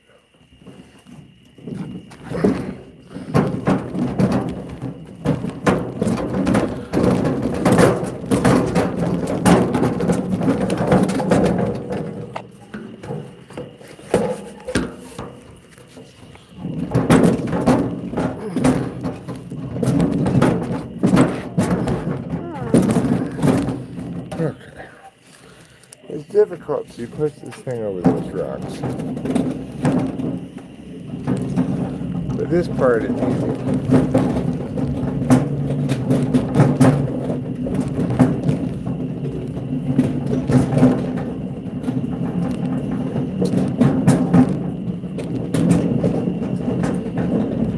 Alright. We've made it into the garage. Good for us.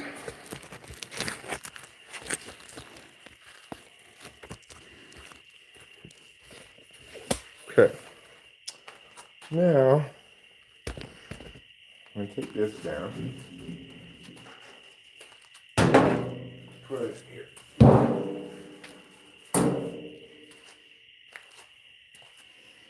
We'll get these tools. Yeah, put them back in the toolbox.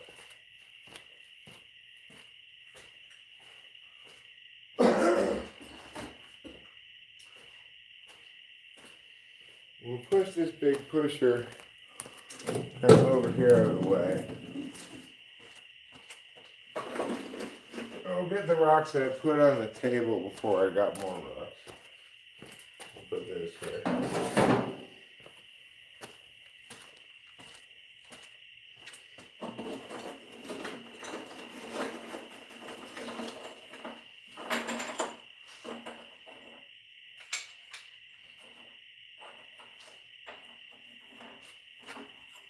All right.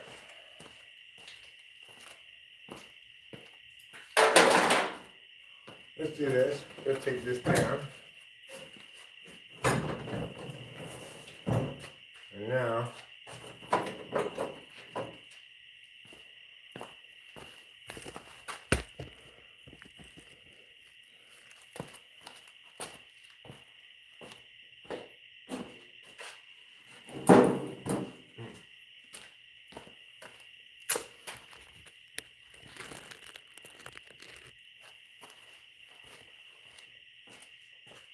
okay.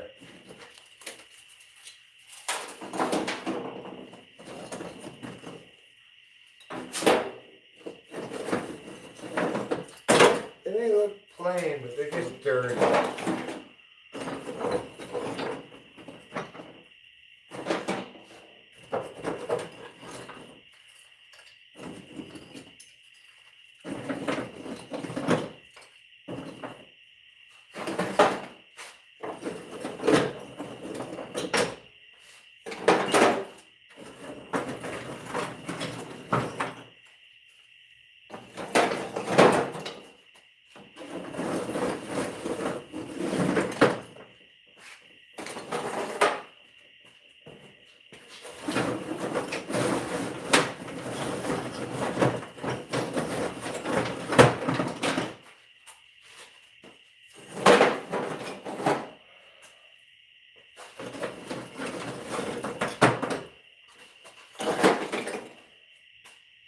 Okay, that's enough for one load.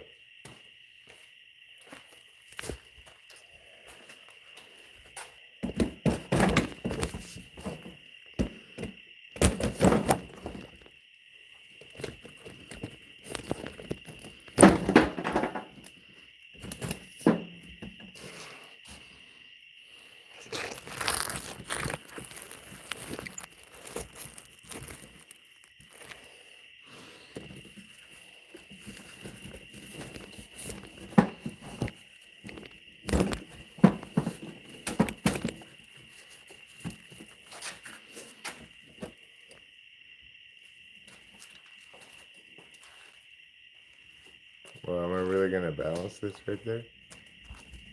That's pretty good. I got the tripod. I got one leg of the tripod stuck on the rocks. The other two legs tilted down, so when I tilt it up, it's flat.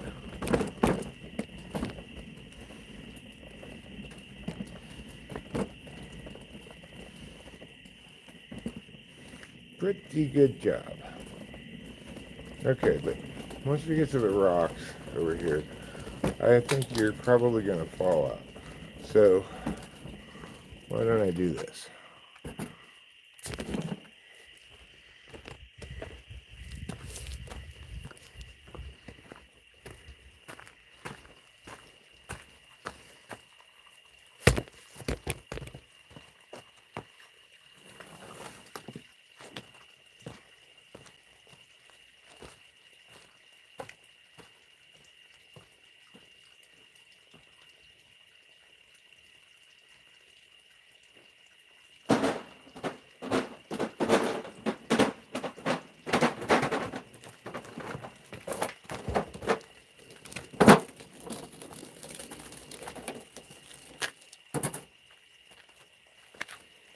Okay. I do want to take the rocks down to the bottom, but probably put that off till tomorrow because it's kind of too dark down there to work. Even though I got these pretty good outside lights, I need more light than that to work properly. I don't want to work by flashlight, although in theory I could, I suppose. If I had a good outside work light, I'd be more likely to work at night, but since I don't, since I'm not going to need the rocks until tomorrow, I think I will leave them up there for now.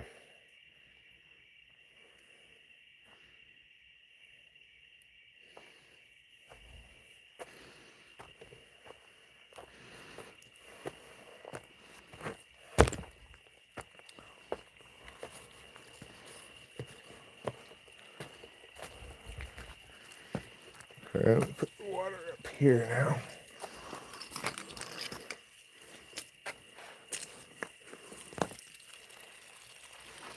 And get the top plants a little bit. Alright, well, I guess that makes me about done for tonight.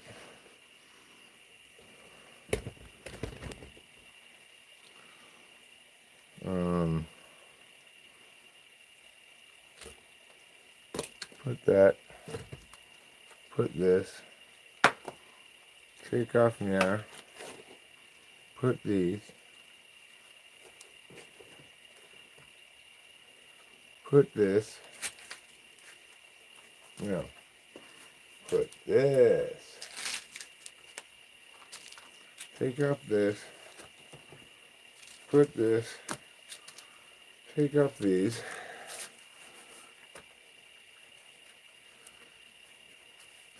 now my hands are all dusty, so I'll wash them off.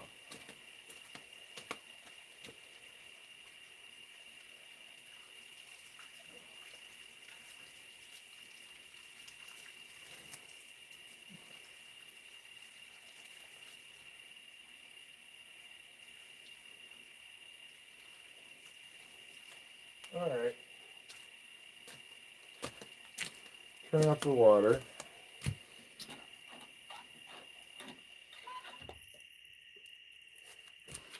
Grab my Cerveza Mexicana. I'm going to turn off these patio lights.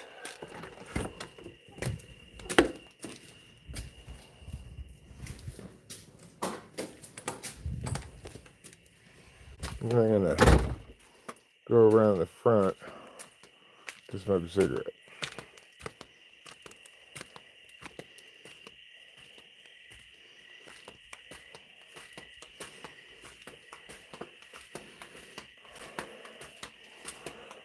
Oh.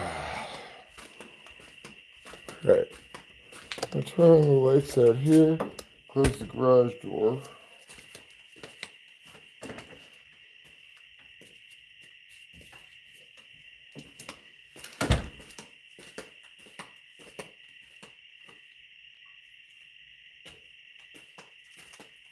Okay.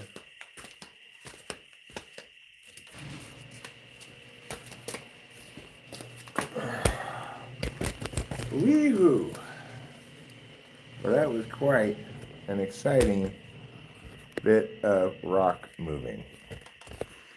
If you thought rock moving 1 was exciting, rock moving 2, the return of moving rocks, was even better. Panic word done. Ah!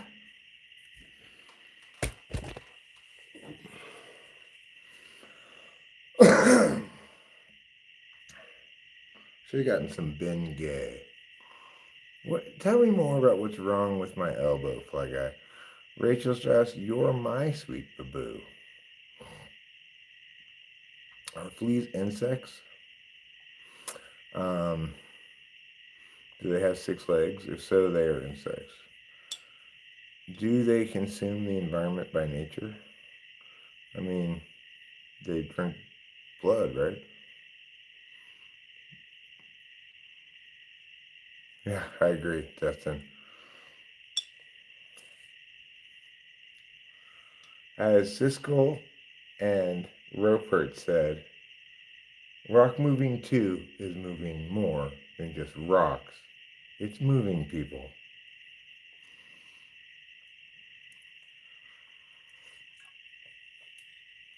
Oh, flies. Sorry, I misread that as fleas. I don't know if they're insects. They consume stuff that they consume like anything else, you know. You and I don't consume poo, but they seem to like it. I mean, I'm assuming you don't consume poo. If you can correct me if I'm wrong. By and large, people don't eat a lot of poo. But flies seem to really like it. But the flies in the house, what are they even eating?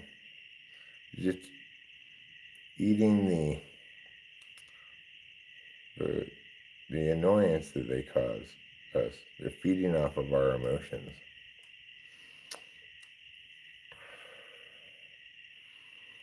Flies land on food. They also land on poo. Which do they like better? You know the old saying, you'll catch more flies with honey than shit. But is that true? Has anybody ever tested this theory?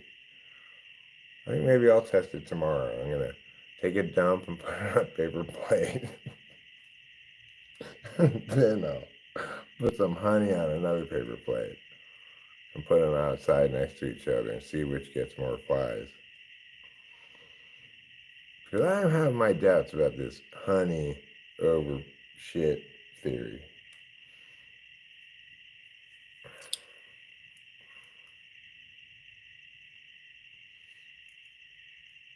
I like how they used to think that maggots, they didn't have an explanation for where they came from. So they just said, spontaneous generation. Like, what? That's not an explanation at all. You're not saying anything. You're saying they just show up out of nowhere. In other words, you don't know where they come from. Just say that.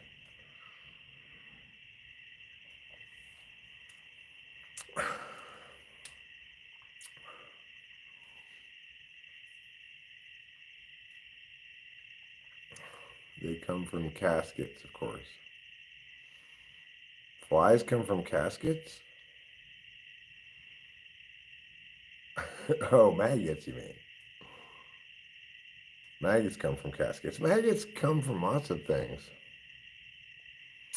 But, one of the gross things that the survivalists sometimes do, they say, well, this meat is bad and spoiled, but I can eat the maggots. No, dude, you should not. No. No, just stay away from that thing entirely. Some common creatures that are often called bugs are not actually insects. These include spiders, scorpions, ticks, mites, millipedes, and centipedes. I notice flies is conspicuously absent from that list. I guess that means they're insects. Well, I just think it's probably mostly ego and posturing on the part of scorpions and whatnot. But we're not insects. No.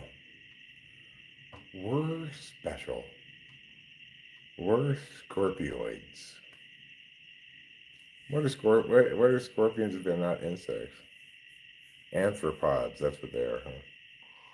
We're anthropods. We're not bugs, okay? God. We look down on bugs too, of course.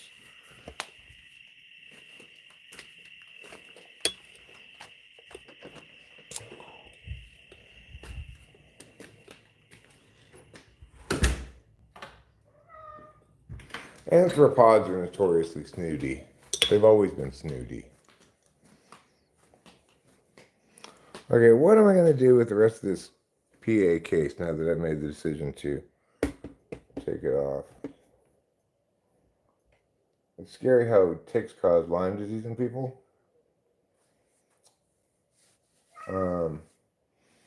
There's a theory with a decent amount of credence to it, like believability, that Lyme disease was an accidental release of what's essentially a U.S. engineered bioweapon.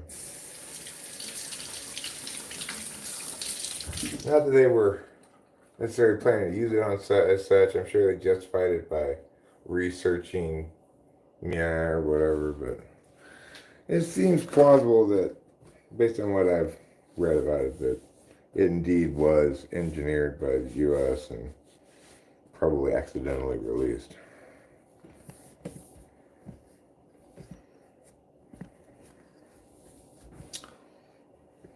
Hi, Mr. Kitty. What do you want? No, you're not going to... What the heck is that? Yeah. Why is it sniping it? Not sniping, swiping at you. He doesn't like what I'm doing, I guess. What the heck? Just let Daddy do his thing. He's cleaning. What are you meowing about? I Is it just the changed. water? No, I just changed not very long ago. He's just being a prick. There's a fly swatter.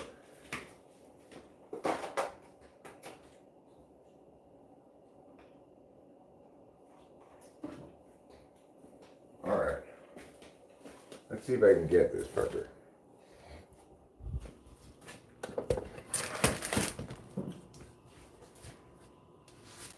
What are you doing, Trouble? Can you just let me be? Where are you, Fly? There you are. Oh, yeah. Right on the trash can.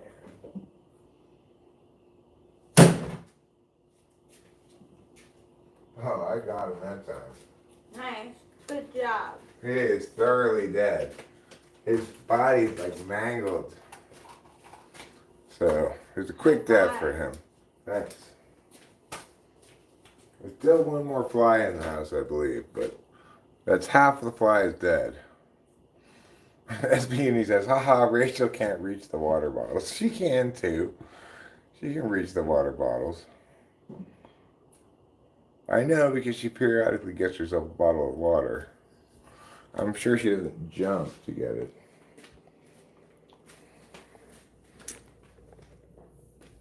Oh yeah, this carpet is looking so clean.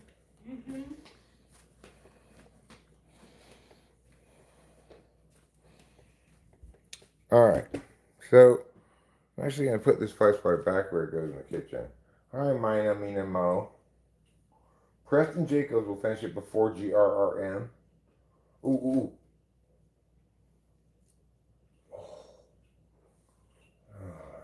Fly's still here. I want to put away the lid to this thing. And I want to tape these screws to it so that they don't get lost.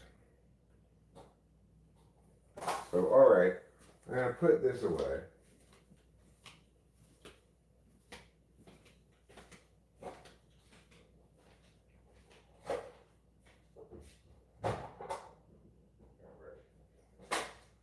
And get some tape.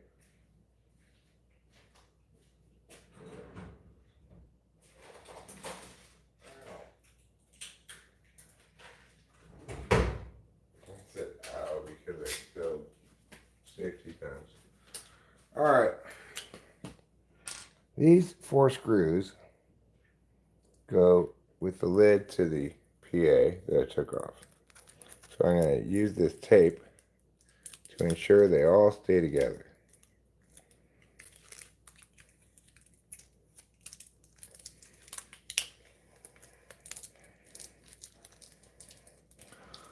Is the salami good? Yes, it is. All right, so there's the screws. Now, here's the lid over here.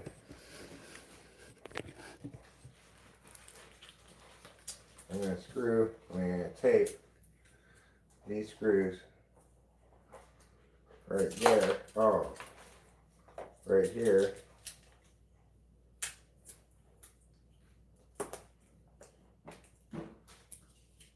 So that they don't get lost. There.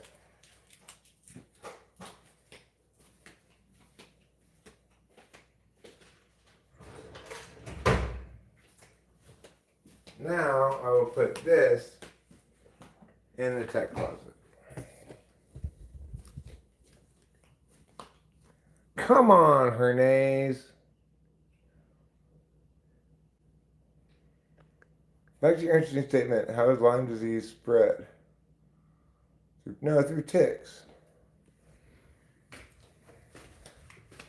But just because, I mean, there's no reason to conclude that they wouldn't have that be a delivery mechanism, you know?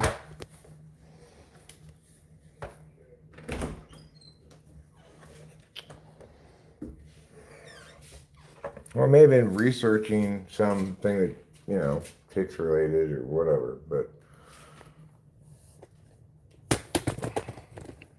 It's like Lyme disease didn't exist when I was a kid.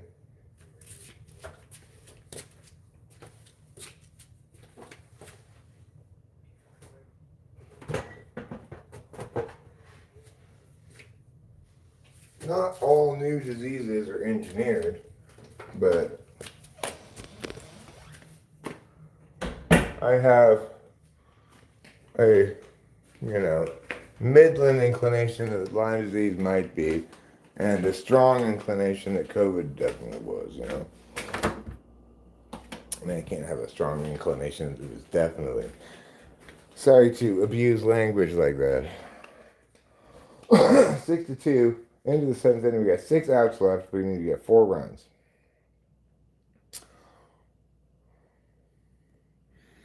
What do you guys think about that?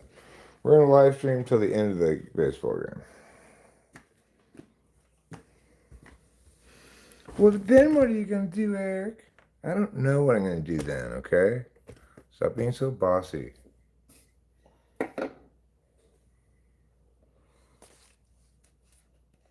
A blood-borne pathogen? Are you talking about Lyme disease or COVID? I mean, you're talking about Lyme disease.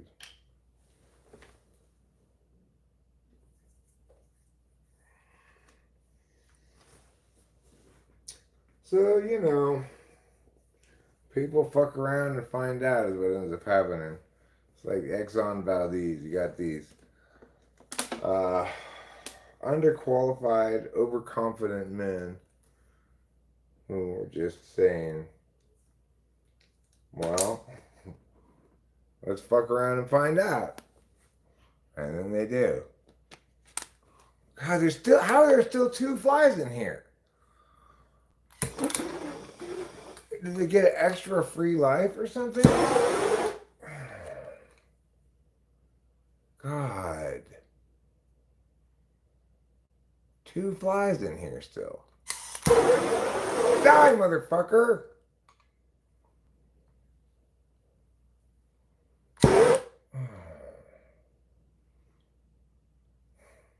Horrible.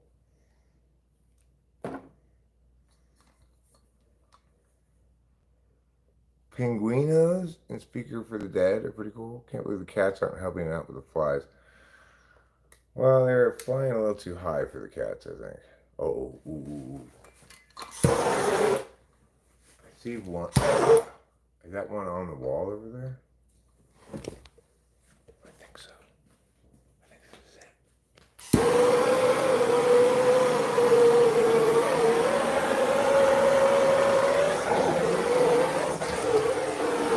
Where are you? There you are. Dead, motherfucker. You're dead. That's where you are, dead. Got you. Okay, that's now 1 to go.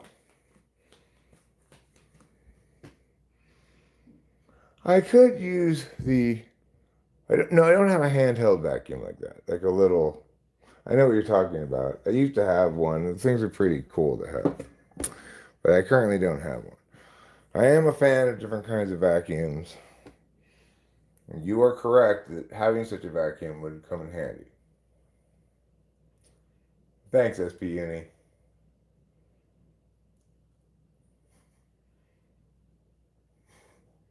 It doesn't even make any sense, Scotty Johnson. If there was a spill in a club, would you grab a member? I mean, what kind of club am I in? Do I have to grab his member with both hands?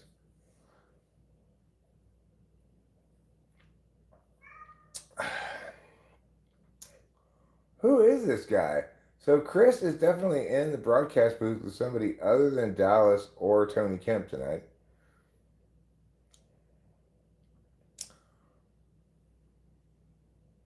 Both feet. Okay, then no. Then the answer is no, I wouldn't. Because my feet are sacrosanct. Cleaning up a bit. Got this little bit of water left in the bottle. I'm not even really thirsty at this moment, but I want to just drink so I can throw the empty bottle away.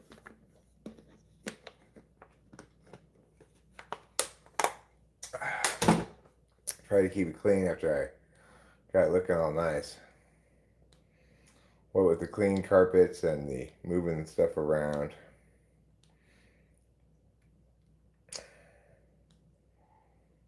Mina, Mina, Mina. Pretty soon, that's the only thing that'll be said around here in the stream by me or the chatters. We're just will be this robot army of Mina sayers. I still don't even know if it's Mina or Mina. Mina. Could go either way, it would seem to me.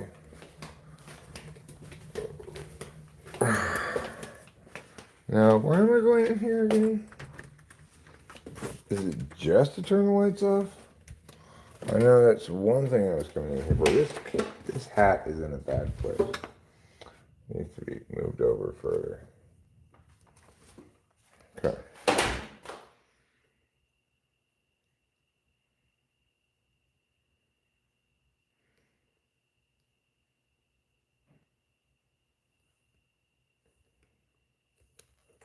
I guess I just came in here and turned the lights off.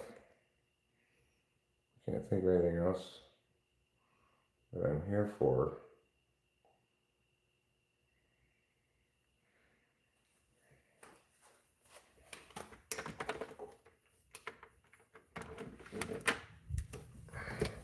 Okay, I'll turn that off. Give this door a little lockaroo.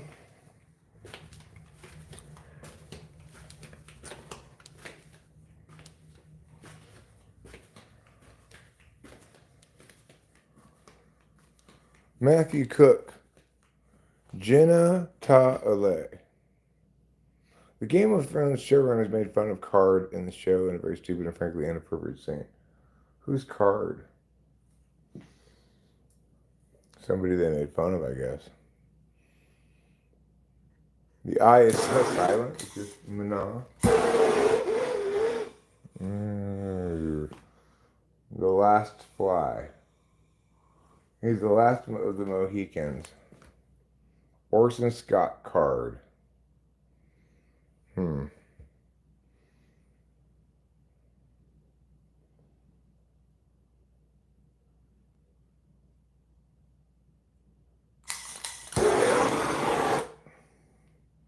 this thing would start right away, I might have been able to get him.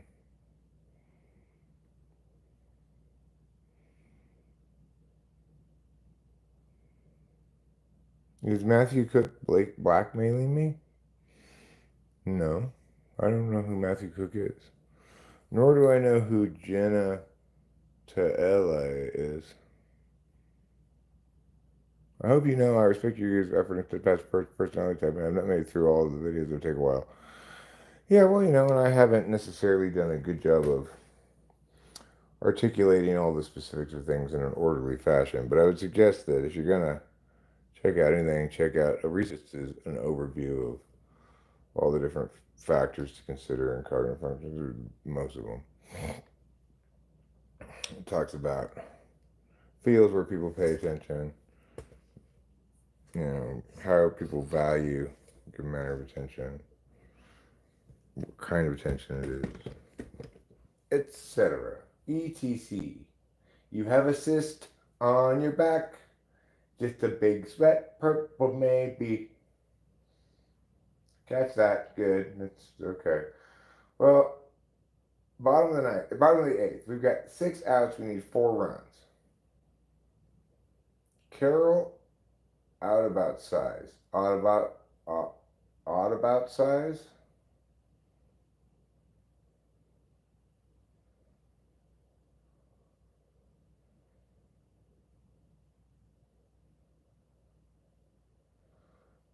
The thing is, as I've indicated before, I think the fact that it took me quite a few years to get it figured out, which that process finished some years back of getting the gist of it figured out. I just think, wow, Eric, it took you a long time for something that's not that complicated. They should name baseball players the same way they name racehorses. Yeah.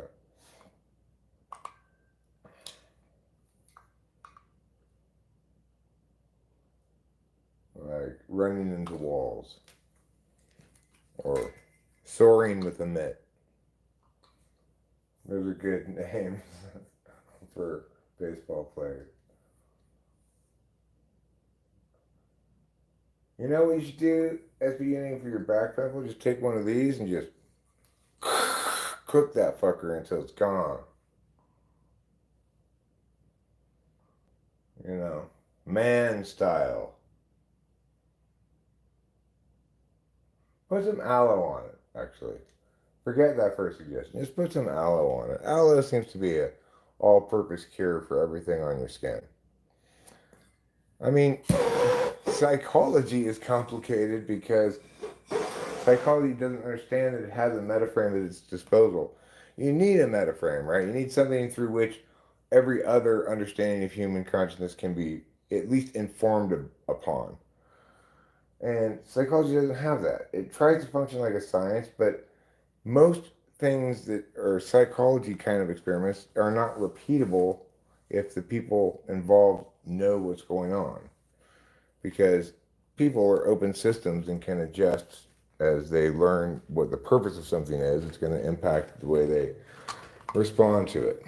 That's the wonderful thing about cognitive functions is for certain of the functions, you have correlated skills that correlate so strongly that you can test the skills themselves and learn a lot about a person's attentional configuration. A cognitive function model properly articulated makes actual predictions that could be either validated or falsified by experimental data, that's say typing data. Unlike basically everything else in psychology. So typology is a lot more robust than the soft science aspects of psychology that try to hide themselves in having taken a statistics class. Let's move the pea.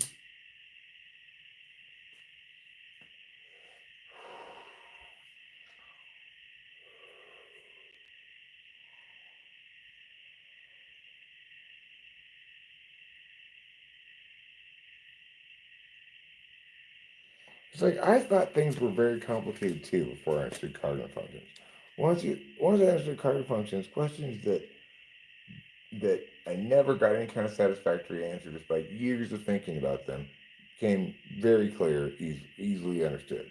Like, what is knowledge? What is truth? These questions are very easy to, with knowledge especially, it's very easy to answer when you understand cognitive functions. Knowledge is the artifact of a knowing attentional event, right? Hi, beautiful. How are you? Good. You like me to open your pickle jar? Please. That sounds like a sexual innuendo, huh? You want me to open your pickle jar, baby?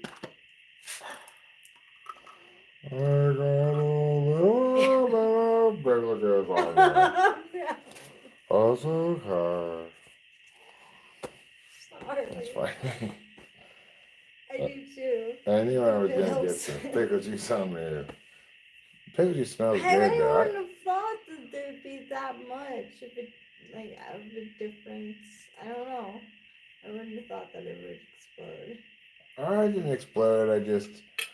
I had to put enough elbow grease into it that when it came loose, it, jolted. Have a bite of your pickle. I don't want a whole one.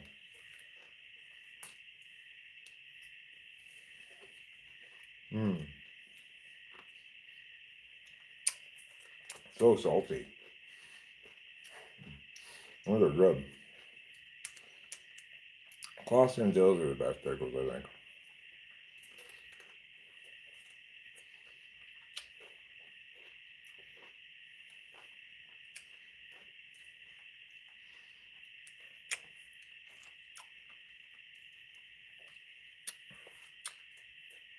Can you please answer what is truth? truth is a status that people afford to statements that they feel are in dispute, usually. So it's a way to dispute the impact of a statement, to say that it's not true. Not true statements are deemed to not have impact.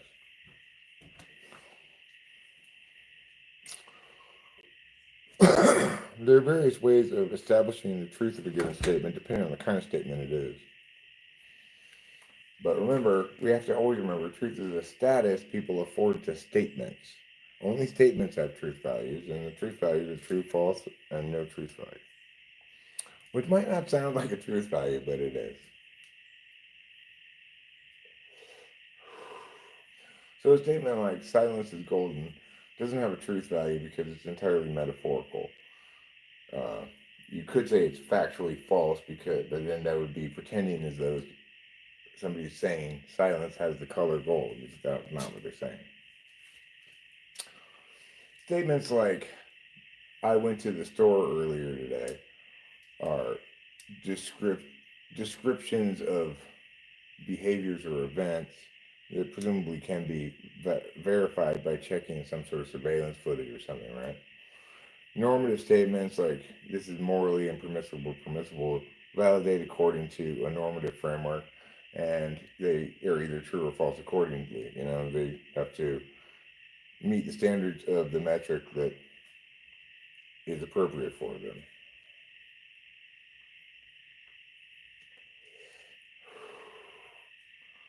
So that's what truth is. It's implicitly stated in any statement anybody makes. You could put the words, it is true that, before anybody's statement, and it would mean the exact same thing. So it's implied that when you state something, you mean it to be true. When we claim explicitly that something is true, it's probably because it's in dispute. You could say, truth is an absolute defense, more like falsehood is an absolute defense. Whatever you're saying, if I can show that it's false, then it doesn't matter.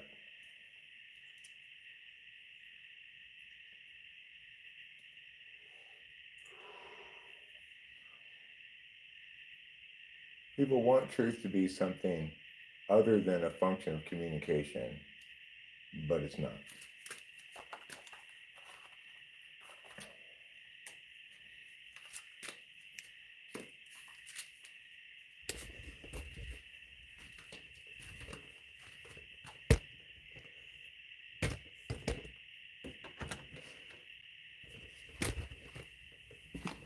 And it continually bugs me that people think the question of what is truth is still sort of an open question, open for debate or whatever. What I just said about it is exactly what it is, and nothing more, nothing less.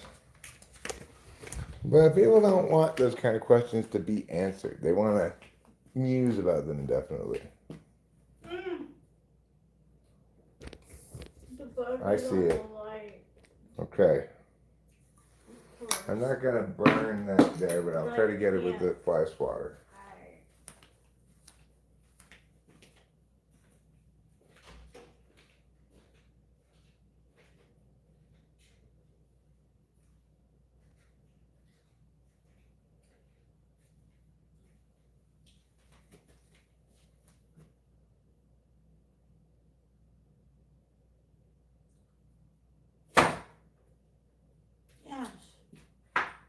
Good job. I think it might just be stunned, but I don't see it anywhere. Hopefully it doesn't get up and start playing around.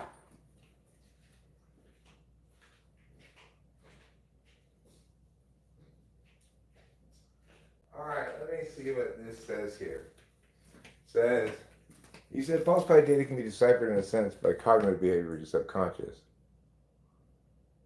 No, I didn't say that. I didn't say anything like that at all. I'm saying that falsification and validation is something that is like when you make a given claim, you either explicitly provide a falsification metric, validation metric, and say, I'm making this claim under the purview of this metric, right? So that's how you can determine whether what it's saying is true according to my framework. Then you could have an alternate framework, right? And say, well, I don't think we should evaluate it according to that framework. And then we'd have the argument of whose framework we ought to prefer. So it is true that all argumentation appeals to certain kinds of values and or communicates according to certain standards dependent on the kind of attentional manners people prefer. Slash, not prefer, but the type of attentional configuration a person has.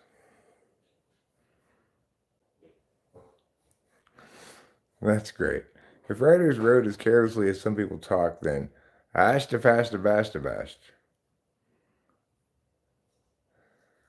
Cognitive, there are ways of paying attention that we call unconscious, right? Like because a cognitive function stack includes really includes 2 functions, and the rest are implied. But people pay attention with 4 cognitive functions consciously, and the other 4 are also ways that they will pay attention in some instances, but they'll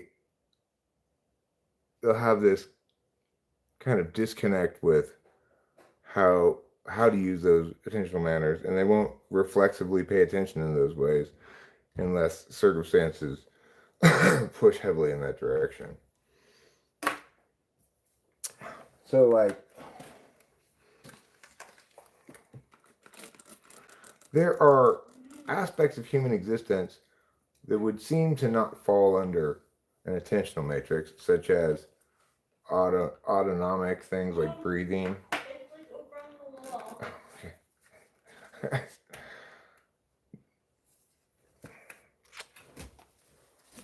Try it again.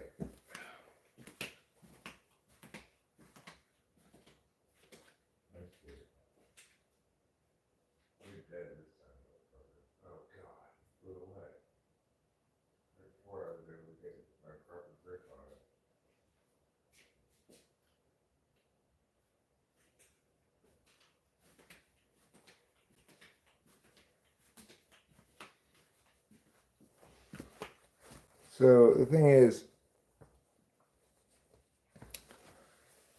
those kind of physicalities are actually examples of introverted sensing, and they are manners of paying attention. It's just that there's nothing directing our attention to it until something goes wrong.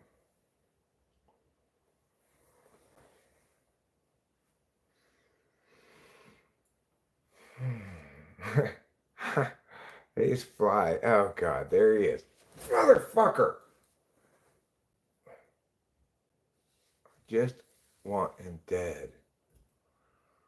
That's all I want in life, is just fly dead. Me too. I still don't understand how cameras exist. How do lenses exist and on top of that record? Well, original cameras, the light gets let in a specific way that causes exposure on a piece of film that's got some kind of material on it that, reacts to exposure in that fashion. It's not a stick. So basically, nobody can clearly define someone unless in a vacuum. No, I mean, we can define half of people. So half of what a person is comprises their attentional configuration. We can know about their personality accordingly. However, part of that attentional configuration includes mechanisms to record one's experiences and remember them. Accordingly, an individual is influenced by their particularist experience as well as by their attentional configuration. So, what we know about their attentional configuration tells us about their personality in the sense that I can determine that an individual is, for example, going to consistently prioritize determining a single answer and concluding the conversation rather than ideating out more possibilities endlessly. Something like that, right? And it doesn't matter what your particular experience are. If you're NE polar NI third, that's how it's going to be for you. However, whether or not the world is friendly towards your configuration is going to impact a lot as to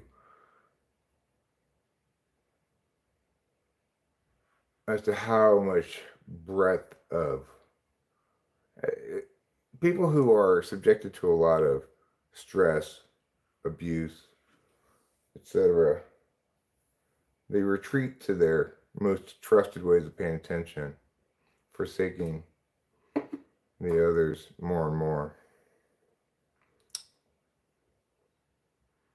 People who are more well actualized and in environment, which is to say, people who are in circumstances that are conducive to being themselves and being rewarded in some sense for that. They show a lot more range. She is right about the flies. I get them with the fire fairly often, so they're not that ninja. I have more success with the fire than the swatter, I think. You just got to singe them briefly and they're down, and you can step on them.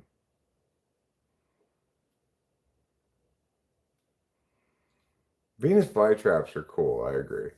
It's like a plant that eats bugs by closing its mouth on them.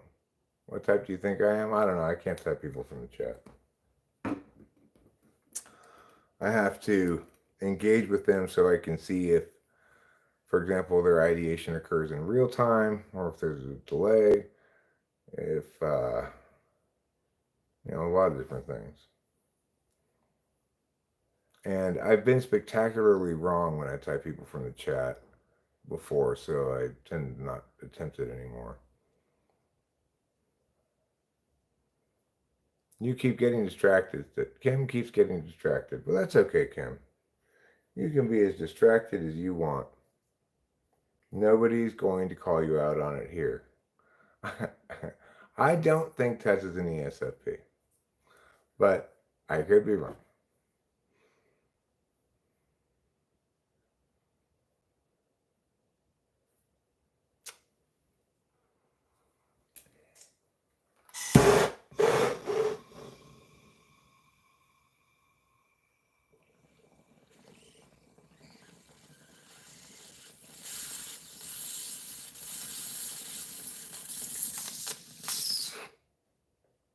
Ian wasn't bullshitting, he was just NIing.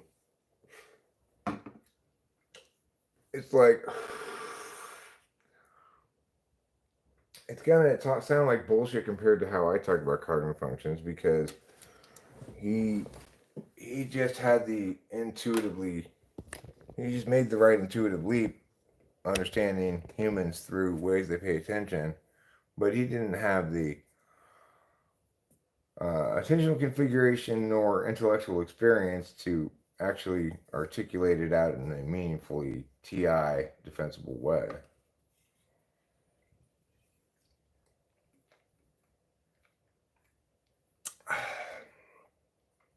Blasphemy! No, say.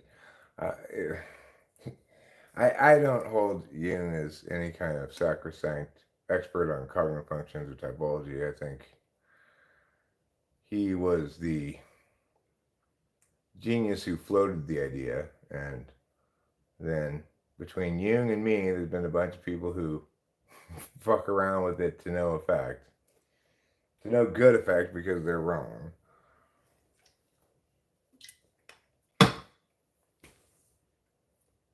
for a long time I found it impossible to believe.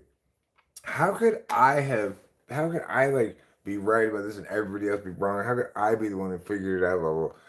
Eventually I stopped worrying about that stuff. It just is.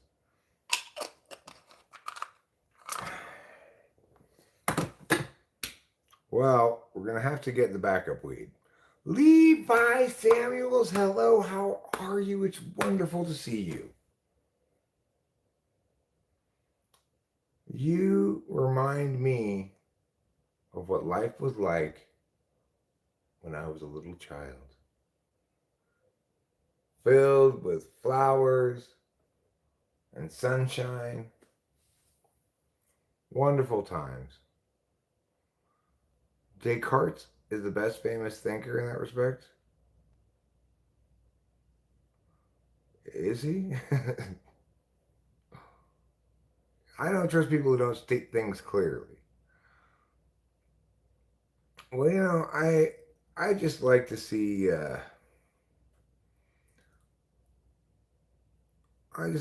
people who know what they're trying to do and know how to do it.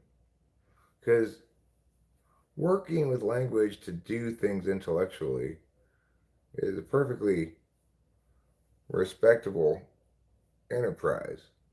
Like, look at Einstein and come up with relativity. He just did that with intuition and introverted thinking and with definitional necessities. It was just a triumph of being right. And of course, he was right in all the right ways. He set up, implicit in what he was saying was the validation metric or falsification metric that people would use to test it. And it's validated in every test that's not at the quantum level anyway.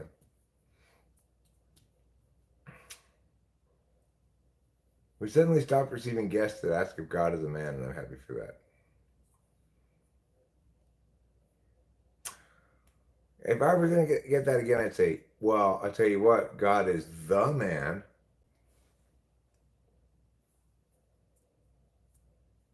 If you're asking me, does God have a vagina? No, obviously. Why would God be a chick? How about that answer?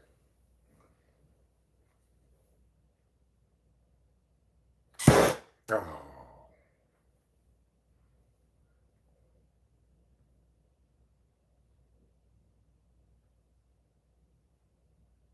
Oh. That's the ball game. Tampa Bay wins. Go back to Florida, you Tampa Bay Rays. Get out of here. Go back to Florida where you belong.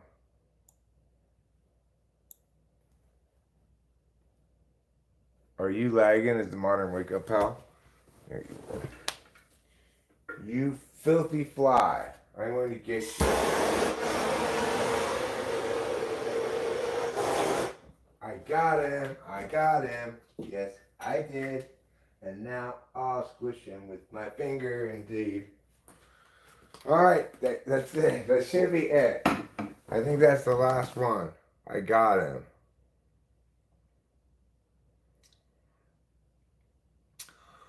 I think you could say that about Oppenheimer, but not so much about Einstein. I mean, understanding the way the universe works is not an endorsement that advancements in understanding be exploited for military purposes. Oppenheimer, he was much more directly involved with actually. Congratulations on the fly. Thanks, darling. Thank you. The actual making of a bomb, but I don't know if it's correct to say that it was not in humanity's interest to make nuclear weapons. Nuclear weapons had proved, I'd say surprisingly, I mean, it used to be that people assumed nuclear war was inevitable, etc. It's actually turned out that mutually assured destruction has proven to be the most effective mechanism of peace in the history of mankind. Nobody with nuclear weapons has ever been invaded, attacked. So kind of weird. I would. It's kind of counterintuitive, like the nuclear bombs are good for humanity, but I think that's kind of what we have to conclude.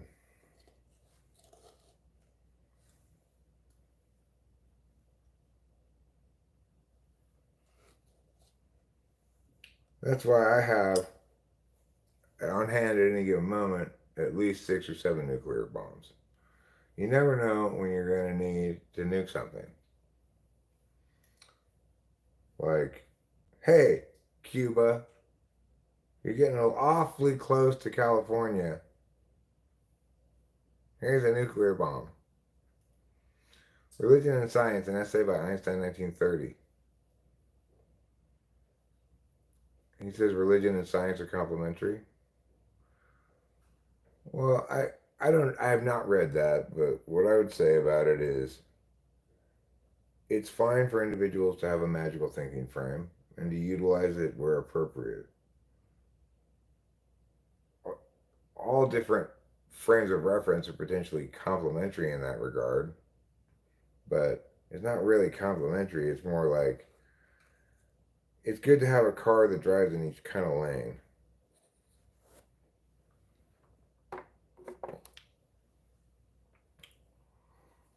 Religion's all well and good. Faith is fine, but people shouldn't use it to explain things. Explaining is important, and it has to be done properly.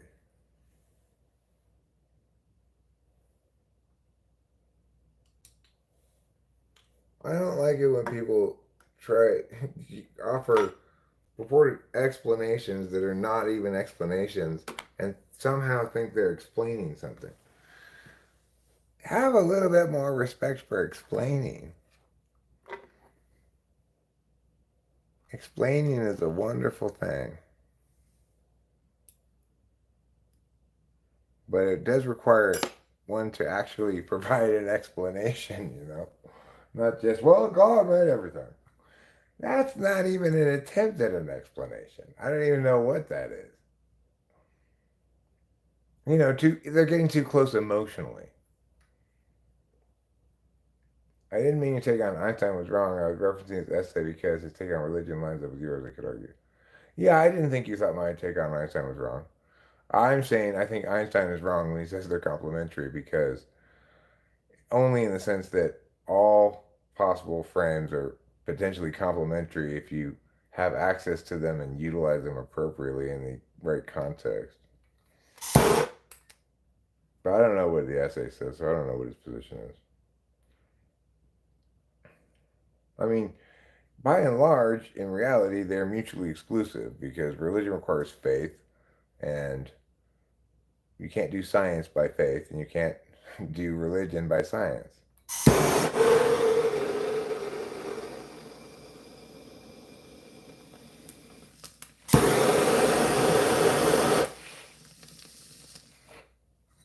But they're not exclusive when people remember that they're just possible frames one can employ.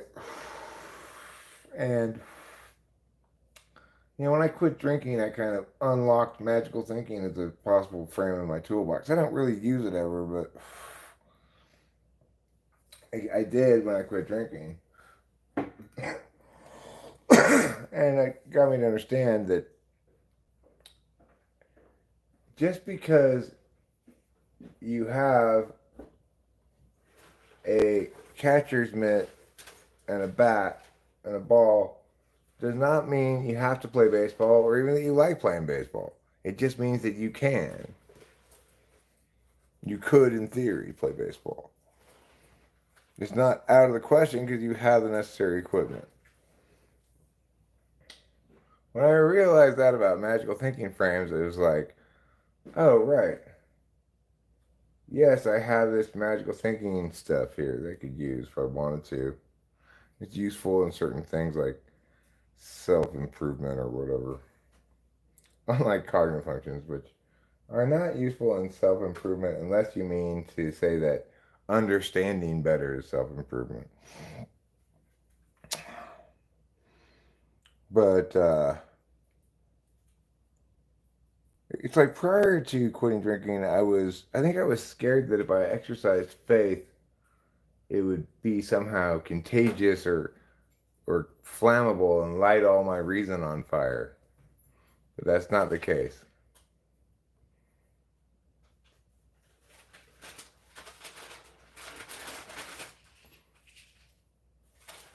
No, science is not faith-based because you don't prove things, you disprove things, okay?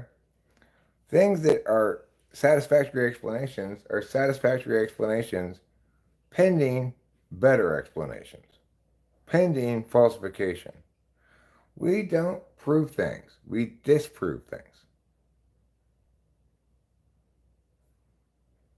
Who invented gunpowder? That was me. I invented it.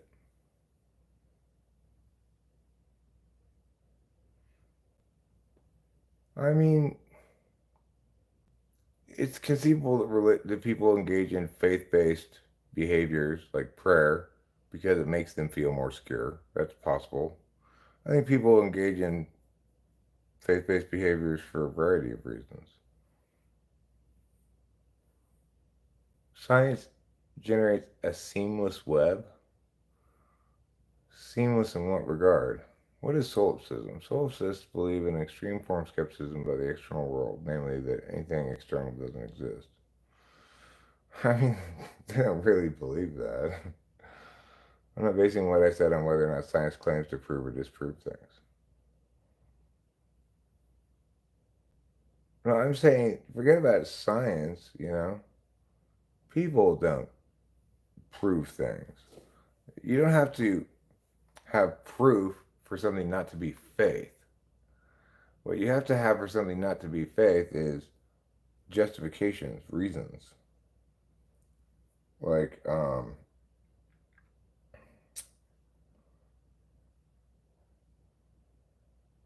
I'm confident that the sun will rise tomorrow. You could say I have faith that it will, but that would be incorrect because I have ample good reason to believe it is so. If nothing else, I have an entire lifetime of days in which it has been so. Accordingly, there's no reason to believe it's going to change, and there's plenty of reason to believe it's going to continue. And so, while that belief is not based on something that's proved, it's nevertheless not an example of faith.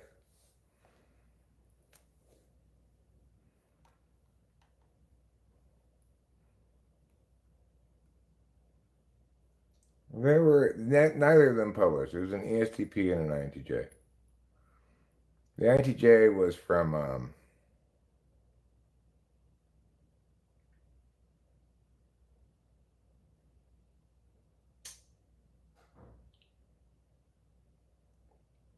it wasn't Russia. His name seemed Russian sounding, but it wasn't Russia. It was like Serbia or something. I'm not sure. Oh, Eric, I love to see your face. Here it is. This is my face. I keep it right here on the front of my head.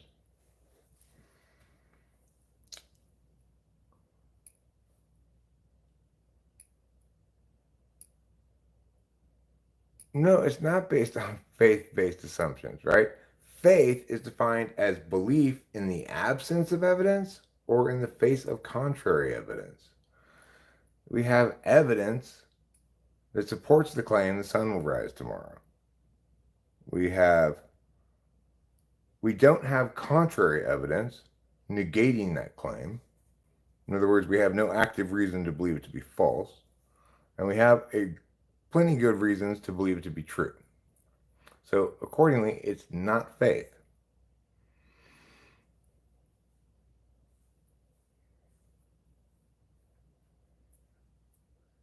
No, you can't have faith based on good reasoning. Absolutely not. Faith is belief despite the absence of good reasons to believe.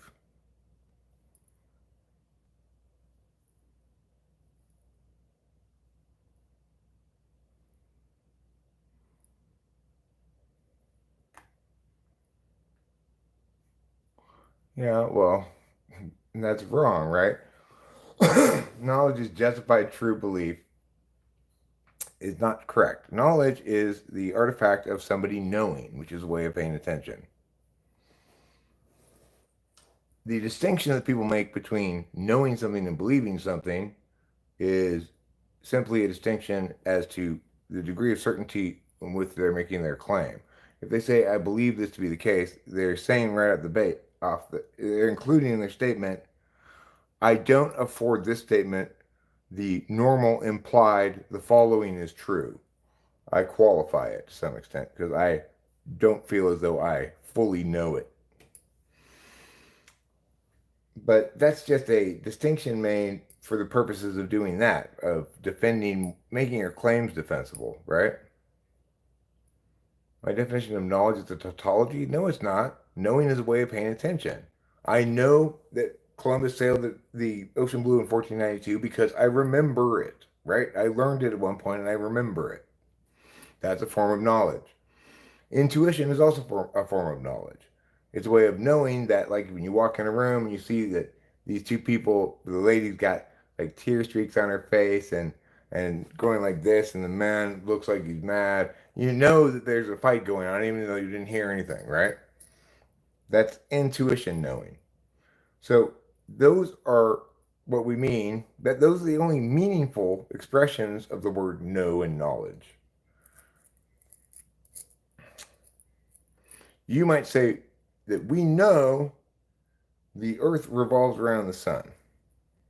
Well, we certainly have learned that, and we can know it intuitively if we are observant of various factors that are in need of explanations. But what makes that knowledge? The fact that we learned it and or intuited its correctness.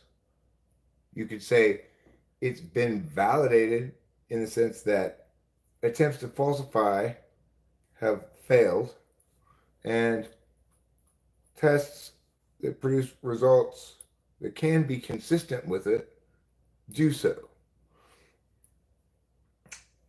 But that doesn't make it more knowledge and less belief. The distinction between the two terms is simply one of an individual expressing or, qualifying their statement with uncertainty.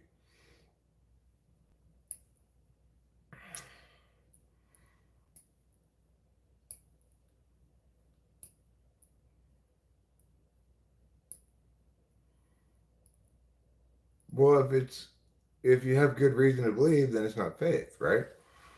So, like, oh, I know that Jesus was a real person, and I have proof right here that he was the Son of God. Well, then it requires no faith of you anymore. You're missing the whole point, right?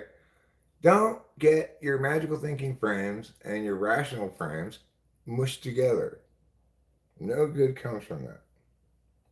Keep them separated. They're like beta fish.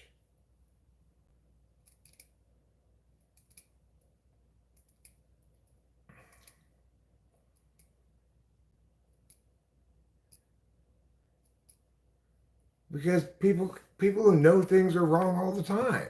I mean, it's like, why should it be surprising that people who know things, that knowledge can be wrong? Everyone says the sun rises and sets, which is correct, the sun is fixed. Okay, well, that's true. The sun is fixed relative to the earth, but it rises and sets relative to our place on earth from our perspective. That's what people mean when they say that. So you could say you're wrong, and when you say the sun rises and sets, you're operating from a geocentric paradigm, but that would be incorrect. They're not operating from a geocentric paradigm. They're just using a figure of language that possibly predates that paradigm. I don't know.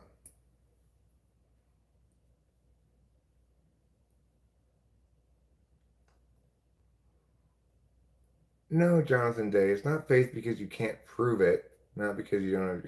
As I've indicated already, the vast majority of things, at least things that aren't closed systems, we don't prove things. We disprove things. We hypothesize things. We validate, and then we maybe theorize. We determine results that are consistent with, but we don't prove things because everything is subject to being updated by new evidence, etc., right? So faith is not about believing in that which is not proven. It's about believing in that for which there is a lack of evidence or in the face of contrary evidence. That's the definition of faith. Deal with it. You don't get to have your magical thinking frame also not be magical. Sorry.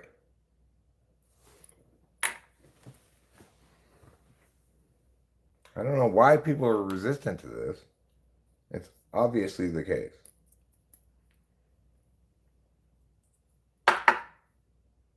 I tell you this as a Christian. I'm not trying to denigrate magical thinking frames. I'm trying to, I don't know, not lie about it. But maybe that's just me. People love to lie about things that they hold precious. They don't even realize they're lying. So therefore, I guess it's not lying, right?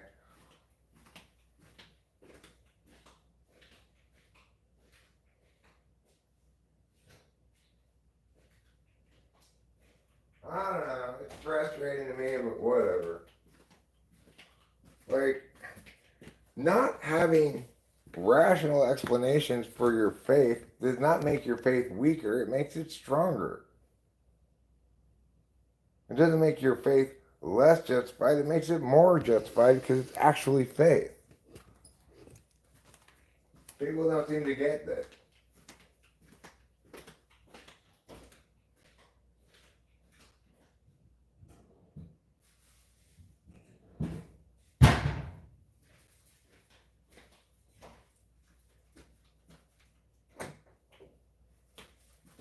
You know, I argue with atheists and believers alike because they both get the whole thing wrong.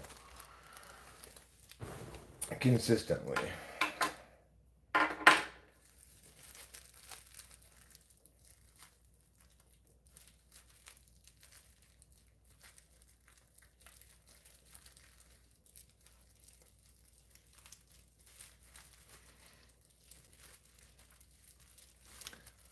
The point is, everybody, okay, SB Uni, Winston's mom, the point is, it couldn't matter any less.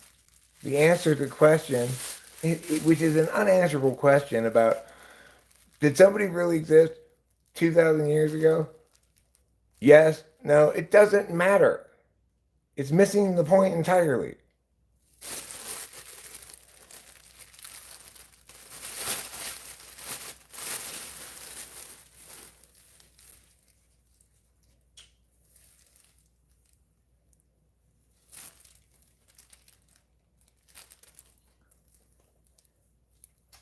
I mean, I believe the children are our future, but that doesn't require children to exist. I would argue maybe they don't. That they're all just little tiny adults hiding their adulthood in small bodies.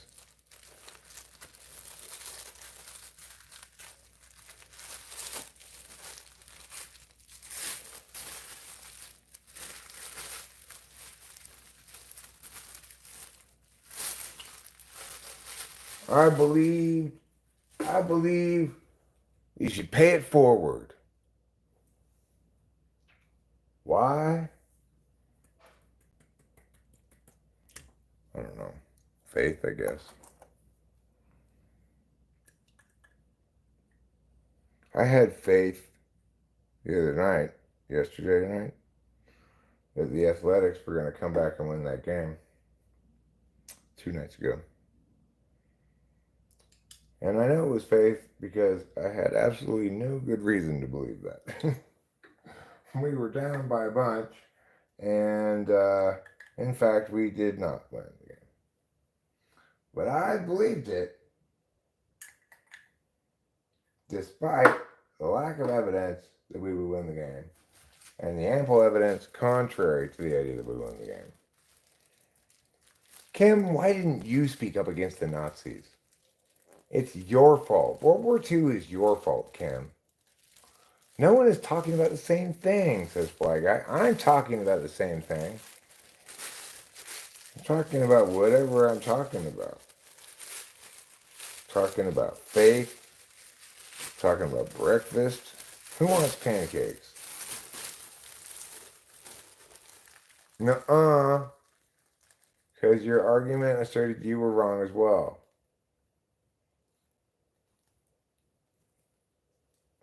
Who did you cite? Me? Am I the YouTuber with no qualification? Well, if you're gonna cite somebody like me in a paper, you need to do the spike.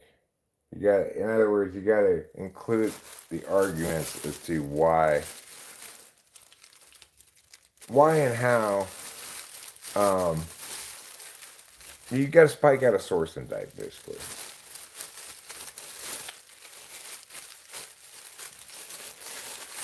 And the best way to spike out a source and type would be to say, now I understand this person I'm quoting doesn't have any particular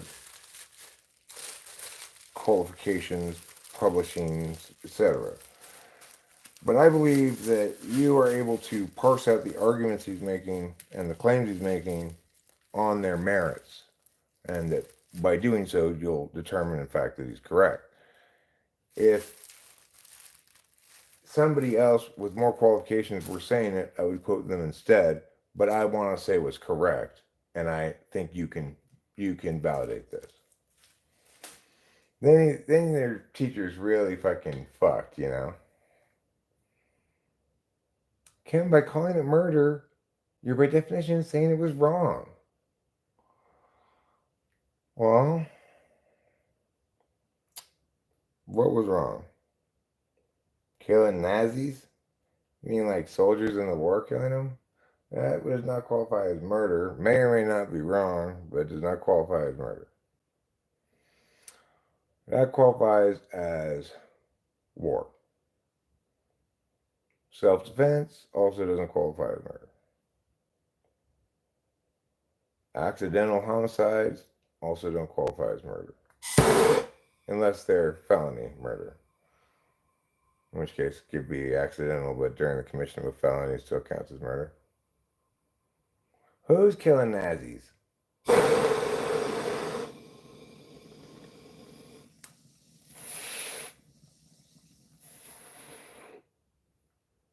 There's no such thing as that, SB Uni.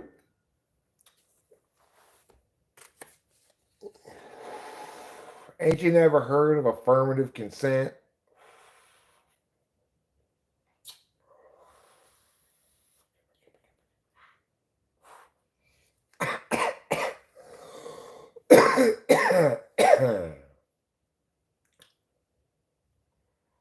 I fell over, my penis was out. It happened to be erect because I was standing by the window and some naked ladies walked by.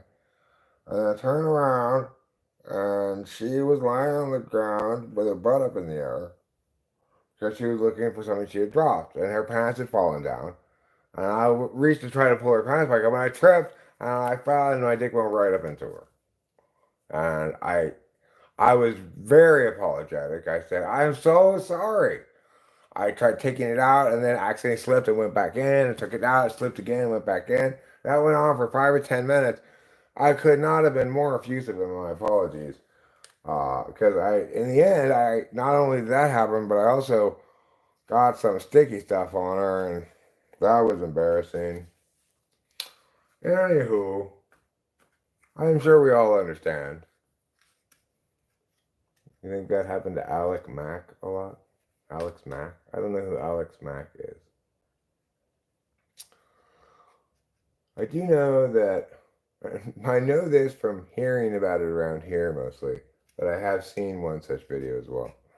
You know, there's a genre of porn which is just a lady gets stuck in a dryer or washing machine and calls for help.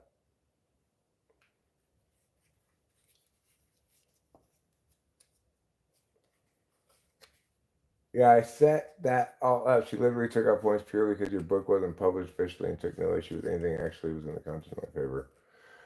Well, she's just a little bit intimidated, scared, threatened, didn't like it.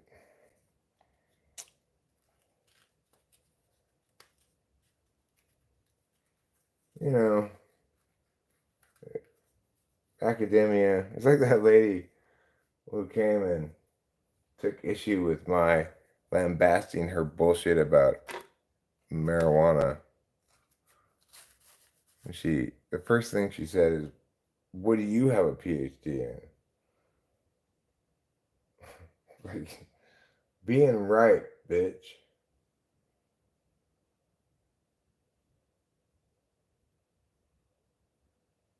I'm stuck in a washing machine. The dryer. Come help me get out. But you know what?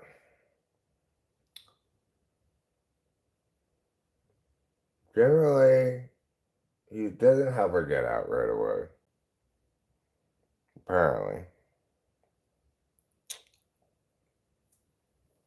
I find it hard to believe she's really stuck in the dryer. Like, how do you get stuck in a dryer? Halfway stuck in a dryer.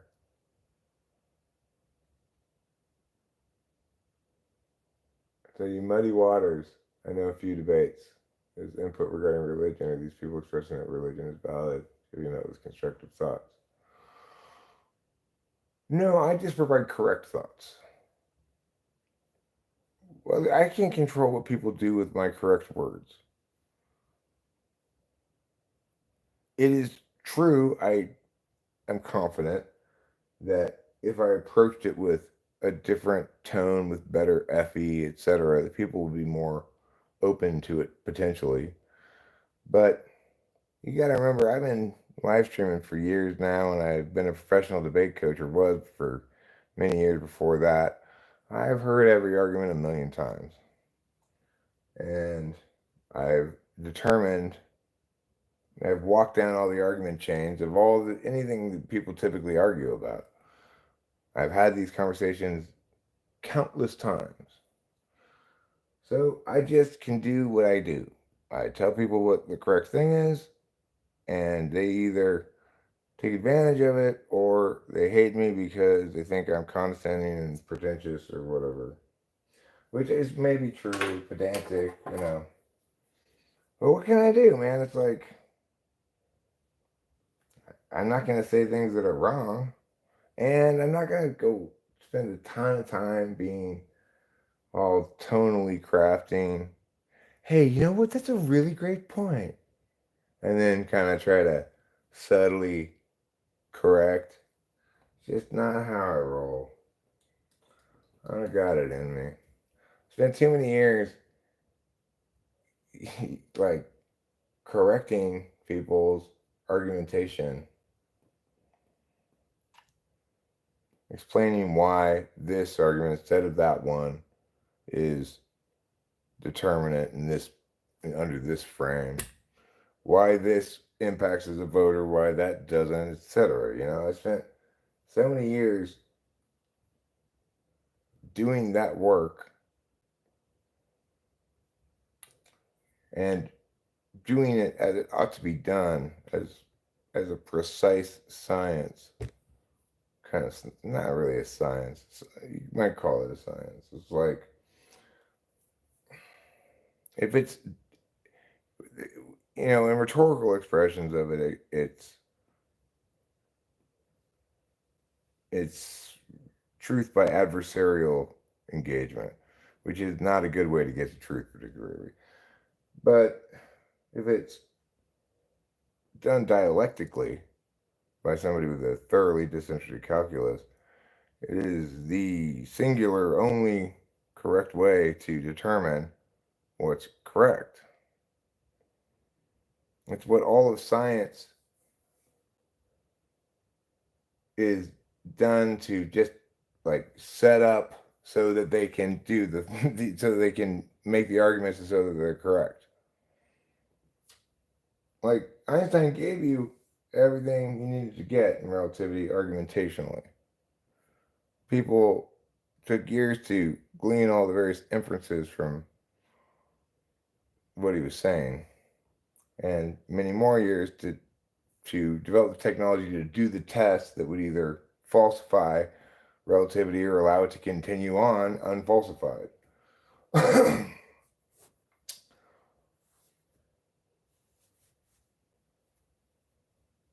So, why is it unfalsified? Because because it's making the winning arguments.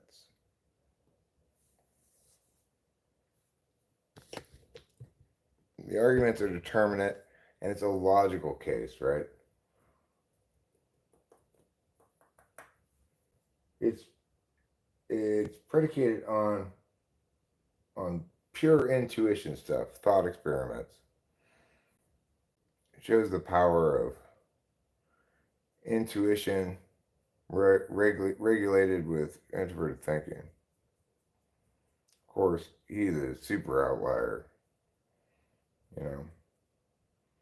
His TINE is much better than mine will ever be. Mine NE TI, obviously. But, he was an amazing thinker. But what made him an amazing thinker is he upheld the same kind of rigorous argumentational standards that I uphold. That anybody can uphold if they have the background in what used to be called forensics. Parsing of questions, the answering of questions by parsing things out, testing arguments for correctness by subjecting them to negation by,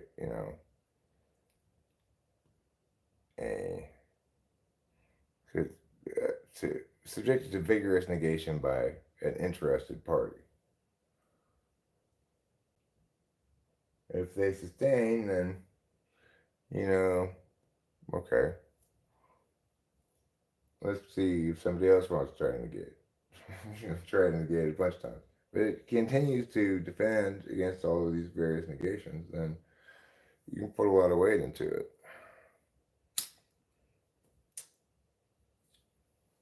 That's what makes people who think talk is cheap so scary.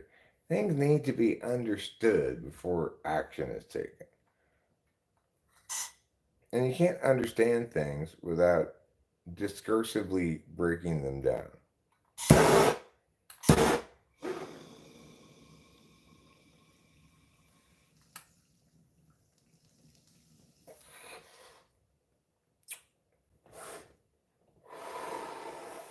Of course, what's evidenced here? Talk is cheap. I'm spitting gospel here. Just bang, bang, bang, right on the money.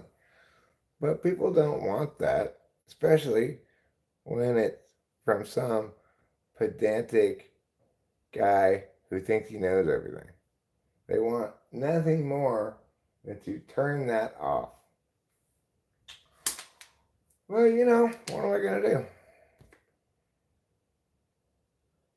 What do I have to offer the world? I like offering it hilarious jokes, fun music, looking at the pond.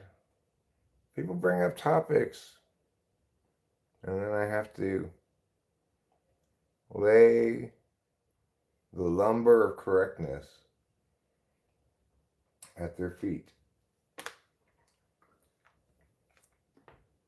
and say, throw away your straw. Build your house with this lumber. Later on, I'll teach you how to use bricks. It's a Three Little Pigs reference.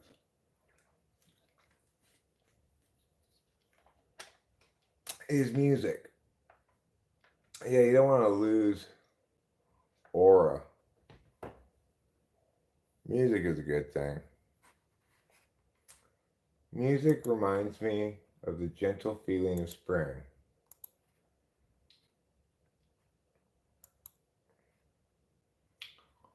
All right, let's do it. Let's do it. This time we're really doing it.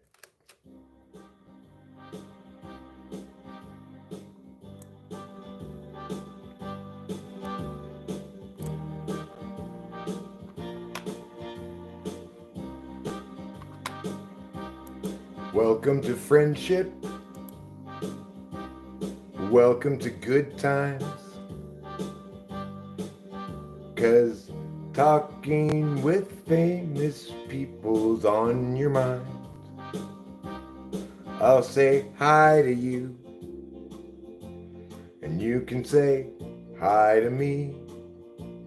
And then I'll say, how have you been since last I saw you?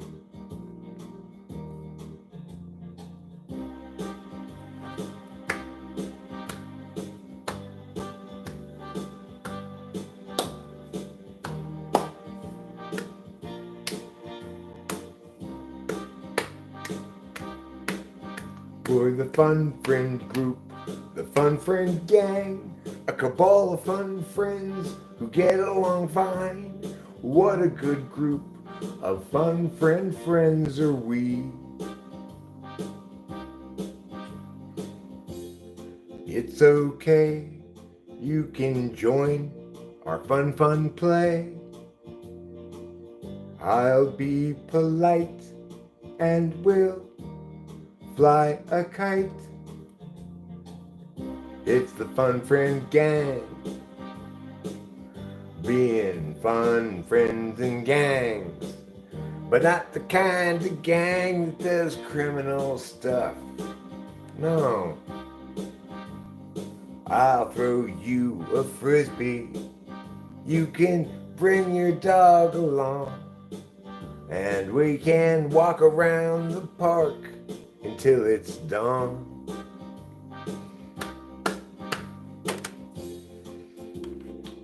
I hope you like that. Hope you like that song.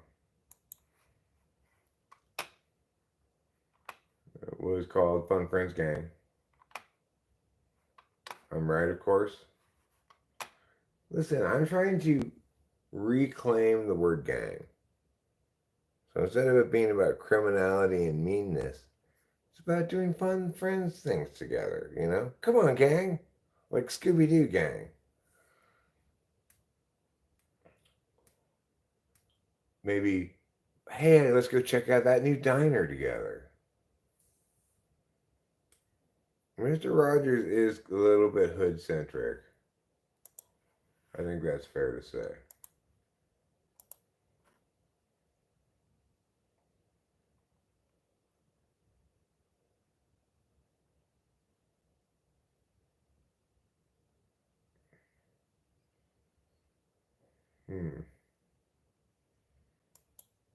What is this?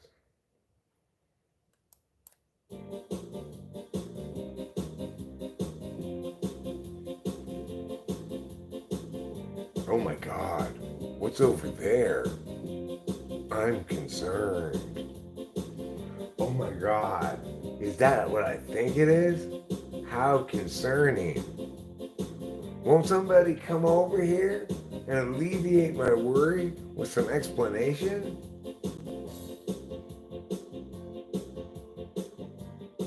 What? No. Really? Wow. I guess that explains things. I think that's what that song is saying. Feels like that's what that song is saying. See what else we got here.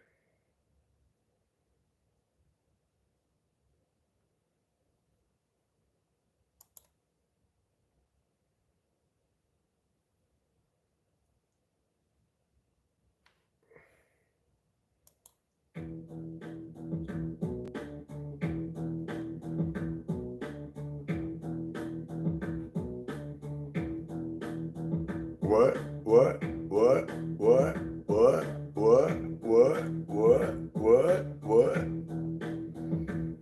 Don't you know any more question words than that? No. What?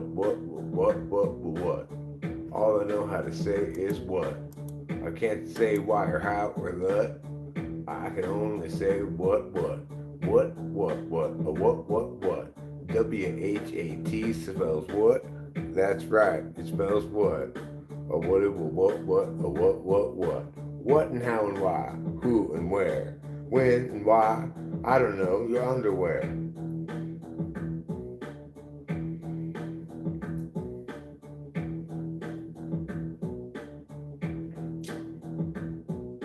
Smiggity smack, smiggity smooth. What do you think? And what do you do? What is this part right here gonna sound like? Why, it's guitar.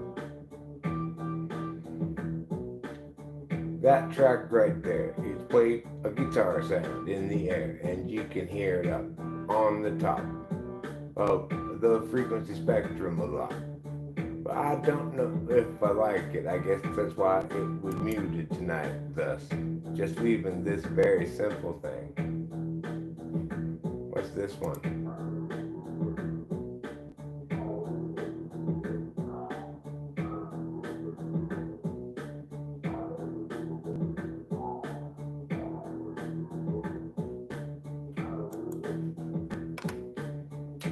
Let's see. Well, it's a little repetitive. A little bit. A little repetitive. How about this thing right here?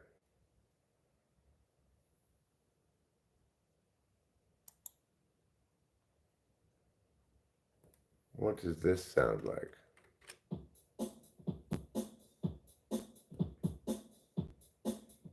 Oh, this.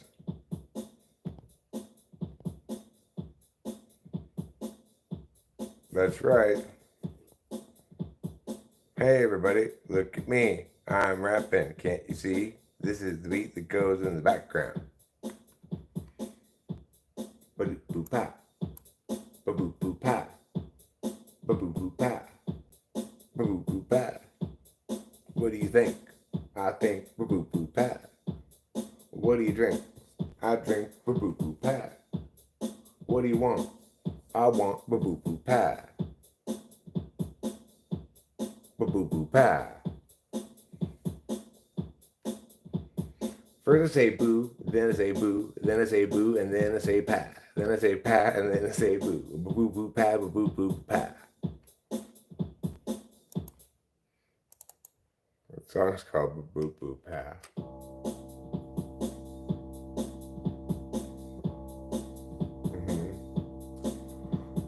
Ba-boo-boo-pa, ba-boo-boo-pa, ba-boo-boo-boo-boo-boo-pa. If you want to go no, nah, then you gotta say boo-boo-boo-pa. If you want to go to the pa, then you gotta say boo-boo-boo-pa. If you don't want to go to the pa, then you should still say boo-boo-boo-boo-pa. I like to say boo-boo-boo-boo-boo-boo-pa. Ba-boo-boo-pa. I like to say ba-boo-boo-boo-pa. Ba-boo-boo-boo-pa. If you ask me what do you want to say, I'll say boo-boo-boo-ba, boo-boo-ba, boo-boo-boo-boo-ba. If you ask me what I'll make up today, I'll say boo-boo-boo-ba, boo-boo-ba, boo-ba. Well, I hope you enjoyed boo-boo-ba. I think it was the New York Times that said the best thing ever regarding it. Boo-boo-boo-ba. It's, you know, a little bit of boo and a little bit of ba, like most things in life.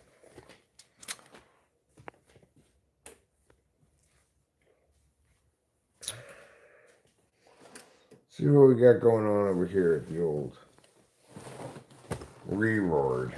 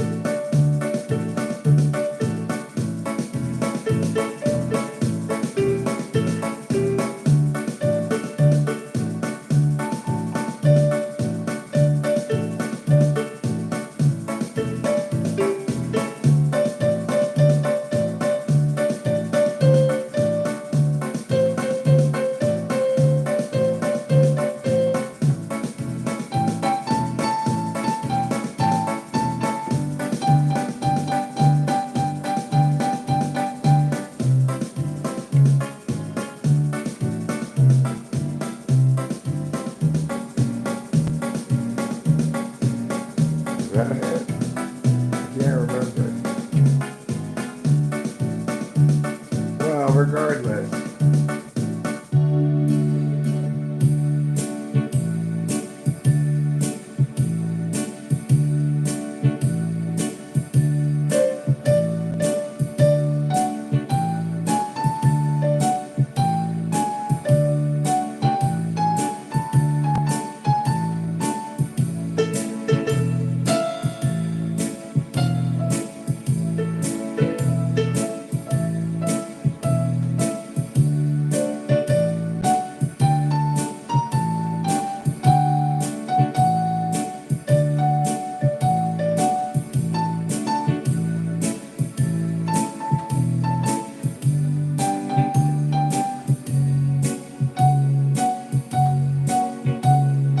Every year, this time of year it comes. Christmas time is some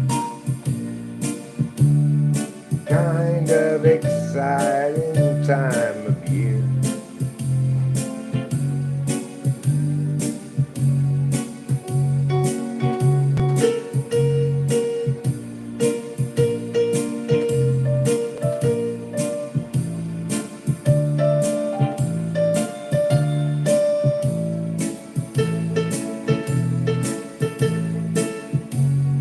Christmas is a time when stockings are in fashion. If you don't remember that, you might wonder what the sudden passion for coal is this time of year. It's 'cause you've been bad, my dear, and Santa's gonna come and give you coal.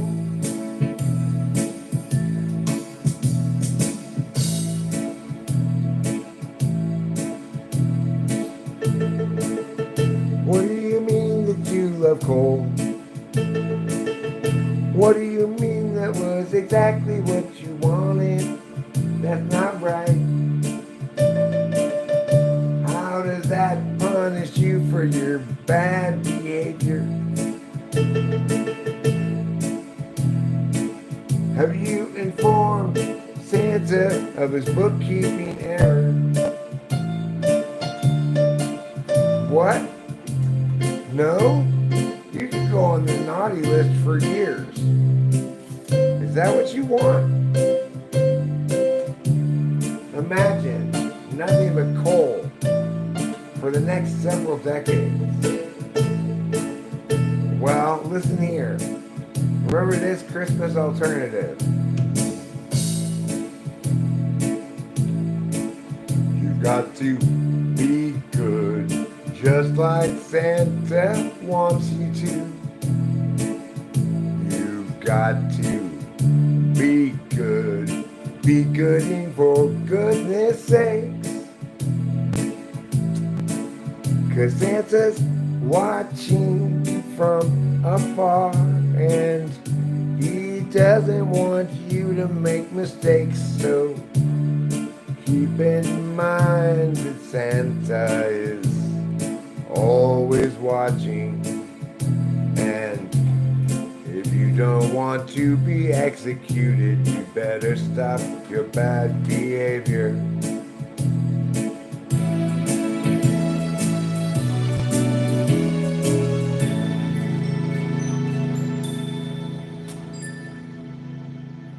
That was so beautiful. That was absolutely amazing.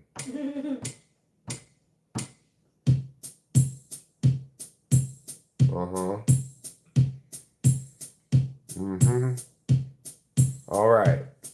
Are you ready? It's 1984 and we're rapping again. What you gonna do when you're rapping with your friends? I get on a cardboard box and I spin. I'm doing break dance in between my rapping then. You can see me, I can see you, but I won't rap if you don't sue. It would be unfair of me if I did, 'cause you would feel left out and that would be right, kid. And I wouldn't want that to happen to you, 'cause I'm generous, kind, good, and true. All right, here we go. Rock, rock, a rock, rock and roll.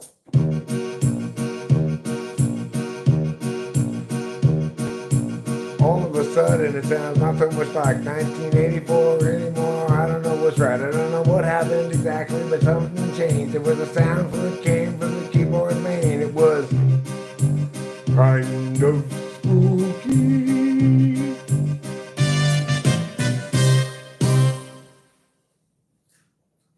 All right, that's a pretty good song.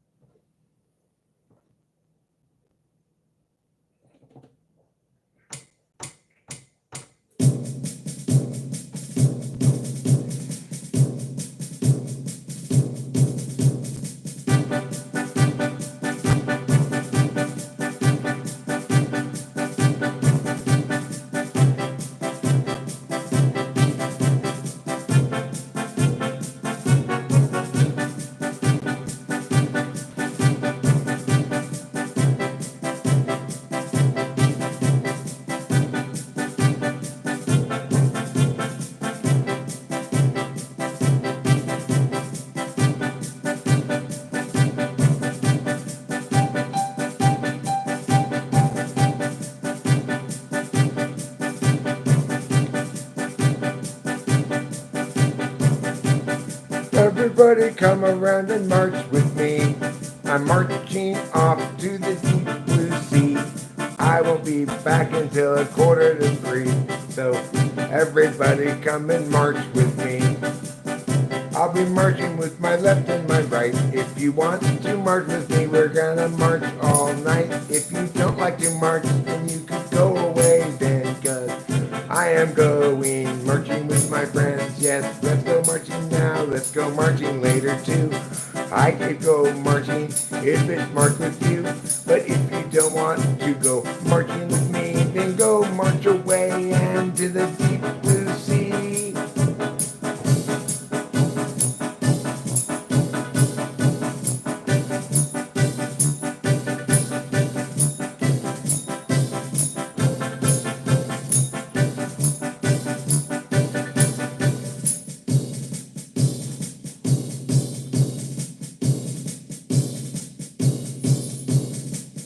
Do a Vincent Price song that he did the bridge of Thriller.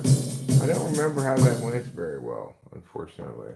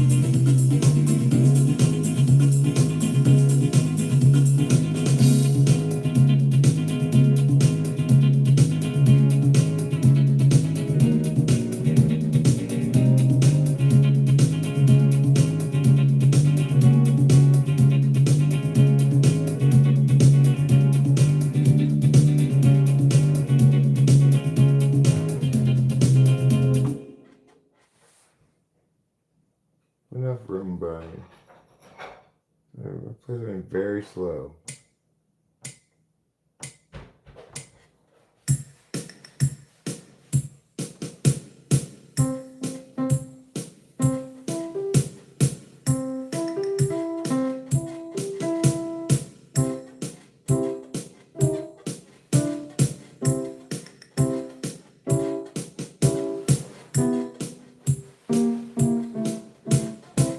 This is a horrible beat. What a horrible beat. Maybe it's just too slow.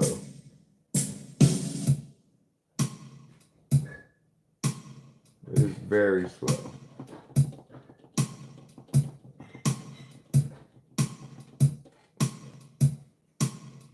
It's a little less slow.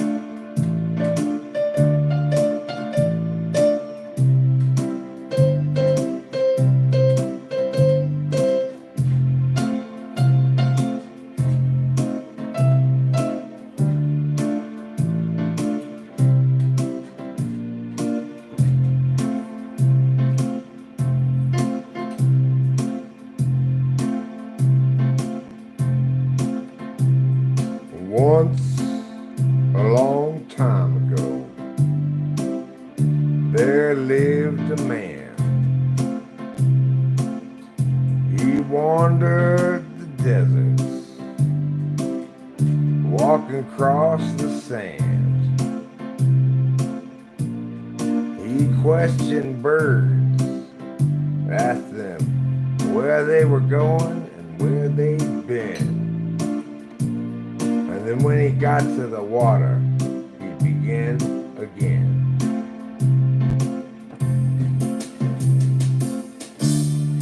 Desert man, oh desert man, you deserted the rest of the land. You deserted the sea and the sky, replacing it with desert. Why, oh desert man, oh desert man, what you doing with my canvas band? Desert man, man. Well, I came out to the desert a very long time ago. I was drawn in by the cactuses, and so I approached the edge of the sand. I said, is here where begins this desert land? Then I got a canteen and filled it with water. Walked around until it got hotter. And then I went home.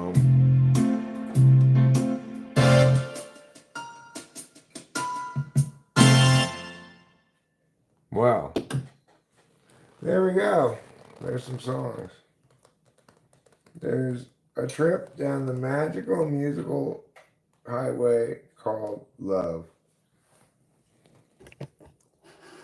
All right, cacti, fine. I'm dehydrated too now. I guess it really is contagious.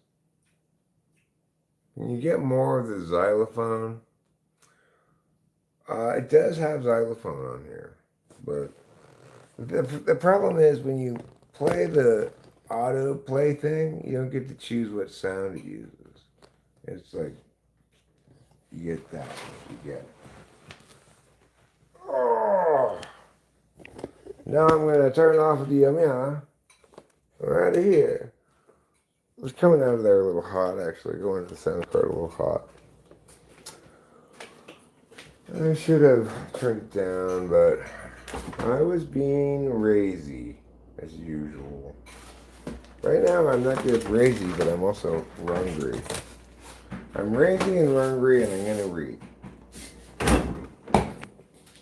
I've got a big bowl of fruit in here, ripening outside of the fridge. I'm not going to repeat my mistake I made last time. I got here a melon. This is what they call a pineapple. It's got a ways to go till it's ripe, but it's, you know, it'll ripen. A couple peaches, a couple nectarines. All in this conveniently sized box. Pretty cool, huh? If you'd like to paint this still life, let me know. And I'll hold the camera still for a moment. It reminds me I need to call Delilah. Her car registration thing came here. So I guess I'm gonna call her and say, you want me to... Delilah's car thing came here. Delilah's car what? Car registration thing. Oh. So I gotta call her and say, like, you want me to open it and just pay it, or what? You want me to mail it to you? Would you like me to convey its contents via smoke signal? This is one of my favorite ways to communicate.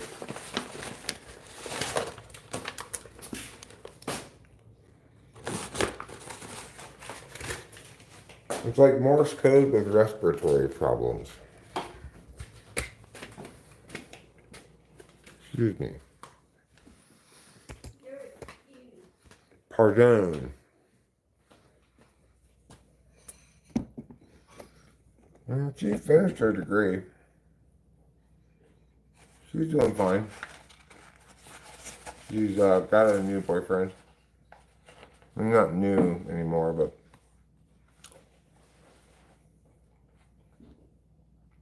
an 8-ball of crack is a white peach.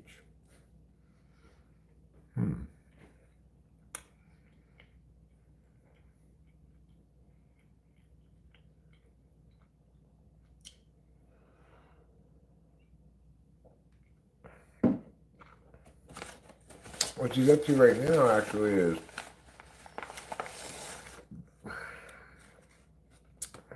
either being responsible for the prepping or helping to prep for her cousin's bachelorette party.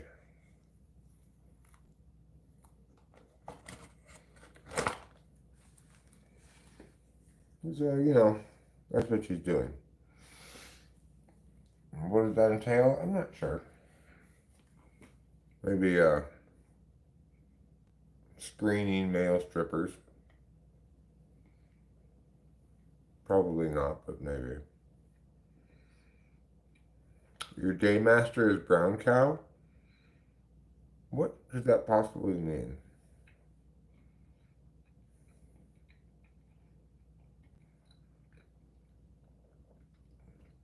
Nobody's really a commie.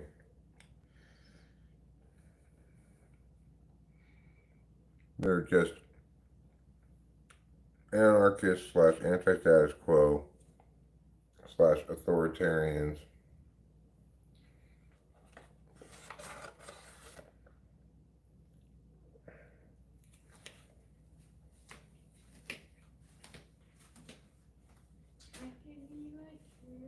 Mm-hmm.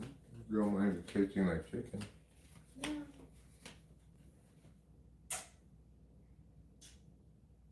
Ciao, Bella. Ciao.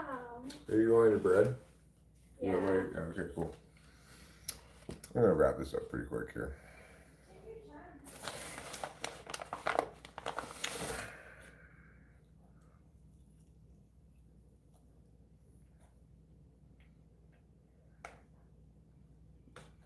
So I'm pretty excited about the setup here.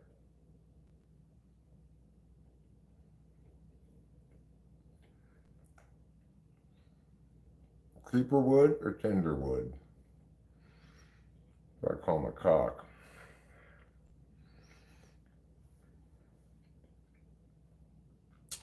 Tender wood. Hey, be gentle with the tender wood, I'll say.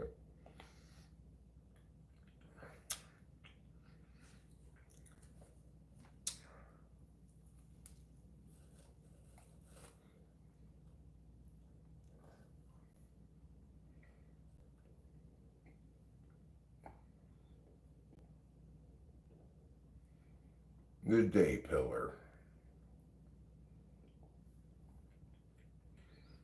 I'm a day pillar. My day pills are Adderall.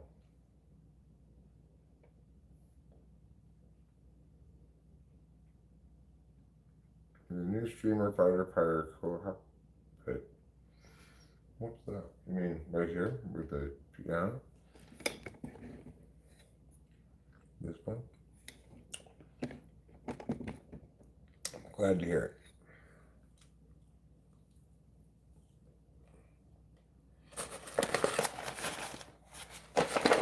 Boom. I cashed this whole 6 bag of chicken tenders myself.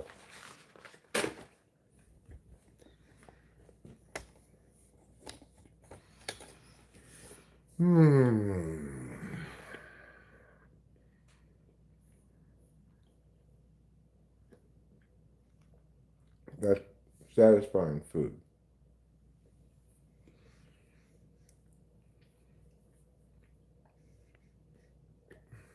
It replaces my hunger with a satisfying feeling of fullness.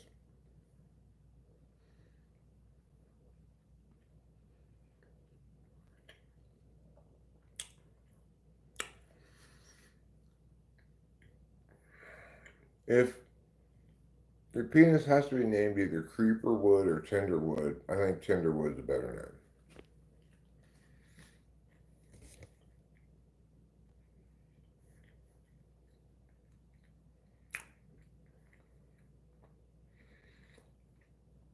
Imagine like some group of girls, one of them is being stalked, and they look over at the stalker and they see a bulge in his pants and they go, "Oh, he's got creeper wood." You know. Well, Rachel, I've got good news for you. There may not be any more chicken tenders, but there is other food in the kitchen.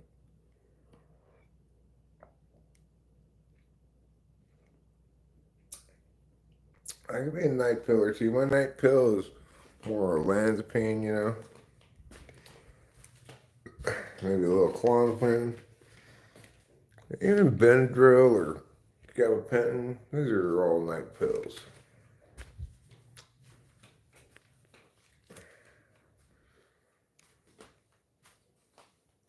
Yes, what, you know? If you come visit us, you can enjoy the wondrous bounty of our fridge, which sometimes has stuff in it. Usually we keep it. We go to the store when we start running out of stuff, you know. That's why I have this, because we were out of this. Rachel had a pickle earlier that was delicious.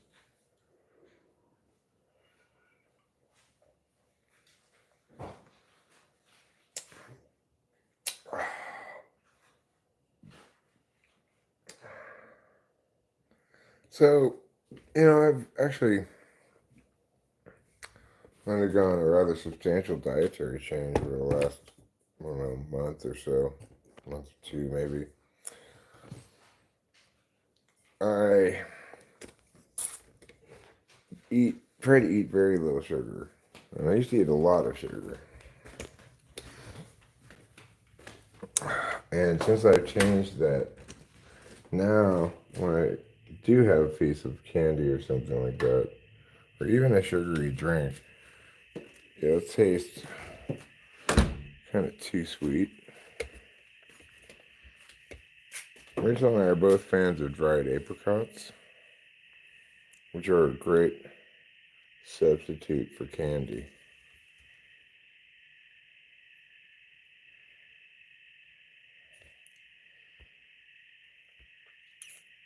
If you're trying to tell me, hey, don't dry my apricots, I want to eat wet apricots. Well, you're wrong. I used to eat a lot of wet apricots when I was a kid because we had an apricot tree. And I'm sorry, dried apricots are just better than fresh apricots. I'm sorry. I'm not going to lie about that any longer. I'm not going to be party to that lie any longer, you know. No, fresh apricots, you're not as good as dried apricots. Deal with it. Nice palace, sir? I hope there's a typo in place. This is not a palace. Thank you. I appreciate your kind words. What I don't have with me are my glasses. Let me grab them really quick.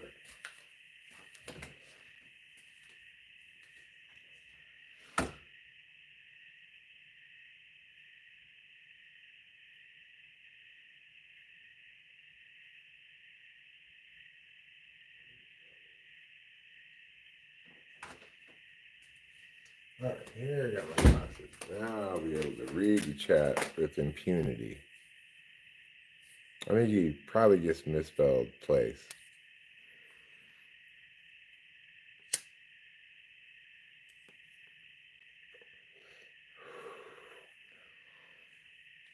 I never care for sweets. I do like bread a lot, however. My biggest vice is salty food. I don't get diabetes, I get hypertension. Well, I think your tension will be just fine. It'll be neither hyper nor hypo. I say apricots. And Rachel says apricots. Is that true? I don't think you say apricots, do you?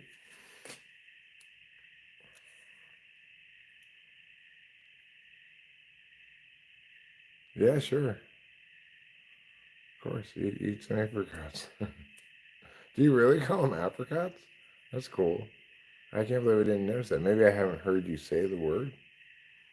Maybe you must have said it in the car today.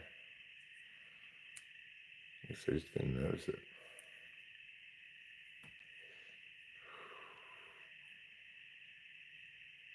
Is apricots a non-California accent? I don't know. I don't think I've ever heard anybody call them apricots before. Maybe I just never noticed.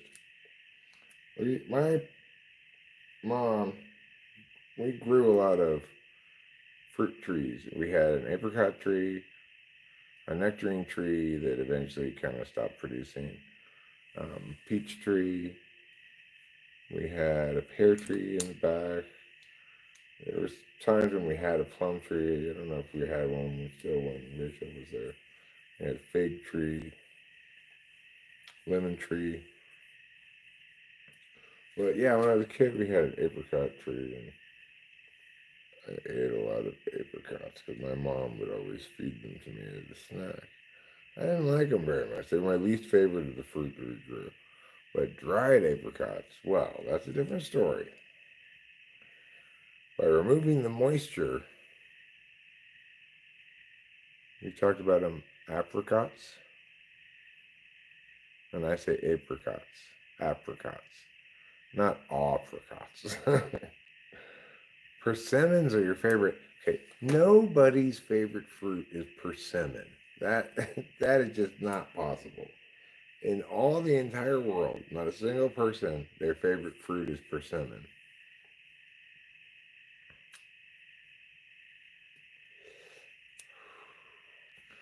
I wonder, apricot is how you say it, huh? Apricot. Kumquat. How do you say it?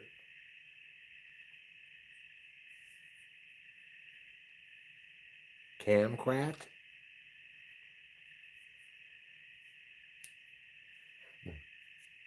Apricot.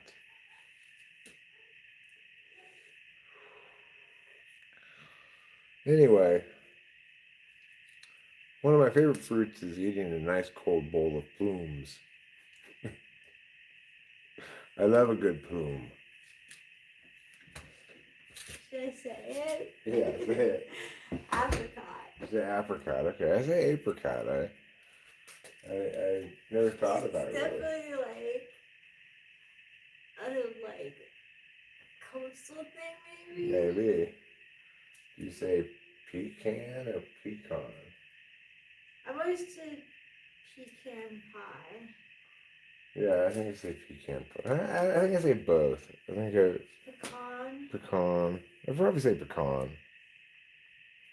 I say pecan. Is that not a pecan or a cashew? Rachel got some cashews today. Mhm. Working through the night. 3:33:33. It's 11:29 where I am. Who's meowing? That's trouble. Oh my gosh, for real? It's come out? No, he doesn't want to come out. Where is I he? bet you. Oh, he's probably in there. Oh, he wants us to watch with He you? wants us to go inside probably. He doesn't approve of us being out this late. Really? That's what I think. I think you're right. Pecan is the only right way to say it. No, pecan pie. I actually pronounce the C as an S and pronounce it pisan. Oh my god, he's meowing! I meant to say I love kumquats. Okay, guys, we think that Trouble has main character energy. Don't you guys agree? Eliana Diaz, if you rub and roll the skin of the fruit on your hand, you're going to just get a dirty, hand-befouled fruit. Pecan, says Acacia.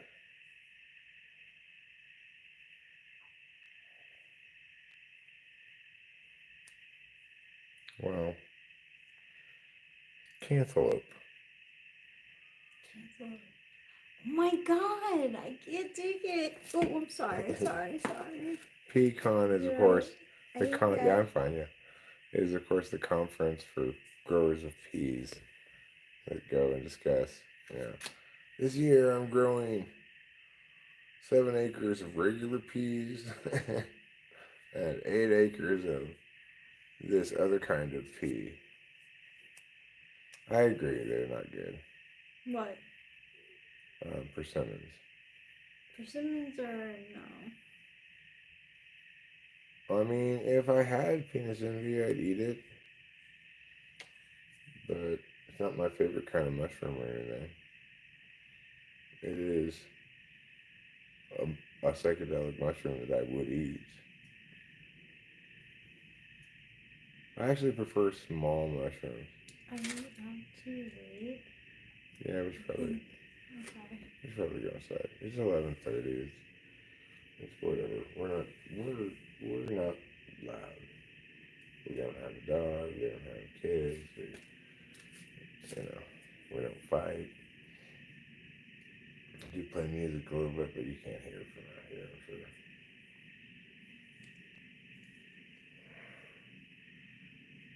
It is all okay, says Dennis Giller. Dear love persimmons. Is that true, or are you just making that up? Like, persimmons can't be in natural food availability for most deer, it wouldn't seem. But just because they don't naturally eat it doesn't mean they don't love it. Like the cats don't naturally catch ocean tuna, but they certainly do like to eat it. What? Yeah, sure. You got it? Yeah.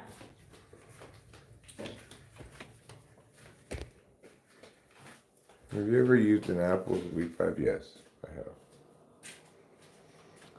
More impressively, perhaps, I've used a weed pipe as an apple. I've never done that before. Can we do it sometime? Sure. And well, then, you know, you can eat the apple. Good night, No Sage. Sleep well. Dream about starfish. I'm going to tell people what to dream about from now on. Mmm. I give people dream commands. You dream about robots. You dream about sunrise.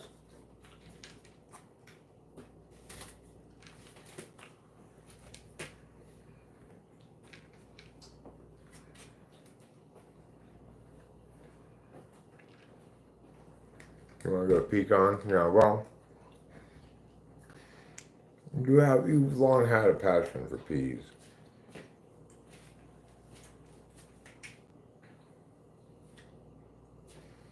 When Eliana Diaz goes to a restaurant and she orders peas and carrots, she says, "I get peas and carrots. Hold the carrots."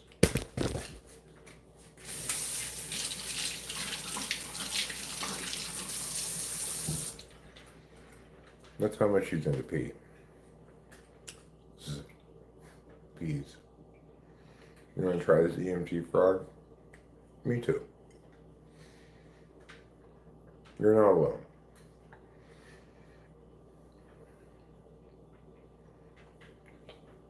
You know, I want to consume, drug. There are a lot of things that fit in that blank for me.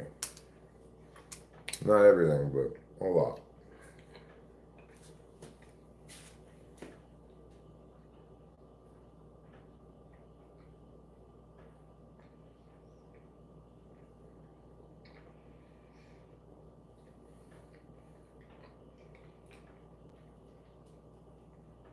Hi, Bubbles. How you doing?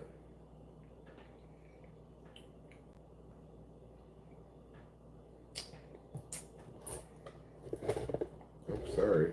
I didn't mean to frighten you with my moving of the tripod.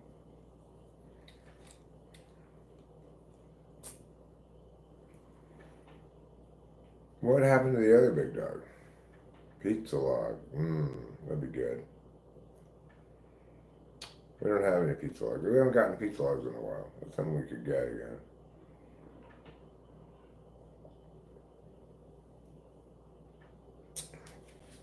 I don't think, except for this upcoming instance, I'm likely to ever refer to them as French bread pizzas again.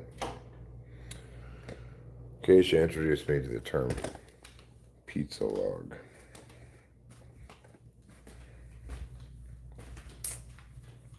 You might say, that's not a log. You need to learn to think outside the box, okay? It's a log if you want it to be, if you imagine it. All right. Now, back in here, and I'm going to end the live stream. Getting kind of tired. I want to watch a couple cartoons before bed. And I'll see you tomorrow. Pizza pillows, is that what Hot Pockets are? Acacia, listen, you understand the power of napping and the power of sleep. I'm going to go experience that power soon. So I'll tell you what I'm going to do. I'm going to dream about you dreaming about a new dinette set, okay? So you dream about a new dinette set. Good night, goodbye, and good luck. I love you all, and I'll see you tomorrow.